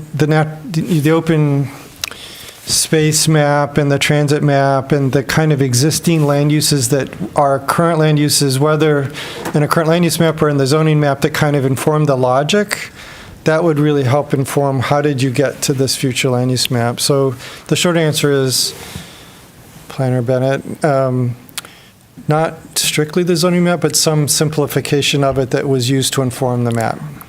Can we go back to maybe start with the old Fourth Ward? Like, does the commission envision that a land use change there? Yeah, maybe the proposal I'm making is that the historic districts get treated consistently with how the surrounding neighborhood is being treated for purposes of the plan, the land use map. But like And hashed or something, or? they can be called out or hashed as a historic district, but the recommendation that we make should be consistent with our rules. And carve-outs, we shouldn't be making exceptions. So the Old Fourth Ward here would be transition. That's more or less. Because it's currently R34. Correct, and you can see how the yellow there kind of extends outward from the hub, excludes the Old Fourth Ward. That's kind of a rambling motion or something, but I feel like folks understand that. Yeah. Is there general support for that? There is. Do you want us to do a vote? Okay. Sure. Are we ready to vote? Sorry. Are we just talking about the specific I think we're area? just talking about how we're going to change the Historic districts. Yeah, the historic districts to have. So I just Whatever their underlying zoning is. Exactly. So if they're. So you want this plan to be more referential to our current zoning? Not the current zoning. I think it's the. aligns with our proposed. If somebody. Yeah, I if think it there's should align. Well, that's what I just want to get to. So if a historic district is currently zoned R4C, it would you go want transition. it to show up automatically as mixed use. If that's the rules that we use, yes. If that's how staff and the consultant did the work, then that's what I'd propose. How does And that- you don't want to introduce the notion that maybe we want to change that framework.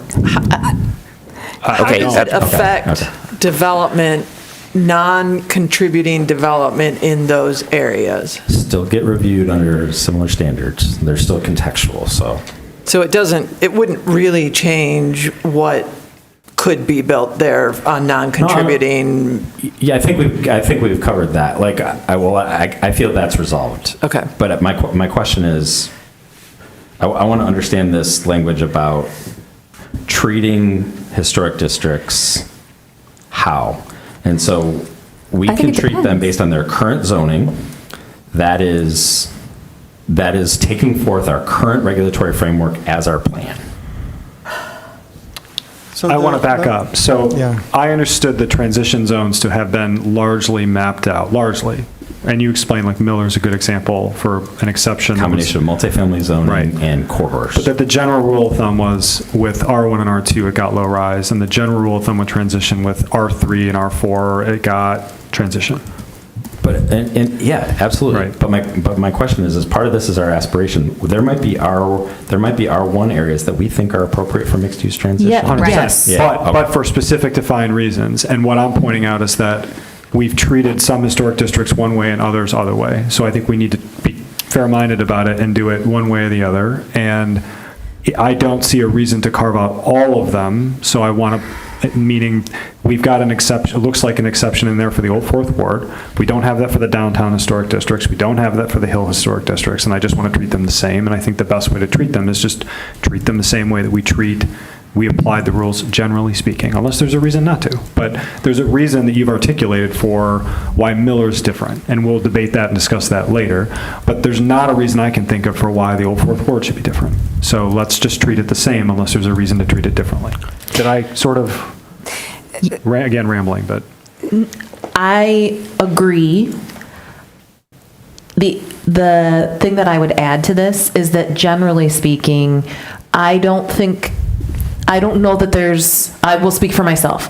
I'm not sure that there is a reason to take things that, again, R1 and 2 being low rise, moving to low rise, higher R numbers being transitional. Like, I don't, unless there are places where we're like, there's no way in the world that we think the existing kind of multifamily those higher Rs are higher intensity.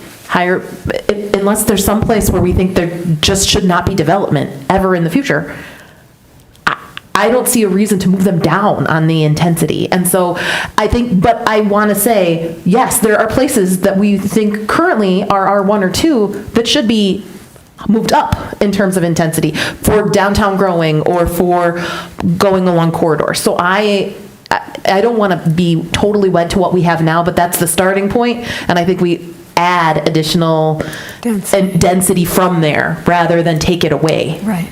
Which is, and I also want to say, I think having this overlay so that we are very clear with people and developers about where there are existing historic districts so that they're not looking at this saying like, oh, like, I think that that's really, really important too. So I would only vote for filling that in yellow, filling the Old Fourth Ward in yellow, if we also have something that has an overlay showing where the historic districts are, and not just that one, all of them. Yeah, and I think that's helpful for people to see. Yeah, I think there's agreement at the table for that. This historic district from this consideration. Yeah, I think we can do a hashing of the historic district, but I think where I was moving towards Commissioner Adams was towards the transition in the places where they're missing now, or in the appropriate future districts where they are missing now. And I feel like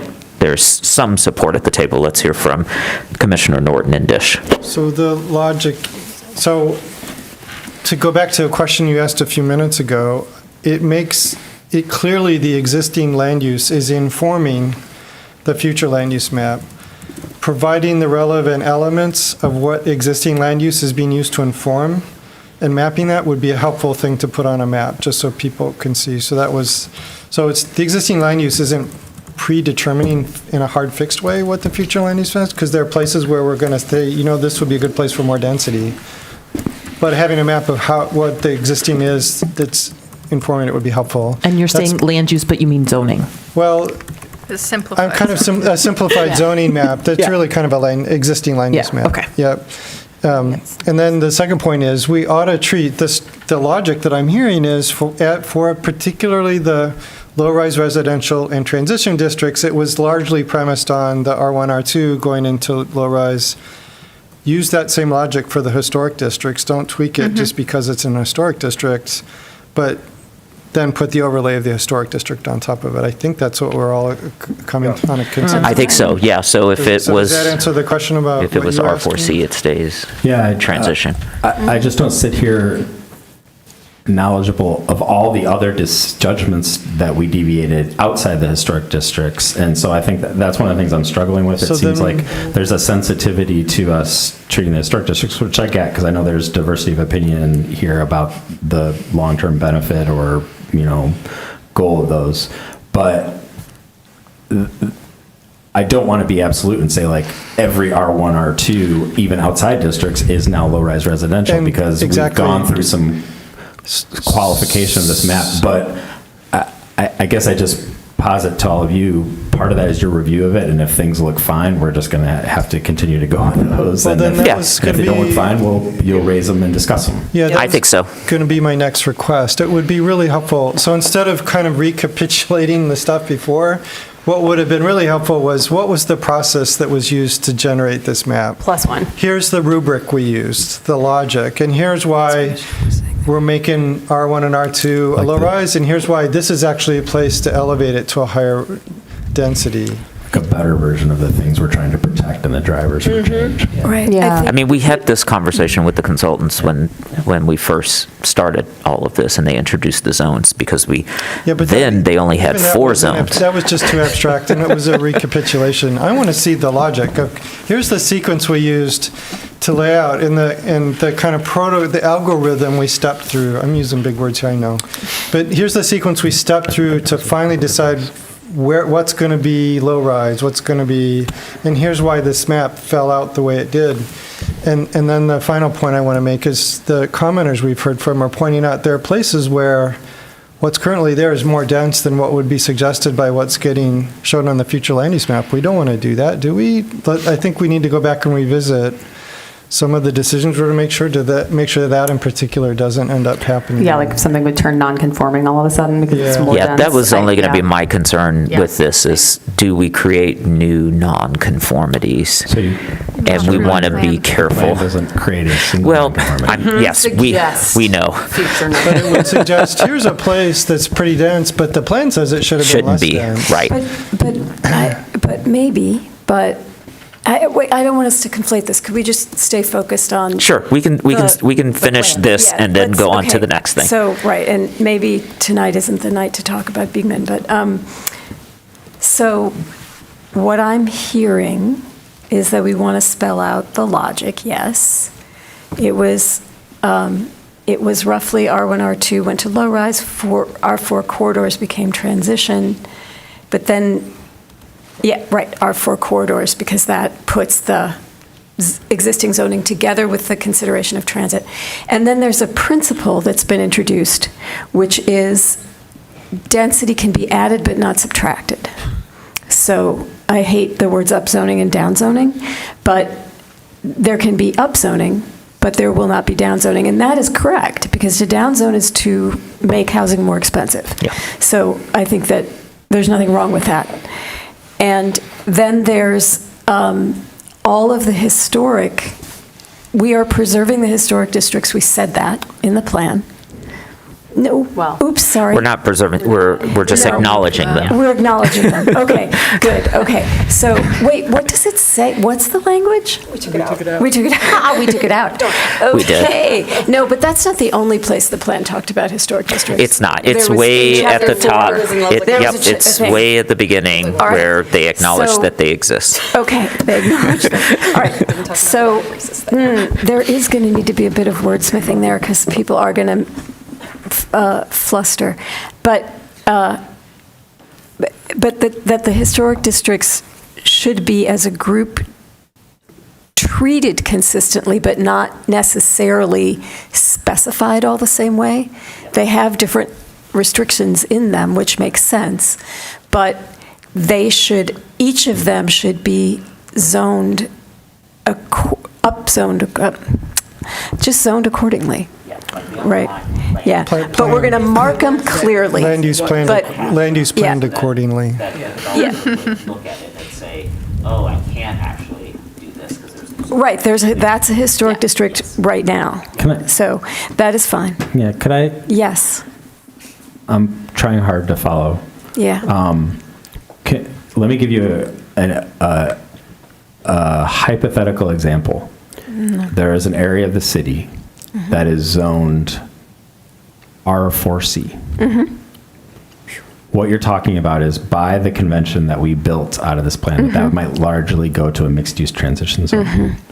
That same area has a building that is 15 stories high that would only be permissible in the hub district. So is your premise then that we would not want to designate that particular R4C area to transition because we would never want to designate a land use where there might create a nonconformity? You know, I was not starting to talk about nonconformity at all. I asked them. No, I'm talking about the land use plan, but I think one of the things that was raised is that this plan is recommending lower scale development than some existing. And so in that scenario that I just gave, can you, from your perspective in the plan you want to adopt, how would you direct me to make those decisions on the map that's presented to you? So I would start, because I think I am working in a construct which you are now saying can change. So I'm working in the construct that we have 5 zoning districts, and they have been laid out here. If we, well, 4 plus the, land use areas. There might sorry, be- what did I say? there might be This is the 20 first time I'm going to blame the clock. All right. I meant, it was very clear in my head, land, not zoning. So I'm using that as a framework, and so I'm trying to stay within that framework. This question asks me to exit that framework, and just let me finish. So if I were exiting it, I think my answer to your question is, let's get rid of what creates that problem.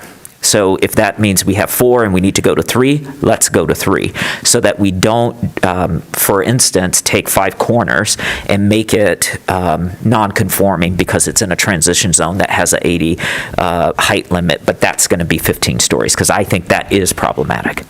But I'm staying, for the purpose of the conversation right now, I'm staying tightly inside what's coming on pages 102 and 103. But if I can exit, then that's my answer. Sorry, I'm having trouble following the construct question, because I'm posing the question of, I think I'm posing that question in the construct. I'm asking, we have this geography and we need to put a color on the map to that geography. What you're saying is, like, your answer, if I'm understanding your answer to that, is we should get rid of one color and in that case change our construct so we're not relying on the underlying zoning maybe in that case, but yeah, so what I right now, if you're saying this is in hub, like let's talk about the five corners. Yeah, because I think that's a great example. Yeah. So it's Packard State and not Hill, but Hoover, not Hoover. Yeah. Okay, sorry. So it's going to be in what is foreseen to be transition, but it's going to be too tall for it. It should be in We hub. don't know that. Well, we don't know how tall things are. We haven't gotten to that yet. We haven't gotten that. Well, we don't, but we know this. But this will be. Yeah. So to me, in that case, then I would just go low rise to hub, and then you use step backs to deal with the transition, as opposed to having a forced transition.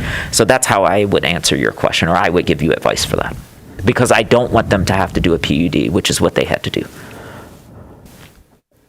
But that got to zoning, sorry. But that same decision might be replicated in multiple places, and so I think which then just gets us to two districts. We have low-rise residential, and we just have hub, which is what I advocated for very, very early, and park, of course. But I absolutely value the notion of simplifying a regulatory framework, but I just want to again share our experience that it is really hard to write zoning districts that cover all situations. Yeah. I think there's a lot of opportunity to reduce from 34, but I've got a pretty big ego, but I don't think I can deliver you 2 zoning districts that's going to cover every situation in the city. Yeah, and you may have heard commenters, because I'm relaying this message, people are calling this a one-size-fits-all, right? Especially residential. And to be clear, we were asked to streamline zoning, but it is very unrealistic that we're going to go from 34 to 4 zones. And so you may have heard people say, like, if it's multiple. I know that there's not only going to be 4, there's going to be a few more. And I just want to, I hope everyone on the Planning Commission understands that. It's like, this is a direction for us to go, but I don't foresee in a city this complicated that there will be 4 zones. Okay. Unless we go back to 1923. Oh, yes, sir. Fun. Let's do that. Boarding houses everywhere. Okay, so are we trying to make it too rigid, the logic that you used? Or too reductive? What I'm hearing is, I was hoping to deliver you a map, and you guys were going to say, I like it, I hate it, make these changes. And it sounds to me like you want us to show our work a little bit more. Yes, because and that's fine. We can do that, but I am trying to think about, one, how I do that, and 2, it will change this map if we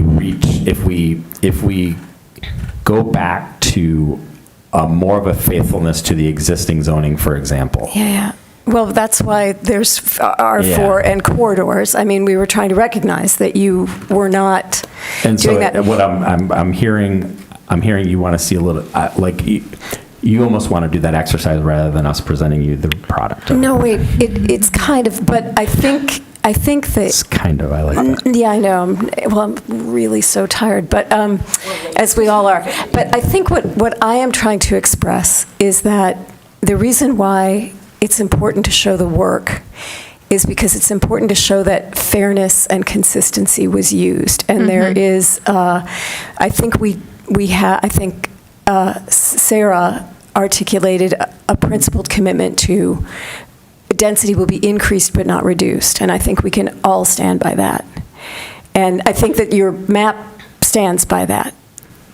And I hear you saying, no matter what I show you, it can't be as cut and dried as you were trying to lay out. So there has to be some fudge factor or something, the way we talk about generalities. Yeah. But it needs to be clear that no piece is being either singled out or punished, right? And also, this is such a good idea. I mean, this is a really good plan, and it does a lot, and I really, really want it to get passed. And so I am worried. I'm very worried that, there's a lot of sensitivity around the historic districts, just like there's a lot of sensitivity around natural features. And so I want to make sure that no one feels that there's been special treatment, and no one feels that people engaged in a punitive act because there's something that we don't like.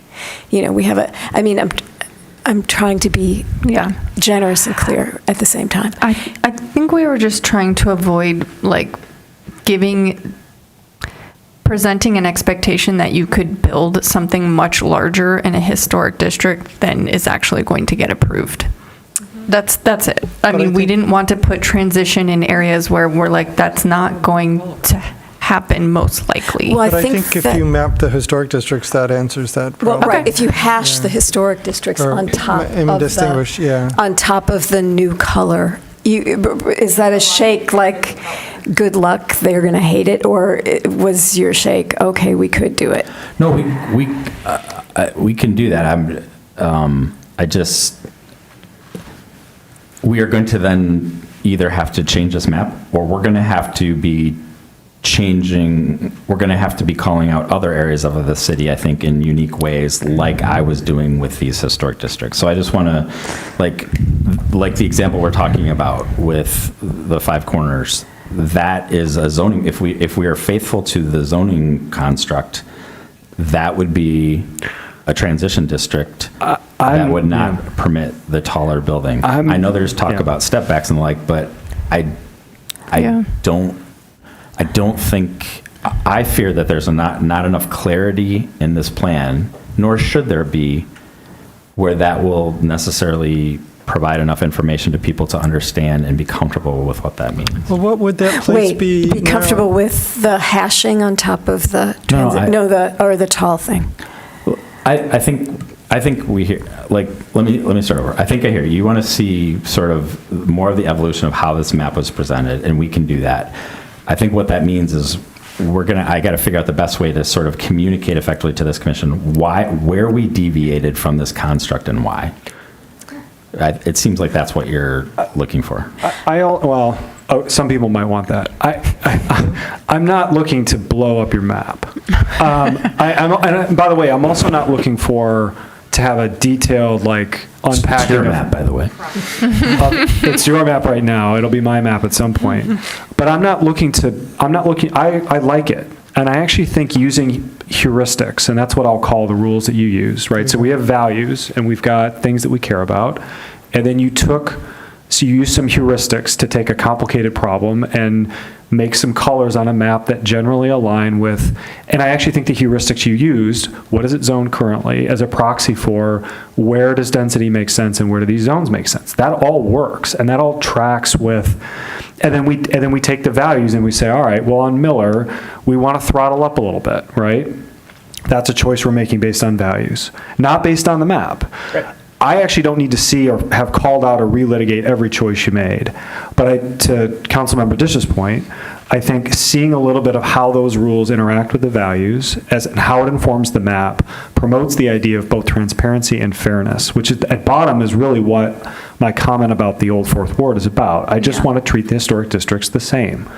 And I also don't think it's our job to make decisions about what those historic districts mean in terms of development.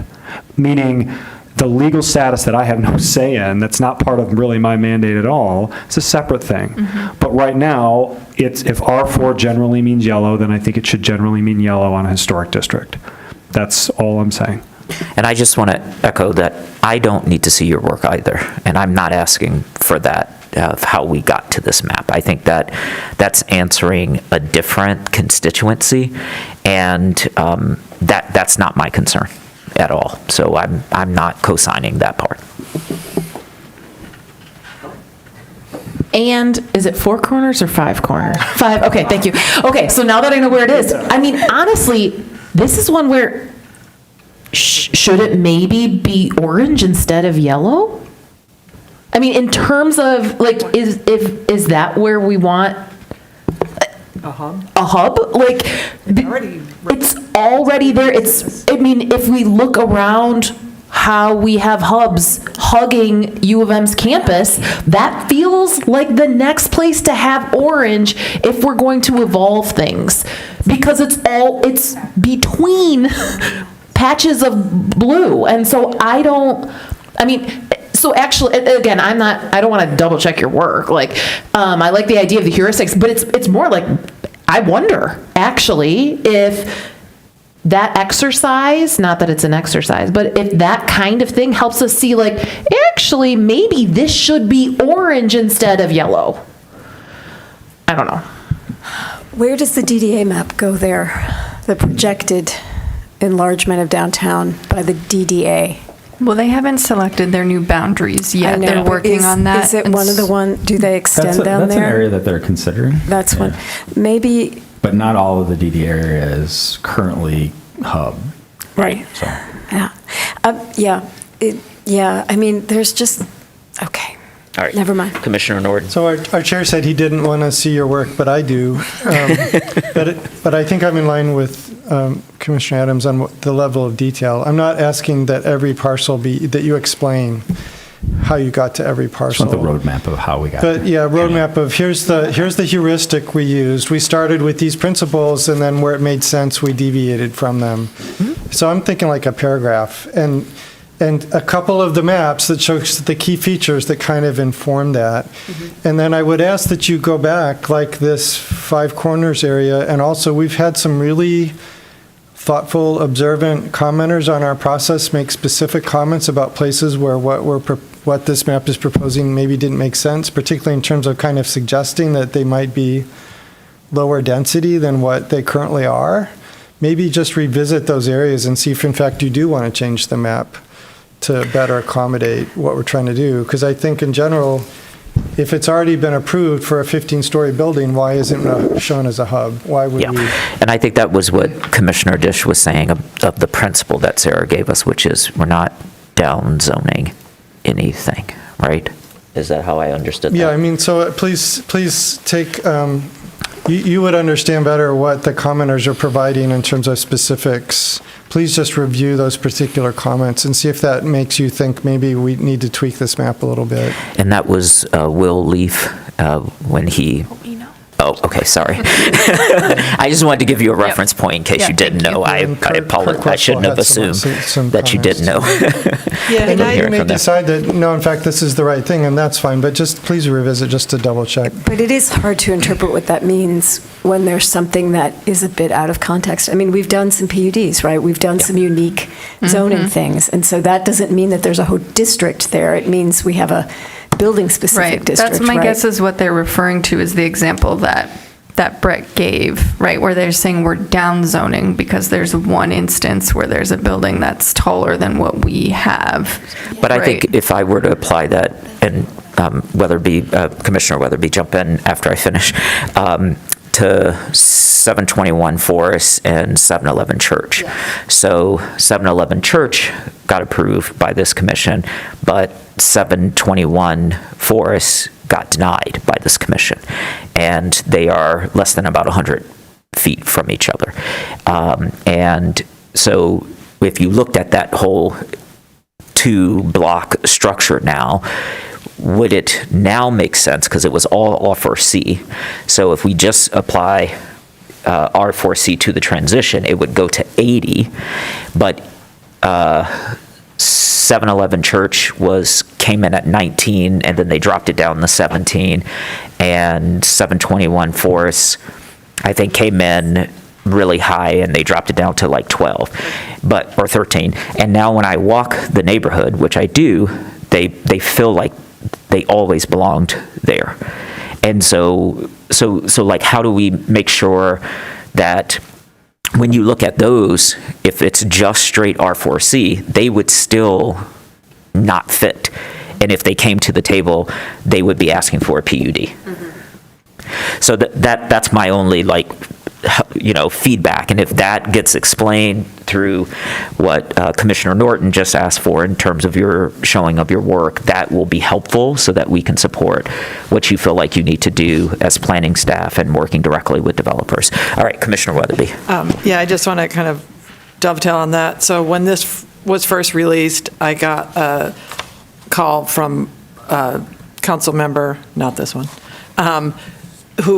somebody had been asking them why their property looked like it was on the hash thing and what that meant. And I had to kind of struggle. I figured out that it was the underlining zoning that had been there before. But just being able to answer that question when somebody says, why is my house, my business, my gym, or whatever in this, would be helpful. Like, it doesn't have to be a lot, but that was kind of a moment for me where I was like, yeah, I'm on the planning commission and I have no idea why it's that color. And in that case, it was the underlining zoning did match what I felt like looked right on there, but just something so we can tell people, well, this is why, and here's the, not parcel by parcel, of course, but just generally, this is like the elevator speech of why it's this character area, or would be helpful. And I think if they're, back to Commissioner White's point, and this might not even be in that many cases, but I think specifically in the case of Five Corners and specifically in the case of the Forest and Church projects, and I can't even tell from this map if they're covered in this hub area, but if there are recent development projects, I think that could also maybe be a heuristic, sure, it's a whatever zoning or it's a PUD, but this building just got built. It's going to be here for a long time. So naturally, maybe it makes sense to create similar other size scale buildings in that area, and this should now be a hub. Right, and it didn't just get built only because of the sustainability component, right? Because that's what we want to continue to honor, that you may go above and beyond in some things, and this is why your PUD might be different. Yeah, but these are PUDs, and so I don't know that means that it binds us to saying, okay, now this whole section just becomes a hub. I mean, because honestly, the political response to that's going to be awful, and I just don't think we need to sink this plan by making them feel that these unique, a PUD is it's a building-specific zoning district. Should what this plan does be driven by PUD? Right, because those are building, right, or should it be driven by the idea, okay, well, we mean for this to be transition because it's mostly R4C and it's an arterial. See, on that point, I would make Hill the barrier there. And so, I'm coming towards you. I'm not quite where you are because I think you have different sensibilities than I do for this. But the idea that we now have a 17-story building and a 13-story building, and a developer comes and says, I want to build the next one, and we say, no, you can only go to 80, that still doesn't make sense. So I think if we are trying to achieve what you just articulated, we may want at some point, and I don't know if it's now or after the first revision, to take an hour and look at the built environment. And this is what I asked us to do during our our retreat, that we would actually walk this neighborhood. This was one of the neighborhoods that I suggested, as well as the Beekman neighborhood down in Lower Town, so that we could see the built environment. Because I think that is going to be helpful, because we're looking at it on a map, which is, two-dimensional, if best, but then we can get into the space and say, oh, absolutely it makes sense for us to do this here. And so if that means moving it from transition to hub, that's a feedback that we can give to you. Tell me if this makes sense to you. Sure. Does that feel like what we're doing? Well, it feels like what we're doing right now is kind of rough cuts. Yes. We're roughing out the framing, and that feels like fine carpentry, where you might, in response to walking a district and seeing how it's laid out, you might take a line and bump it out, or you might change the color of a certain not a spot. I'm not talking about, I'm just talking about, again, fine tuning that makes sense as part of a second, and I'm not trying to punt it. I'm not saying what you're suggesting isn't part of the discussion. I'm just saying. No, I'm happy to punt it. I'm stuck on Yeah. I'm thinking about, okay, what is transition? What is hub? What is flex? And I'm not quite to, on this map, are there specific parts that need to be modified because again, the rough heuristics that you use, the values, didn't capture something specific about, say, 3 PUDs that we dropped into a block. Something like, I'm just thinking out loud a little bit. Yeah, and I think that's where we are. We're still just thinking out loud, and I think it's helpful for me, I'll speak for myself, for me to hear you say, we are not going to have 5 zoning districts from this comp plan. It would be better for you to say we're only going to have 3, but you're not saying that. You're saying something. I'd love to see you write that. Oh, I can. I mean, I don't know if it will work. And so Spoiler alert. Right, and so this is another opportunity for education, because I think I don't want to burden you with having to explain every single thing, and I don't see this as showing the work, but I think for me, it's sort of like, hey, these land use characters help us decide what zoning is going to be here. Mm-hmm. And this zoning may look similar to these character areas, but they're not going to be a one-to-one map.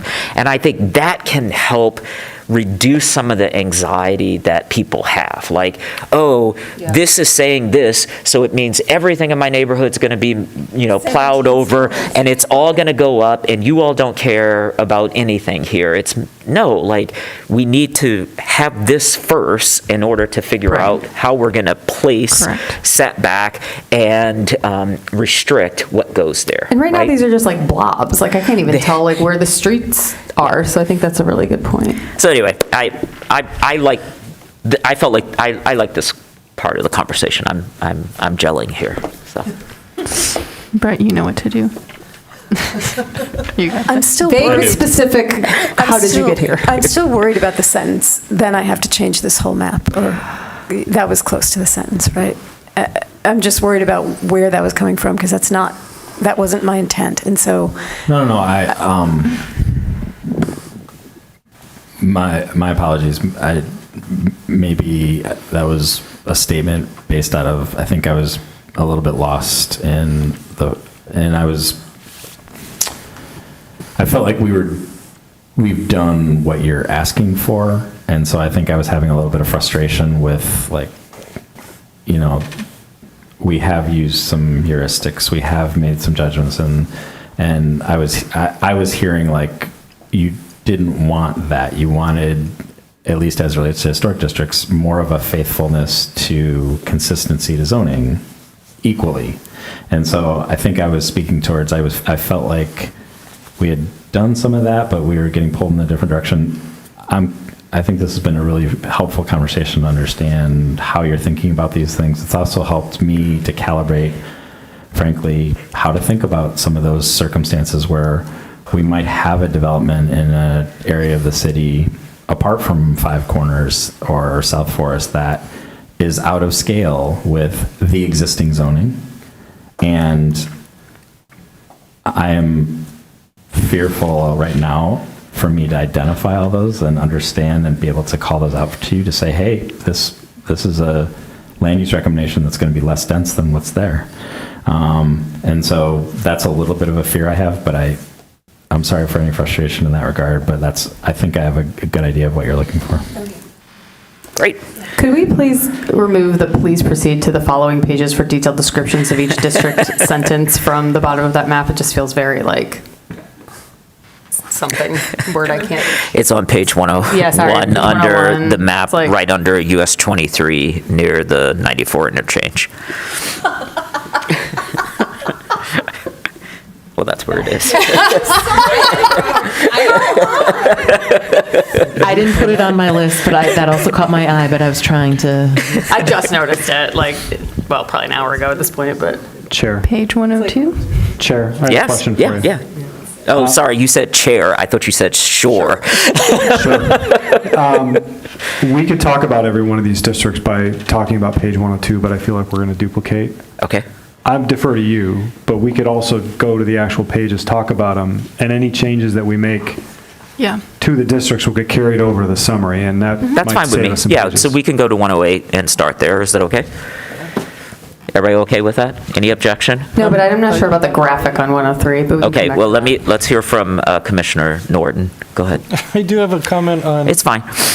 Page 104. I just thought that the future land use plan is broadly divided in 3 main mixed-use districts that are principal residential, each varying in scale. And then small-scale residential, medium-scale transition, large-scale hub, but they all have residential in them. I don't think that's really what those 3 categories are describing. I think they're more describing like the level of activity that you might describe. I kind of, a little bit of a quip, said, well, the first one is gentle hum, the second is increasing buzz, and the third is happening. So just rethink. I don't think the labels those categories really capture what the key distinction is between them. Is that making sense, Michelle? Yeah, See what I'm back getting to at? people can actually live in a transition or hub zone. Yeah. So that was my comment on that. Well, I guess we're still discussing that, but I can make a note to update that first sentence, but we are sort of still talking about what does small scale, medium scale, and large scale mean. Yeah, but I in this think it's discussion. more kind of the intensity of the activity is what we're really. was the Intensity of the concept- activity and scale of the building. Intensity and scale. Yeah. But right now, but not residential transition and hub. Yeah, I just rethink what are those, what's that signaling by the labels that are being used, please. All right. I think that still takes us to 108. I have some language things on 104, but we don't need to talk about them. Okay. Yeah. Do you want to just send them? Or- They are there. Okay, great, thank you. Okay, who'd like to kick us off here? I was going to make the motion to change to 3 stories. Oh, yes. We were going to say that. Do Okay. we need to change it to 3 stories, or can we just take it out? So I was going to ask if we could just say 3 to 4 stories. I don't want to take it out, and I don't want to say 3 or 4. 109.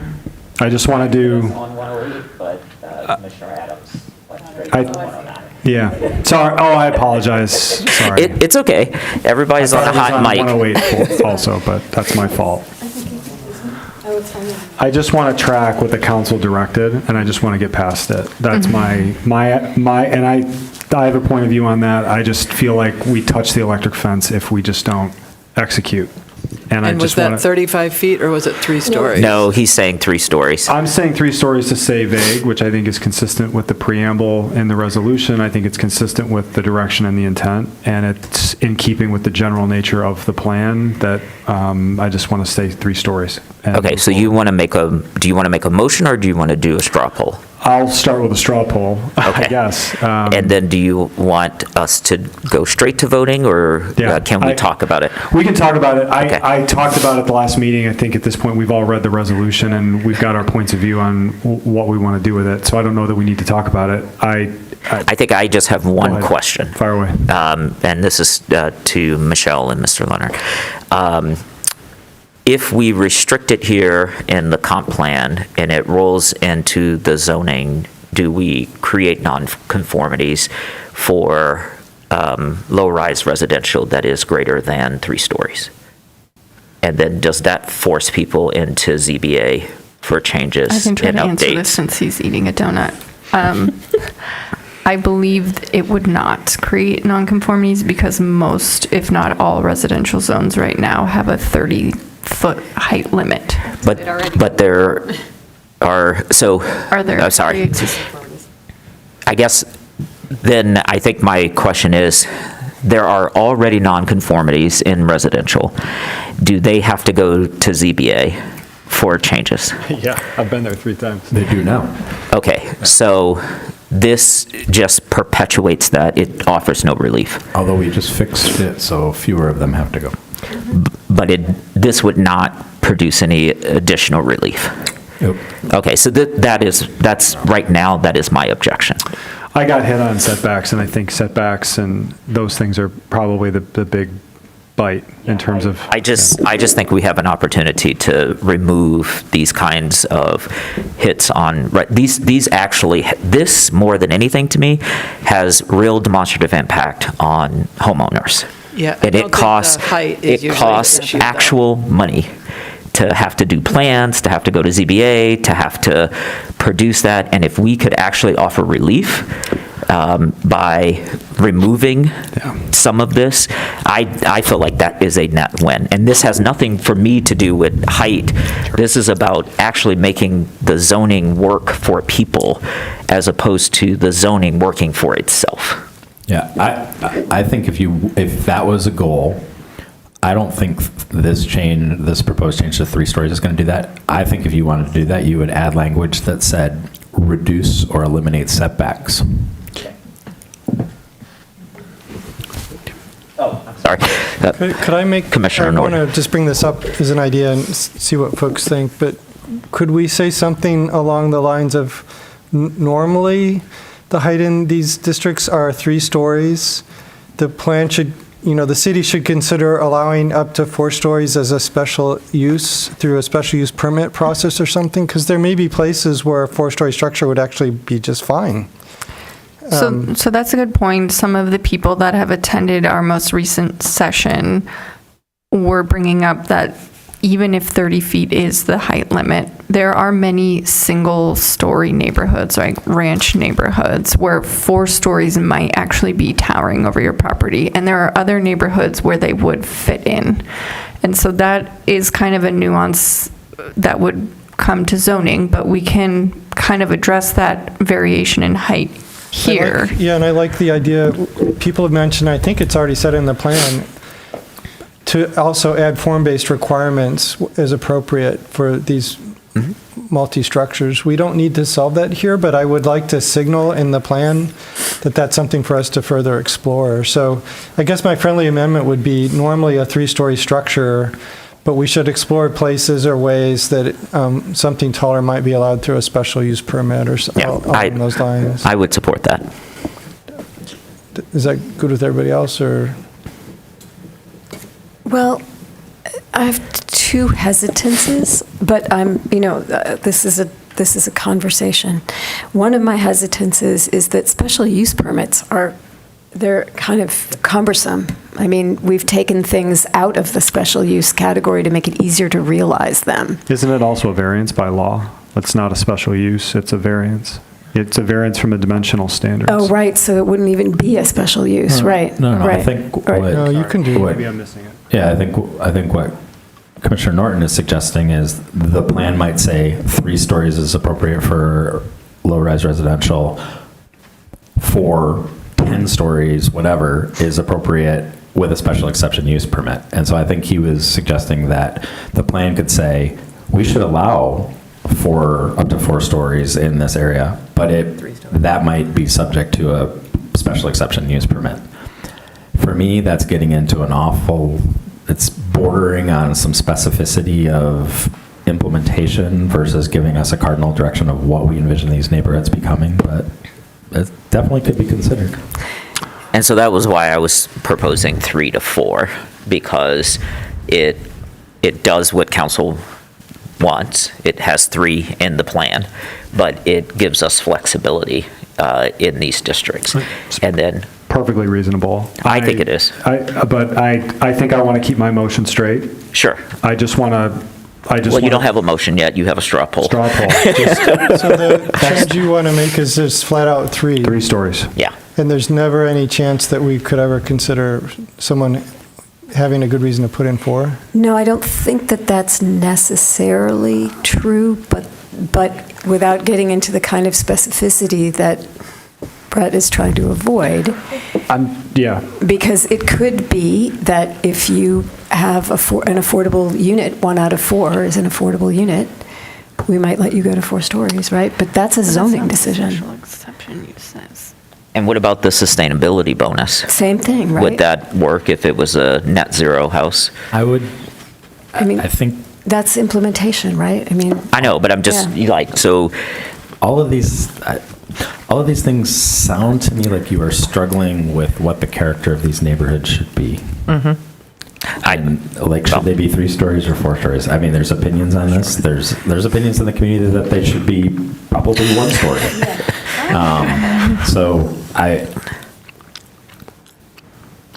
I mean, whether we're talking about the sustainability height bonus or the affordability height bonus or the potential for a special exception use, like, I guess I would encourage us to focus on what do we think the right character of these districts are.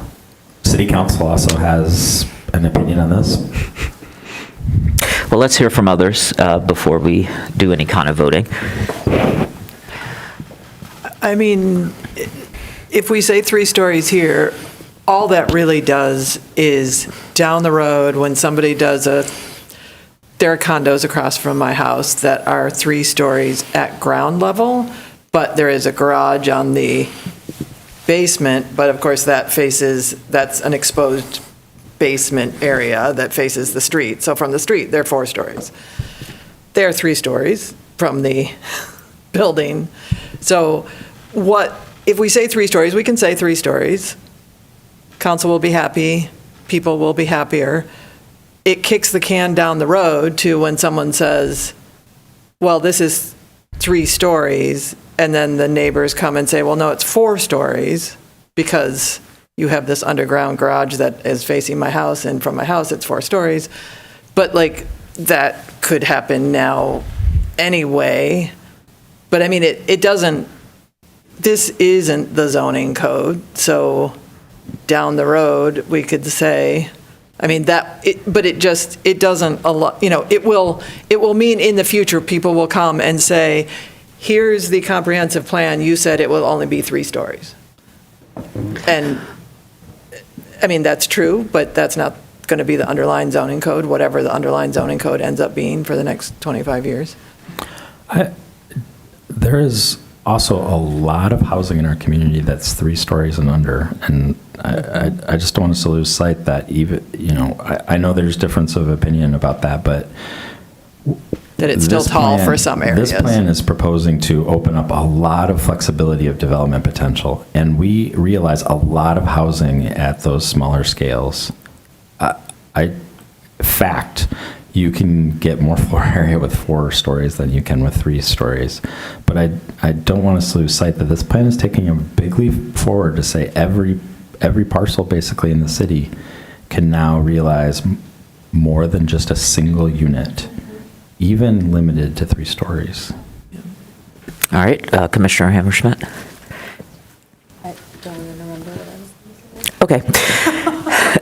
The other thing I wanted to ask is, it's more a process, and I don't know if it helps or hinders the conversation. We have 2 columns on 109. One has the building size under the primary, but not under the secondary. And I wonder if we could go buildings up to 3 stories under the primary and buildings up to 4 under the secondary. Is that a difference without a distinction? Does that? I was very confused actually about this part, and not like, what are attached houses versus townhouses? What is the difference? Like, why is one secondary? Why is one primary? Yeah. Well, one way would be if there are form regulations that are responsive to the pattern of development. A lot of our neighborhoods don't have townhomes in them, so. One of the ways that might be realized is that our regulations might lead to more triplexes, quadplexes. I don't know the words for 5 and 6 and 8. Thank you. Is that not a quadplex? So that could be, or to your reaction, maybe that's a form, even though it's not prevalent in our neighborhoods, we want to introduce it across the board. I mean, I am pro townhouses. I mean, I grew up in DC. We had row houses. Almost all of my family members owned row houses or duplexes that were row houses, and they are beautiful. And all through Brooklyn, all the brownstones, Chicago. I mean, they're just really wonderful. And I could see those going up to 4 stories, and you could put that under the secondary uses with the townhouses, and then your primary use could still say up to 3 stories, and I feel like it still gives you all the flexibility that you need. See, one little thing you just said is why I think there's confusion. You said duplexes that are row houses. So like, I think, and I get this, like I get these different types, but it's like, I'm just reading this list and looking at like I get what we're trying to do here. I think giving it like specific names like this, like a stacked flat, a townhouse, like that's confusing the issue in a way that it doesn't need to be confused. I don't know what I'm suggesting because I'm tired, but. What is that difference? I guess part of this for me too was to Mr. Leonard's point, I feel like the unit limit is really where it's at. And I don't think, I struggled even in my own research around the height limits to find examples of buildings that I really cared. This goes all the way back to January. Like, what am I banning? What am I excluding? And I didn't feel like I'm not happy about it. I'm not happy about it, but I'm not so committed to the height limit being critical here as I am around not establishing a unit limit through this plan. That to me feels critical, and the height limit doesn't. And then, of course, council has stepped in and made a political judgment around it, along with some fact judgments that I just feel kind of tied to. So that's why I keep circling back to like just doing a straight motion and moving along, because I just don't, I don't care to incur the cost over what doesn't feel particularly, and other folks may disagree, but it doesn't feel material to me. That's just where I'm at. All right. Do we want to do the straw poll to see? Again, this is just on changing building up to 4 stories to 3 stories, right? Okay. That's what Commissioner Adams is asking us to vote on. Yep. Yes. Where it says 4 stories on 108 and it says 4 stories on 109. All right. So all those in favor? Aye. That's fine. 1, 2, 3. Oh, did you say it's fine? Yeah. Okay, so the majority has it. All right, there you go. I think we are unduly tying our hands in a way we don't need to be, but I understand the reasoning for what we're deciding. Can I follow up? Oh, go ahead. No, please. It's not on height. So you can follow up if you want. It's not on height either. Okay.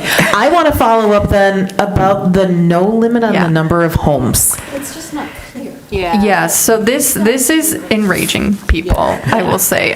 In addition to the height, it's, and this dates back to our January 23rd meeting, I think, when we discussed this.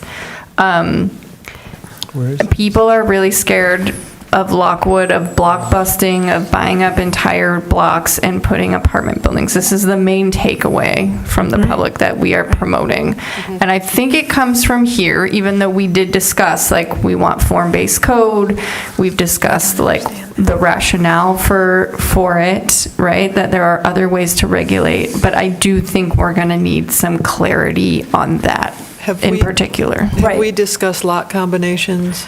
That's another huge thing, I think. People are really concerned that several parcels will be assembled and their neighbor will now have a 4-story, 20-unit apartment. Or even a 3-story, 20-unit. Sure. I mean, it could be. Matter. Yeah. Right. I think and this language is misleading because, I mean, as I understand it, what we're saying is we're not going to try to regulate by the number of units, because that doesn't make sense to us, but that doesn't mean that there won't be limits and some kind, I don't want to say parcel assemblage because then I'm committing us to a means, but square footage in some way, I mean, or maybe we can say parcel assemblage, I don't know, but I don't know what you guys, I think we would like to communicate in some way that you cannot take up an entire block. We punted in the paragraph on the left side of 108. We say further analysis is needed to identify, like we're sort of saying, we're not planning around a unit limit in here, but further analysis is needed. I was reading that like, that's kind of the answer, but it's just the problem is this bullet here, no limit on number of Can homes. we take that bullet out without? We're not gonna, we could take the bullet out. It's not that you can build whatever, however much. It's just that you could build 3-bedroom apartments instead of 6-bedroom apartments. Right, and we're not going to tell you can only have X number of units. You can have. I think, I know this came up before, but part of this is my fault. I hate the term housing unit. A unit in a development is somebody's home. And so I think that might be part of the confusion. I know this came up before, and I think what I heard is let's just use units because that seems to be more understandable by most people.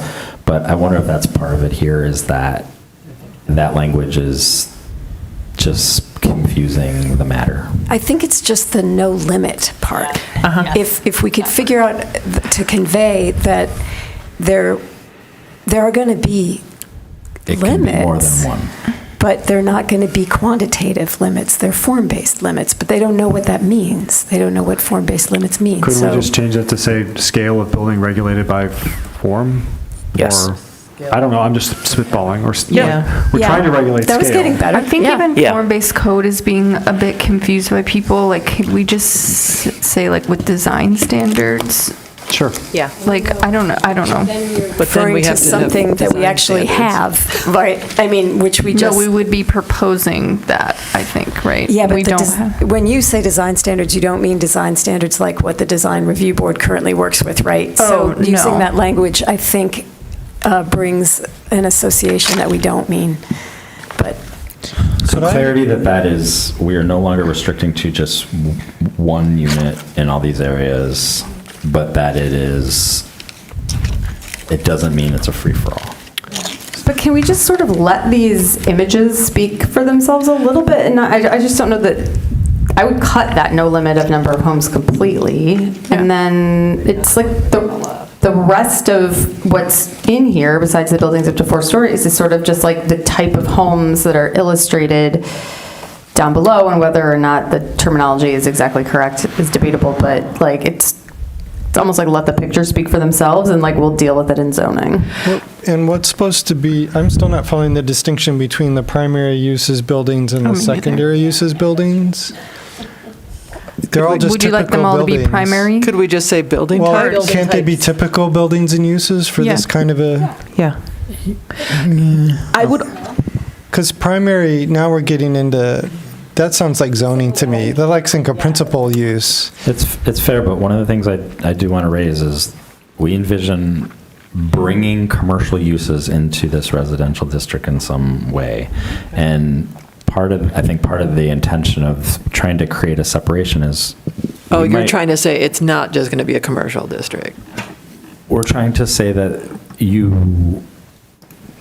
we might not want a 3-story bar in the residential district, whereas a 3-story residential is perfectly appropriate. Maybe. I could be wrong on that. That makes sense to me, but to me, it seems like then all the houses would be under primary uses, Yeah. and then secondary use would just be the commercial. You can only have a commercial if you also have a house, which is not, I think, what we're getting at. That's how I read this. Oh. I read secondary more like accessory.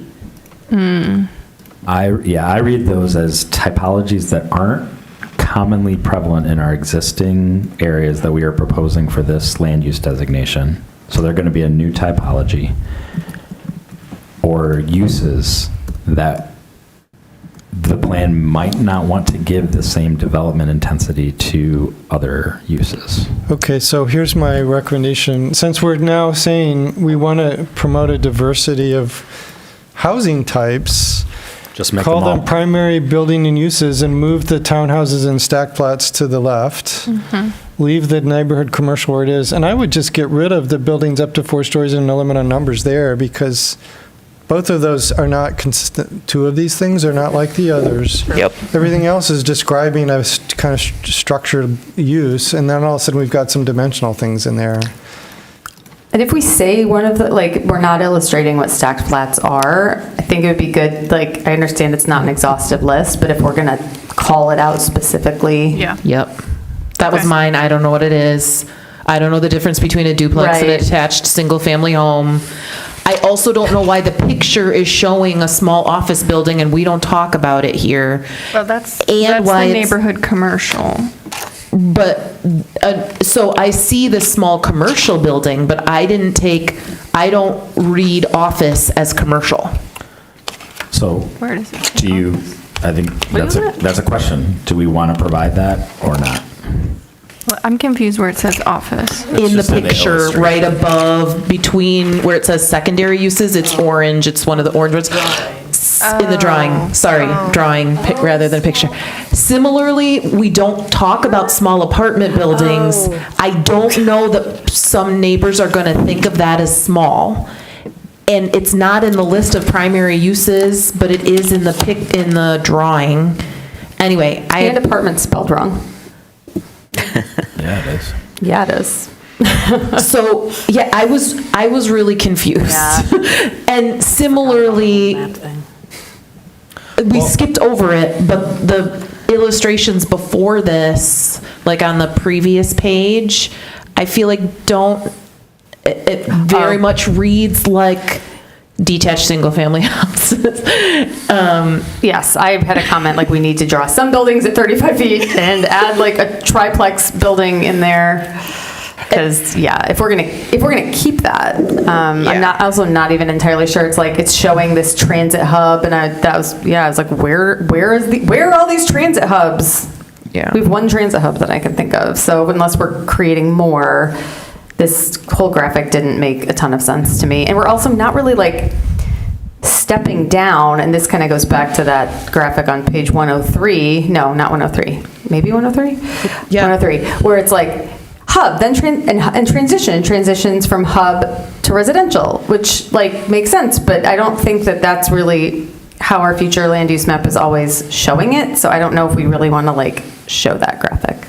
Are you talking about Sorry, the graphic on 103? 103, yeah. But Sarah, you were talking about the graphic on 109. I was originally talking about the graphic on 109. And then I moved to 103. And then I moved to 105, can we- and then we transitioned to 103. Yeah. We're talking about all the graphics, Brett, all of them. All right, can we go back to 109 and pick up Commissioner Norton's original suggestions that we take out the stories and the limit on homes out of that section? I do not support that. Well, you just what do you mean mean? moving it to not under where it says primary buildings, because you're saying it's not a building, it's a dimensional We say standard. the height in the text. I'm Yeah. not sure why we need to list it in this list. Okay, as long as it stays in the text. that's fine. It's in the text. We're just removing both of those. Because people are going to use this plan in different ways. And I think that one of the first directions we had from City Council was to add the opportunity for increased density in single-family neighborhoods. And I just put forward to this commission only referencing that in the text versus providing multiple places, even if on the same spread, to highlight that as part of this land use recommendation, you are no longer limited to single family only in 60% of the city. I think erring on highlighting that more, not less, makes sense. Yeah. I was going to say maybe bulleting it out on page 108. Yeah. Or just titling it dimensional standard. Using the form and kind of approach as opposed to the unit Right. Is there any way to express the point that you made a little while ago, which was that it's not just the 3 stories, but it's the more than one home per parcel? That's the big change.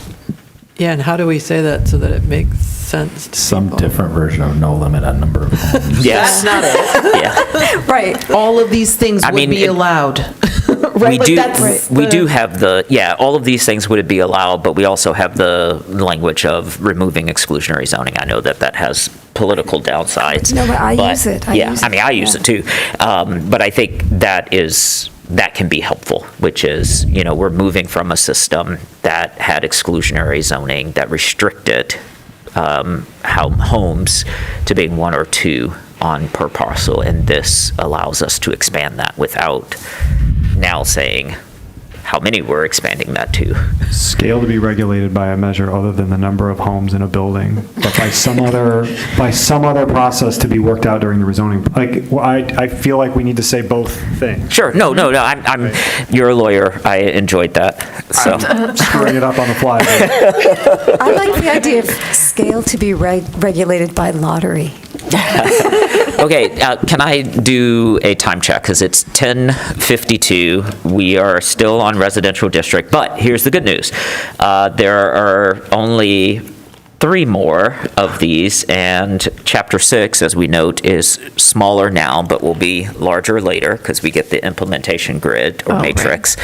So do we want to just end right now on the residential, or do we want to spend a little bit more time to finish Chapter 5 so that we have all of the space that we need for Chapter 6? What say you? It's going to take a long time. I don't think we can finish. Okay, It's going all to right. take a long time. So can we just put a pen here? Yeah. Did we ever vote? Can we? We did. We voted. We vote? voted for 3 stories, and we just gave some feedback on how to wordsmith unit count. I Does that think the feedback make more sense, general or do we feedback need to is come back? please revisit the figures and the bullets and make sure they're consistent and I have a note, to make sure that whatever under primary uses or buildings or whatever we call it matches the images below. Is that what you're saying? yes. Yeah. And kind of rethink what's going in which category. Oh, correct. And Right. if there's going to be more room on this page, I don't know if there is or somewhere, I really like these pictures, but they're too small. And I think it really helps for people to see what these things actually look like in real life and how pretty they are. And so it would be nice to get pictures where the houses aren't like in the background, they're closer to the frame and bigger. And so they're the In regards to that, do you all still want this graphic that's at the top of the page? That's what you're talking about, right? Yeah, if we had to replace, if we had to do anything, I would replace the drawn map with more illustration or photos. With larger photos. Yeah, and I think the other thing to note is a lot of these housing types already exist in the city of Ann Arbor. These are a lot of these are Ann Arbor pictures. Yeah. And so These are what we use during engagement. But people don't know that. Right. They think these are images from other communities. If we can put what street they're on, not the address, but like the street, I feel like that would be helpful. And again, maybe I did not put as fine of a point on this. If we're talking about small apartment buildings allowed in the residential district, I think we need to make sure that we're showing what we mean by a small apartment building. Is that not what you mean?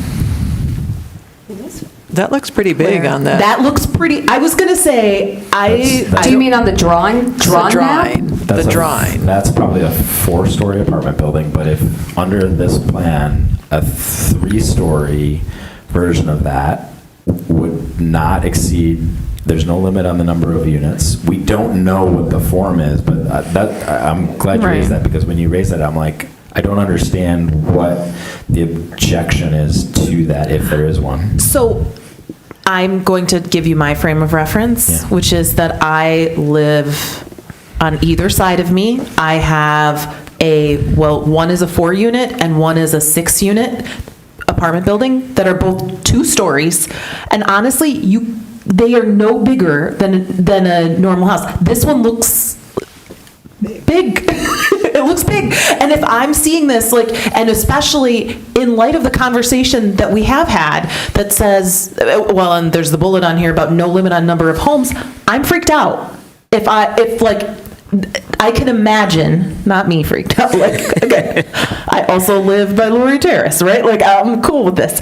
But I can imagine if you don't have any apartment buildings in your neighborhood right now, having something that is certainly more than 6 units, however you want to call units, may give you, or that is certainly, it's effectively looks to me like it's taking up most of that lot, is gonna. It is certainly enraging people, but maybe we need right a picture now, of the ones next to you. It fits within what you all are saying you want in this district. So so we either need to change the dimensions or some of this conversation, or we need to be okay with. So not it's just the image makes it look big. It's impossible for me to tell how that drawn building is. 3 stories could be 2 stories taller than the house next to it if it is a home that's only a single story. But the one next to it looks maybe partially the graphic I think is just. Lockwood is well, 3 those- stories. I know. Yeah. That's why I want. I know, But that's I what think we're this is allowing if we're not limiting by number of Yeah. units. And this is what the tension is. This is what needs to be clarified. But I thought the suggestion was to get rid of this drawn map and replace it with pictures. But if we're going to replace it with pictures, I think we should replace it with what the kind of thing that we're talking about. Yes. And if we can't decide amongst ourselves what small apartment buildings are, I think that's problematic. I think to me, it's guess I that, got like, the trees don't show up, like, it looks like a flat, I think in a context, like, if it actually looks like a photo, these would look less, I don't know. I find the picture look startling, but then when I look at it, I'm like, oh, yeah, okay, that's just one lot. It's not a big deal, those apartment buildings. But from the picture, it looks much more overwhelming. We're trying to illustrate that neighborhoods will ideally change under this. And so highlighting the newness is intentional. Or how they're going to look next to each other. And it's the same color as the transition zone in the previous, which maybe that's what I'm reacting to, too. I mean, I think we have plenty of apartments that fit in residential neighborhoods already that we can highlight that show what that looks like. So I guess But those were regulated by units, weren't they? Well, there are some that are quite large in terms of unit size, like, more than 20 units inside of them that are situated on either side by single-family homes. Right, I lived in one of those on Madison. Some of this presumes the answer, though, to how these are going to be regulated to preserve scale, right? Well, that's what I'm trying to get at, right? Like, I guess what I'm hearing some version of is whatever that scale, that form is, it's not going to allow this apartment building. I guess that's what I'm looking for clarity on is which apartment building? The small apartment Yes. building that is in the lower left? Yes. Because it's drawn at 4 stories and it's going to be 3? That's what I'm... Sure. So we are going to have to vote to keep talking because... No, you're not taking up a new agenda item. Oh, look at you, Mr. Leonard. Okay. But I would suggest if we're gonna, we might just. Well, come back to this. can you just come back to it? Because I think we just need to see something. And I think in my mind, I want pictures because I think that those work a lot better. I feel like there are lots of examples of how this fits in within residential neighborhoods. I know there are some what I would call subdivisions inside the city that they all do have a certain housing type, like the Dickens neighborhood, because they were built after World War II, and they were all 1 story, but people are buying those homes, and they are bigfooting those homes, and so they're getting quite large within the current regulatory framework, and we see that happening in Water Hill, and so I feel like there's lots of examples that we can pull from to show what this looks like. I just don't think the illustration helps us as much as actual pictures, and I would still suggest if there's any way to sort of put the street of where this exists within the city, I think that would be super helpful, because we heard from Mary again, who walked these neighborhoods, and she started to take a look at it. And I think sometimes when people actually see the thing, it can take away some of the anxiety that they are experiencing. And if we are saying we're going to allow small apartment buildings, whatever that looks like, why is that not listed as a use? It is. It's Where? stacked flats or it's townhouses. Yeah, it's well, see, this is where stacked flats is maybe different than a small apartment or not. I don't know. What's a stacked flat? Sure. I don't know. I think it's 1-story units above one another. Part of what I'm hearing from Michelle a little bit is that some of these images have been radioactive. Some of these What's radioactive is people thinking Lockwood is going to be permitted in their home. Or in their neighborhood. But you also said some of these images have prompted some strong reactions from folks as well. Oh, no, I was saying we use these images during engagement to show them what we thought would fit into a single family. Then I'll revise my comment. Some of these ideas, I think, are some of the most sensitive topics in the entire absolutely. plan. So to Commissioner Weich's point, it might make sense to treat them graphically differently so that we're not adding, like, people are going to lots of people are going to oppose what we're doing, regardless of how it's depicted. And I'll set that aside, and that's fine. But some folks might be reacting to an image or an idea in their head, and it might behoove us to spend more time, more real estate, showing people what we mean, and maybe it's pictures and not cartoons. I'm not sure. To be clear, yeah, you mean images and not this graphic that's here. Yeah, the illustration. Yes. Yeah. Okay, great. I don't mind keeping the graphic, but I just want bigger, better photos. Pardon? Well, we cut a lot out. Yeah, I mean, if it takes more than 2 pages, if you're all okay with that. But I think it's fine. yeah, we have to make these images much larger. I mean, I don't go anywhere anymore without counting floors. Like, oh, look, there's 4 next to 3, and there's 2, and it all makes me feel delighted. But, it's just, you get warped. Yeah. We'll take up the 110 and 111 the next time, but that's where we have a picture of a small apartment building. Yeah. And again, I don't get the full scale of it, right? And so I think but I want the pictures. Or I think knowing what this is, how deep it goes. And can we put the address or the street? Yeah, I would say the street, just to make it easy. And would that small apartment building not be allowed in residential? I don't know. We need to determine. Yes, we will. Yeah, that's what we need to do. So what I want to do is start with Commissioner Norton to see if you had any comments you didn't get to share before we transition to the next agenda item. I do. This is just a quick comment for the planning staff, because we skipped over it really fast. There's a section up above about open space that's really about public open space, playgrounds and such. And I think a lot of people think of big turf grass lawns as open space, and I'm not sure that this is what it's referring to. So I was going to ask that you maybe use the label public open space instead of just open space. Can you refer to the page number? Page 107. Okay. You wanted to say public open space?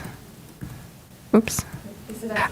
Is this... Most residents currently enjoy convenient access to parks and open spaces within their residential districts, by which I'm interpreting to mean public parks.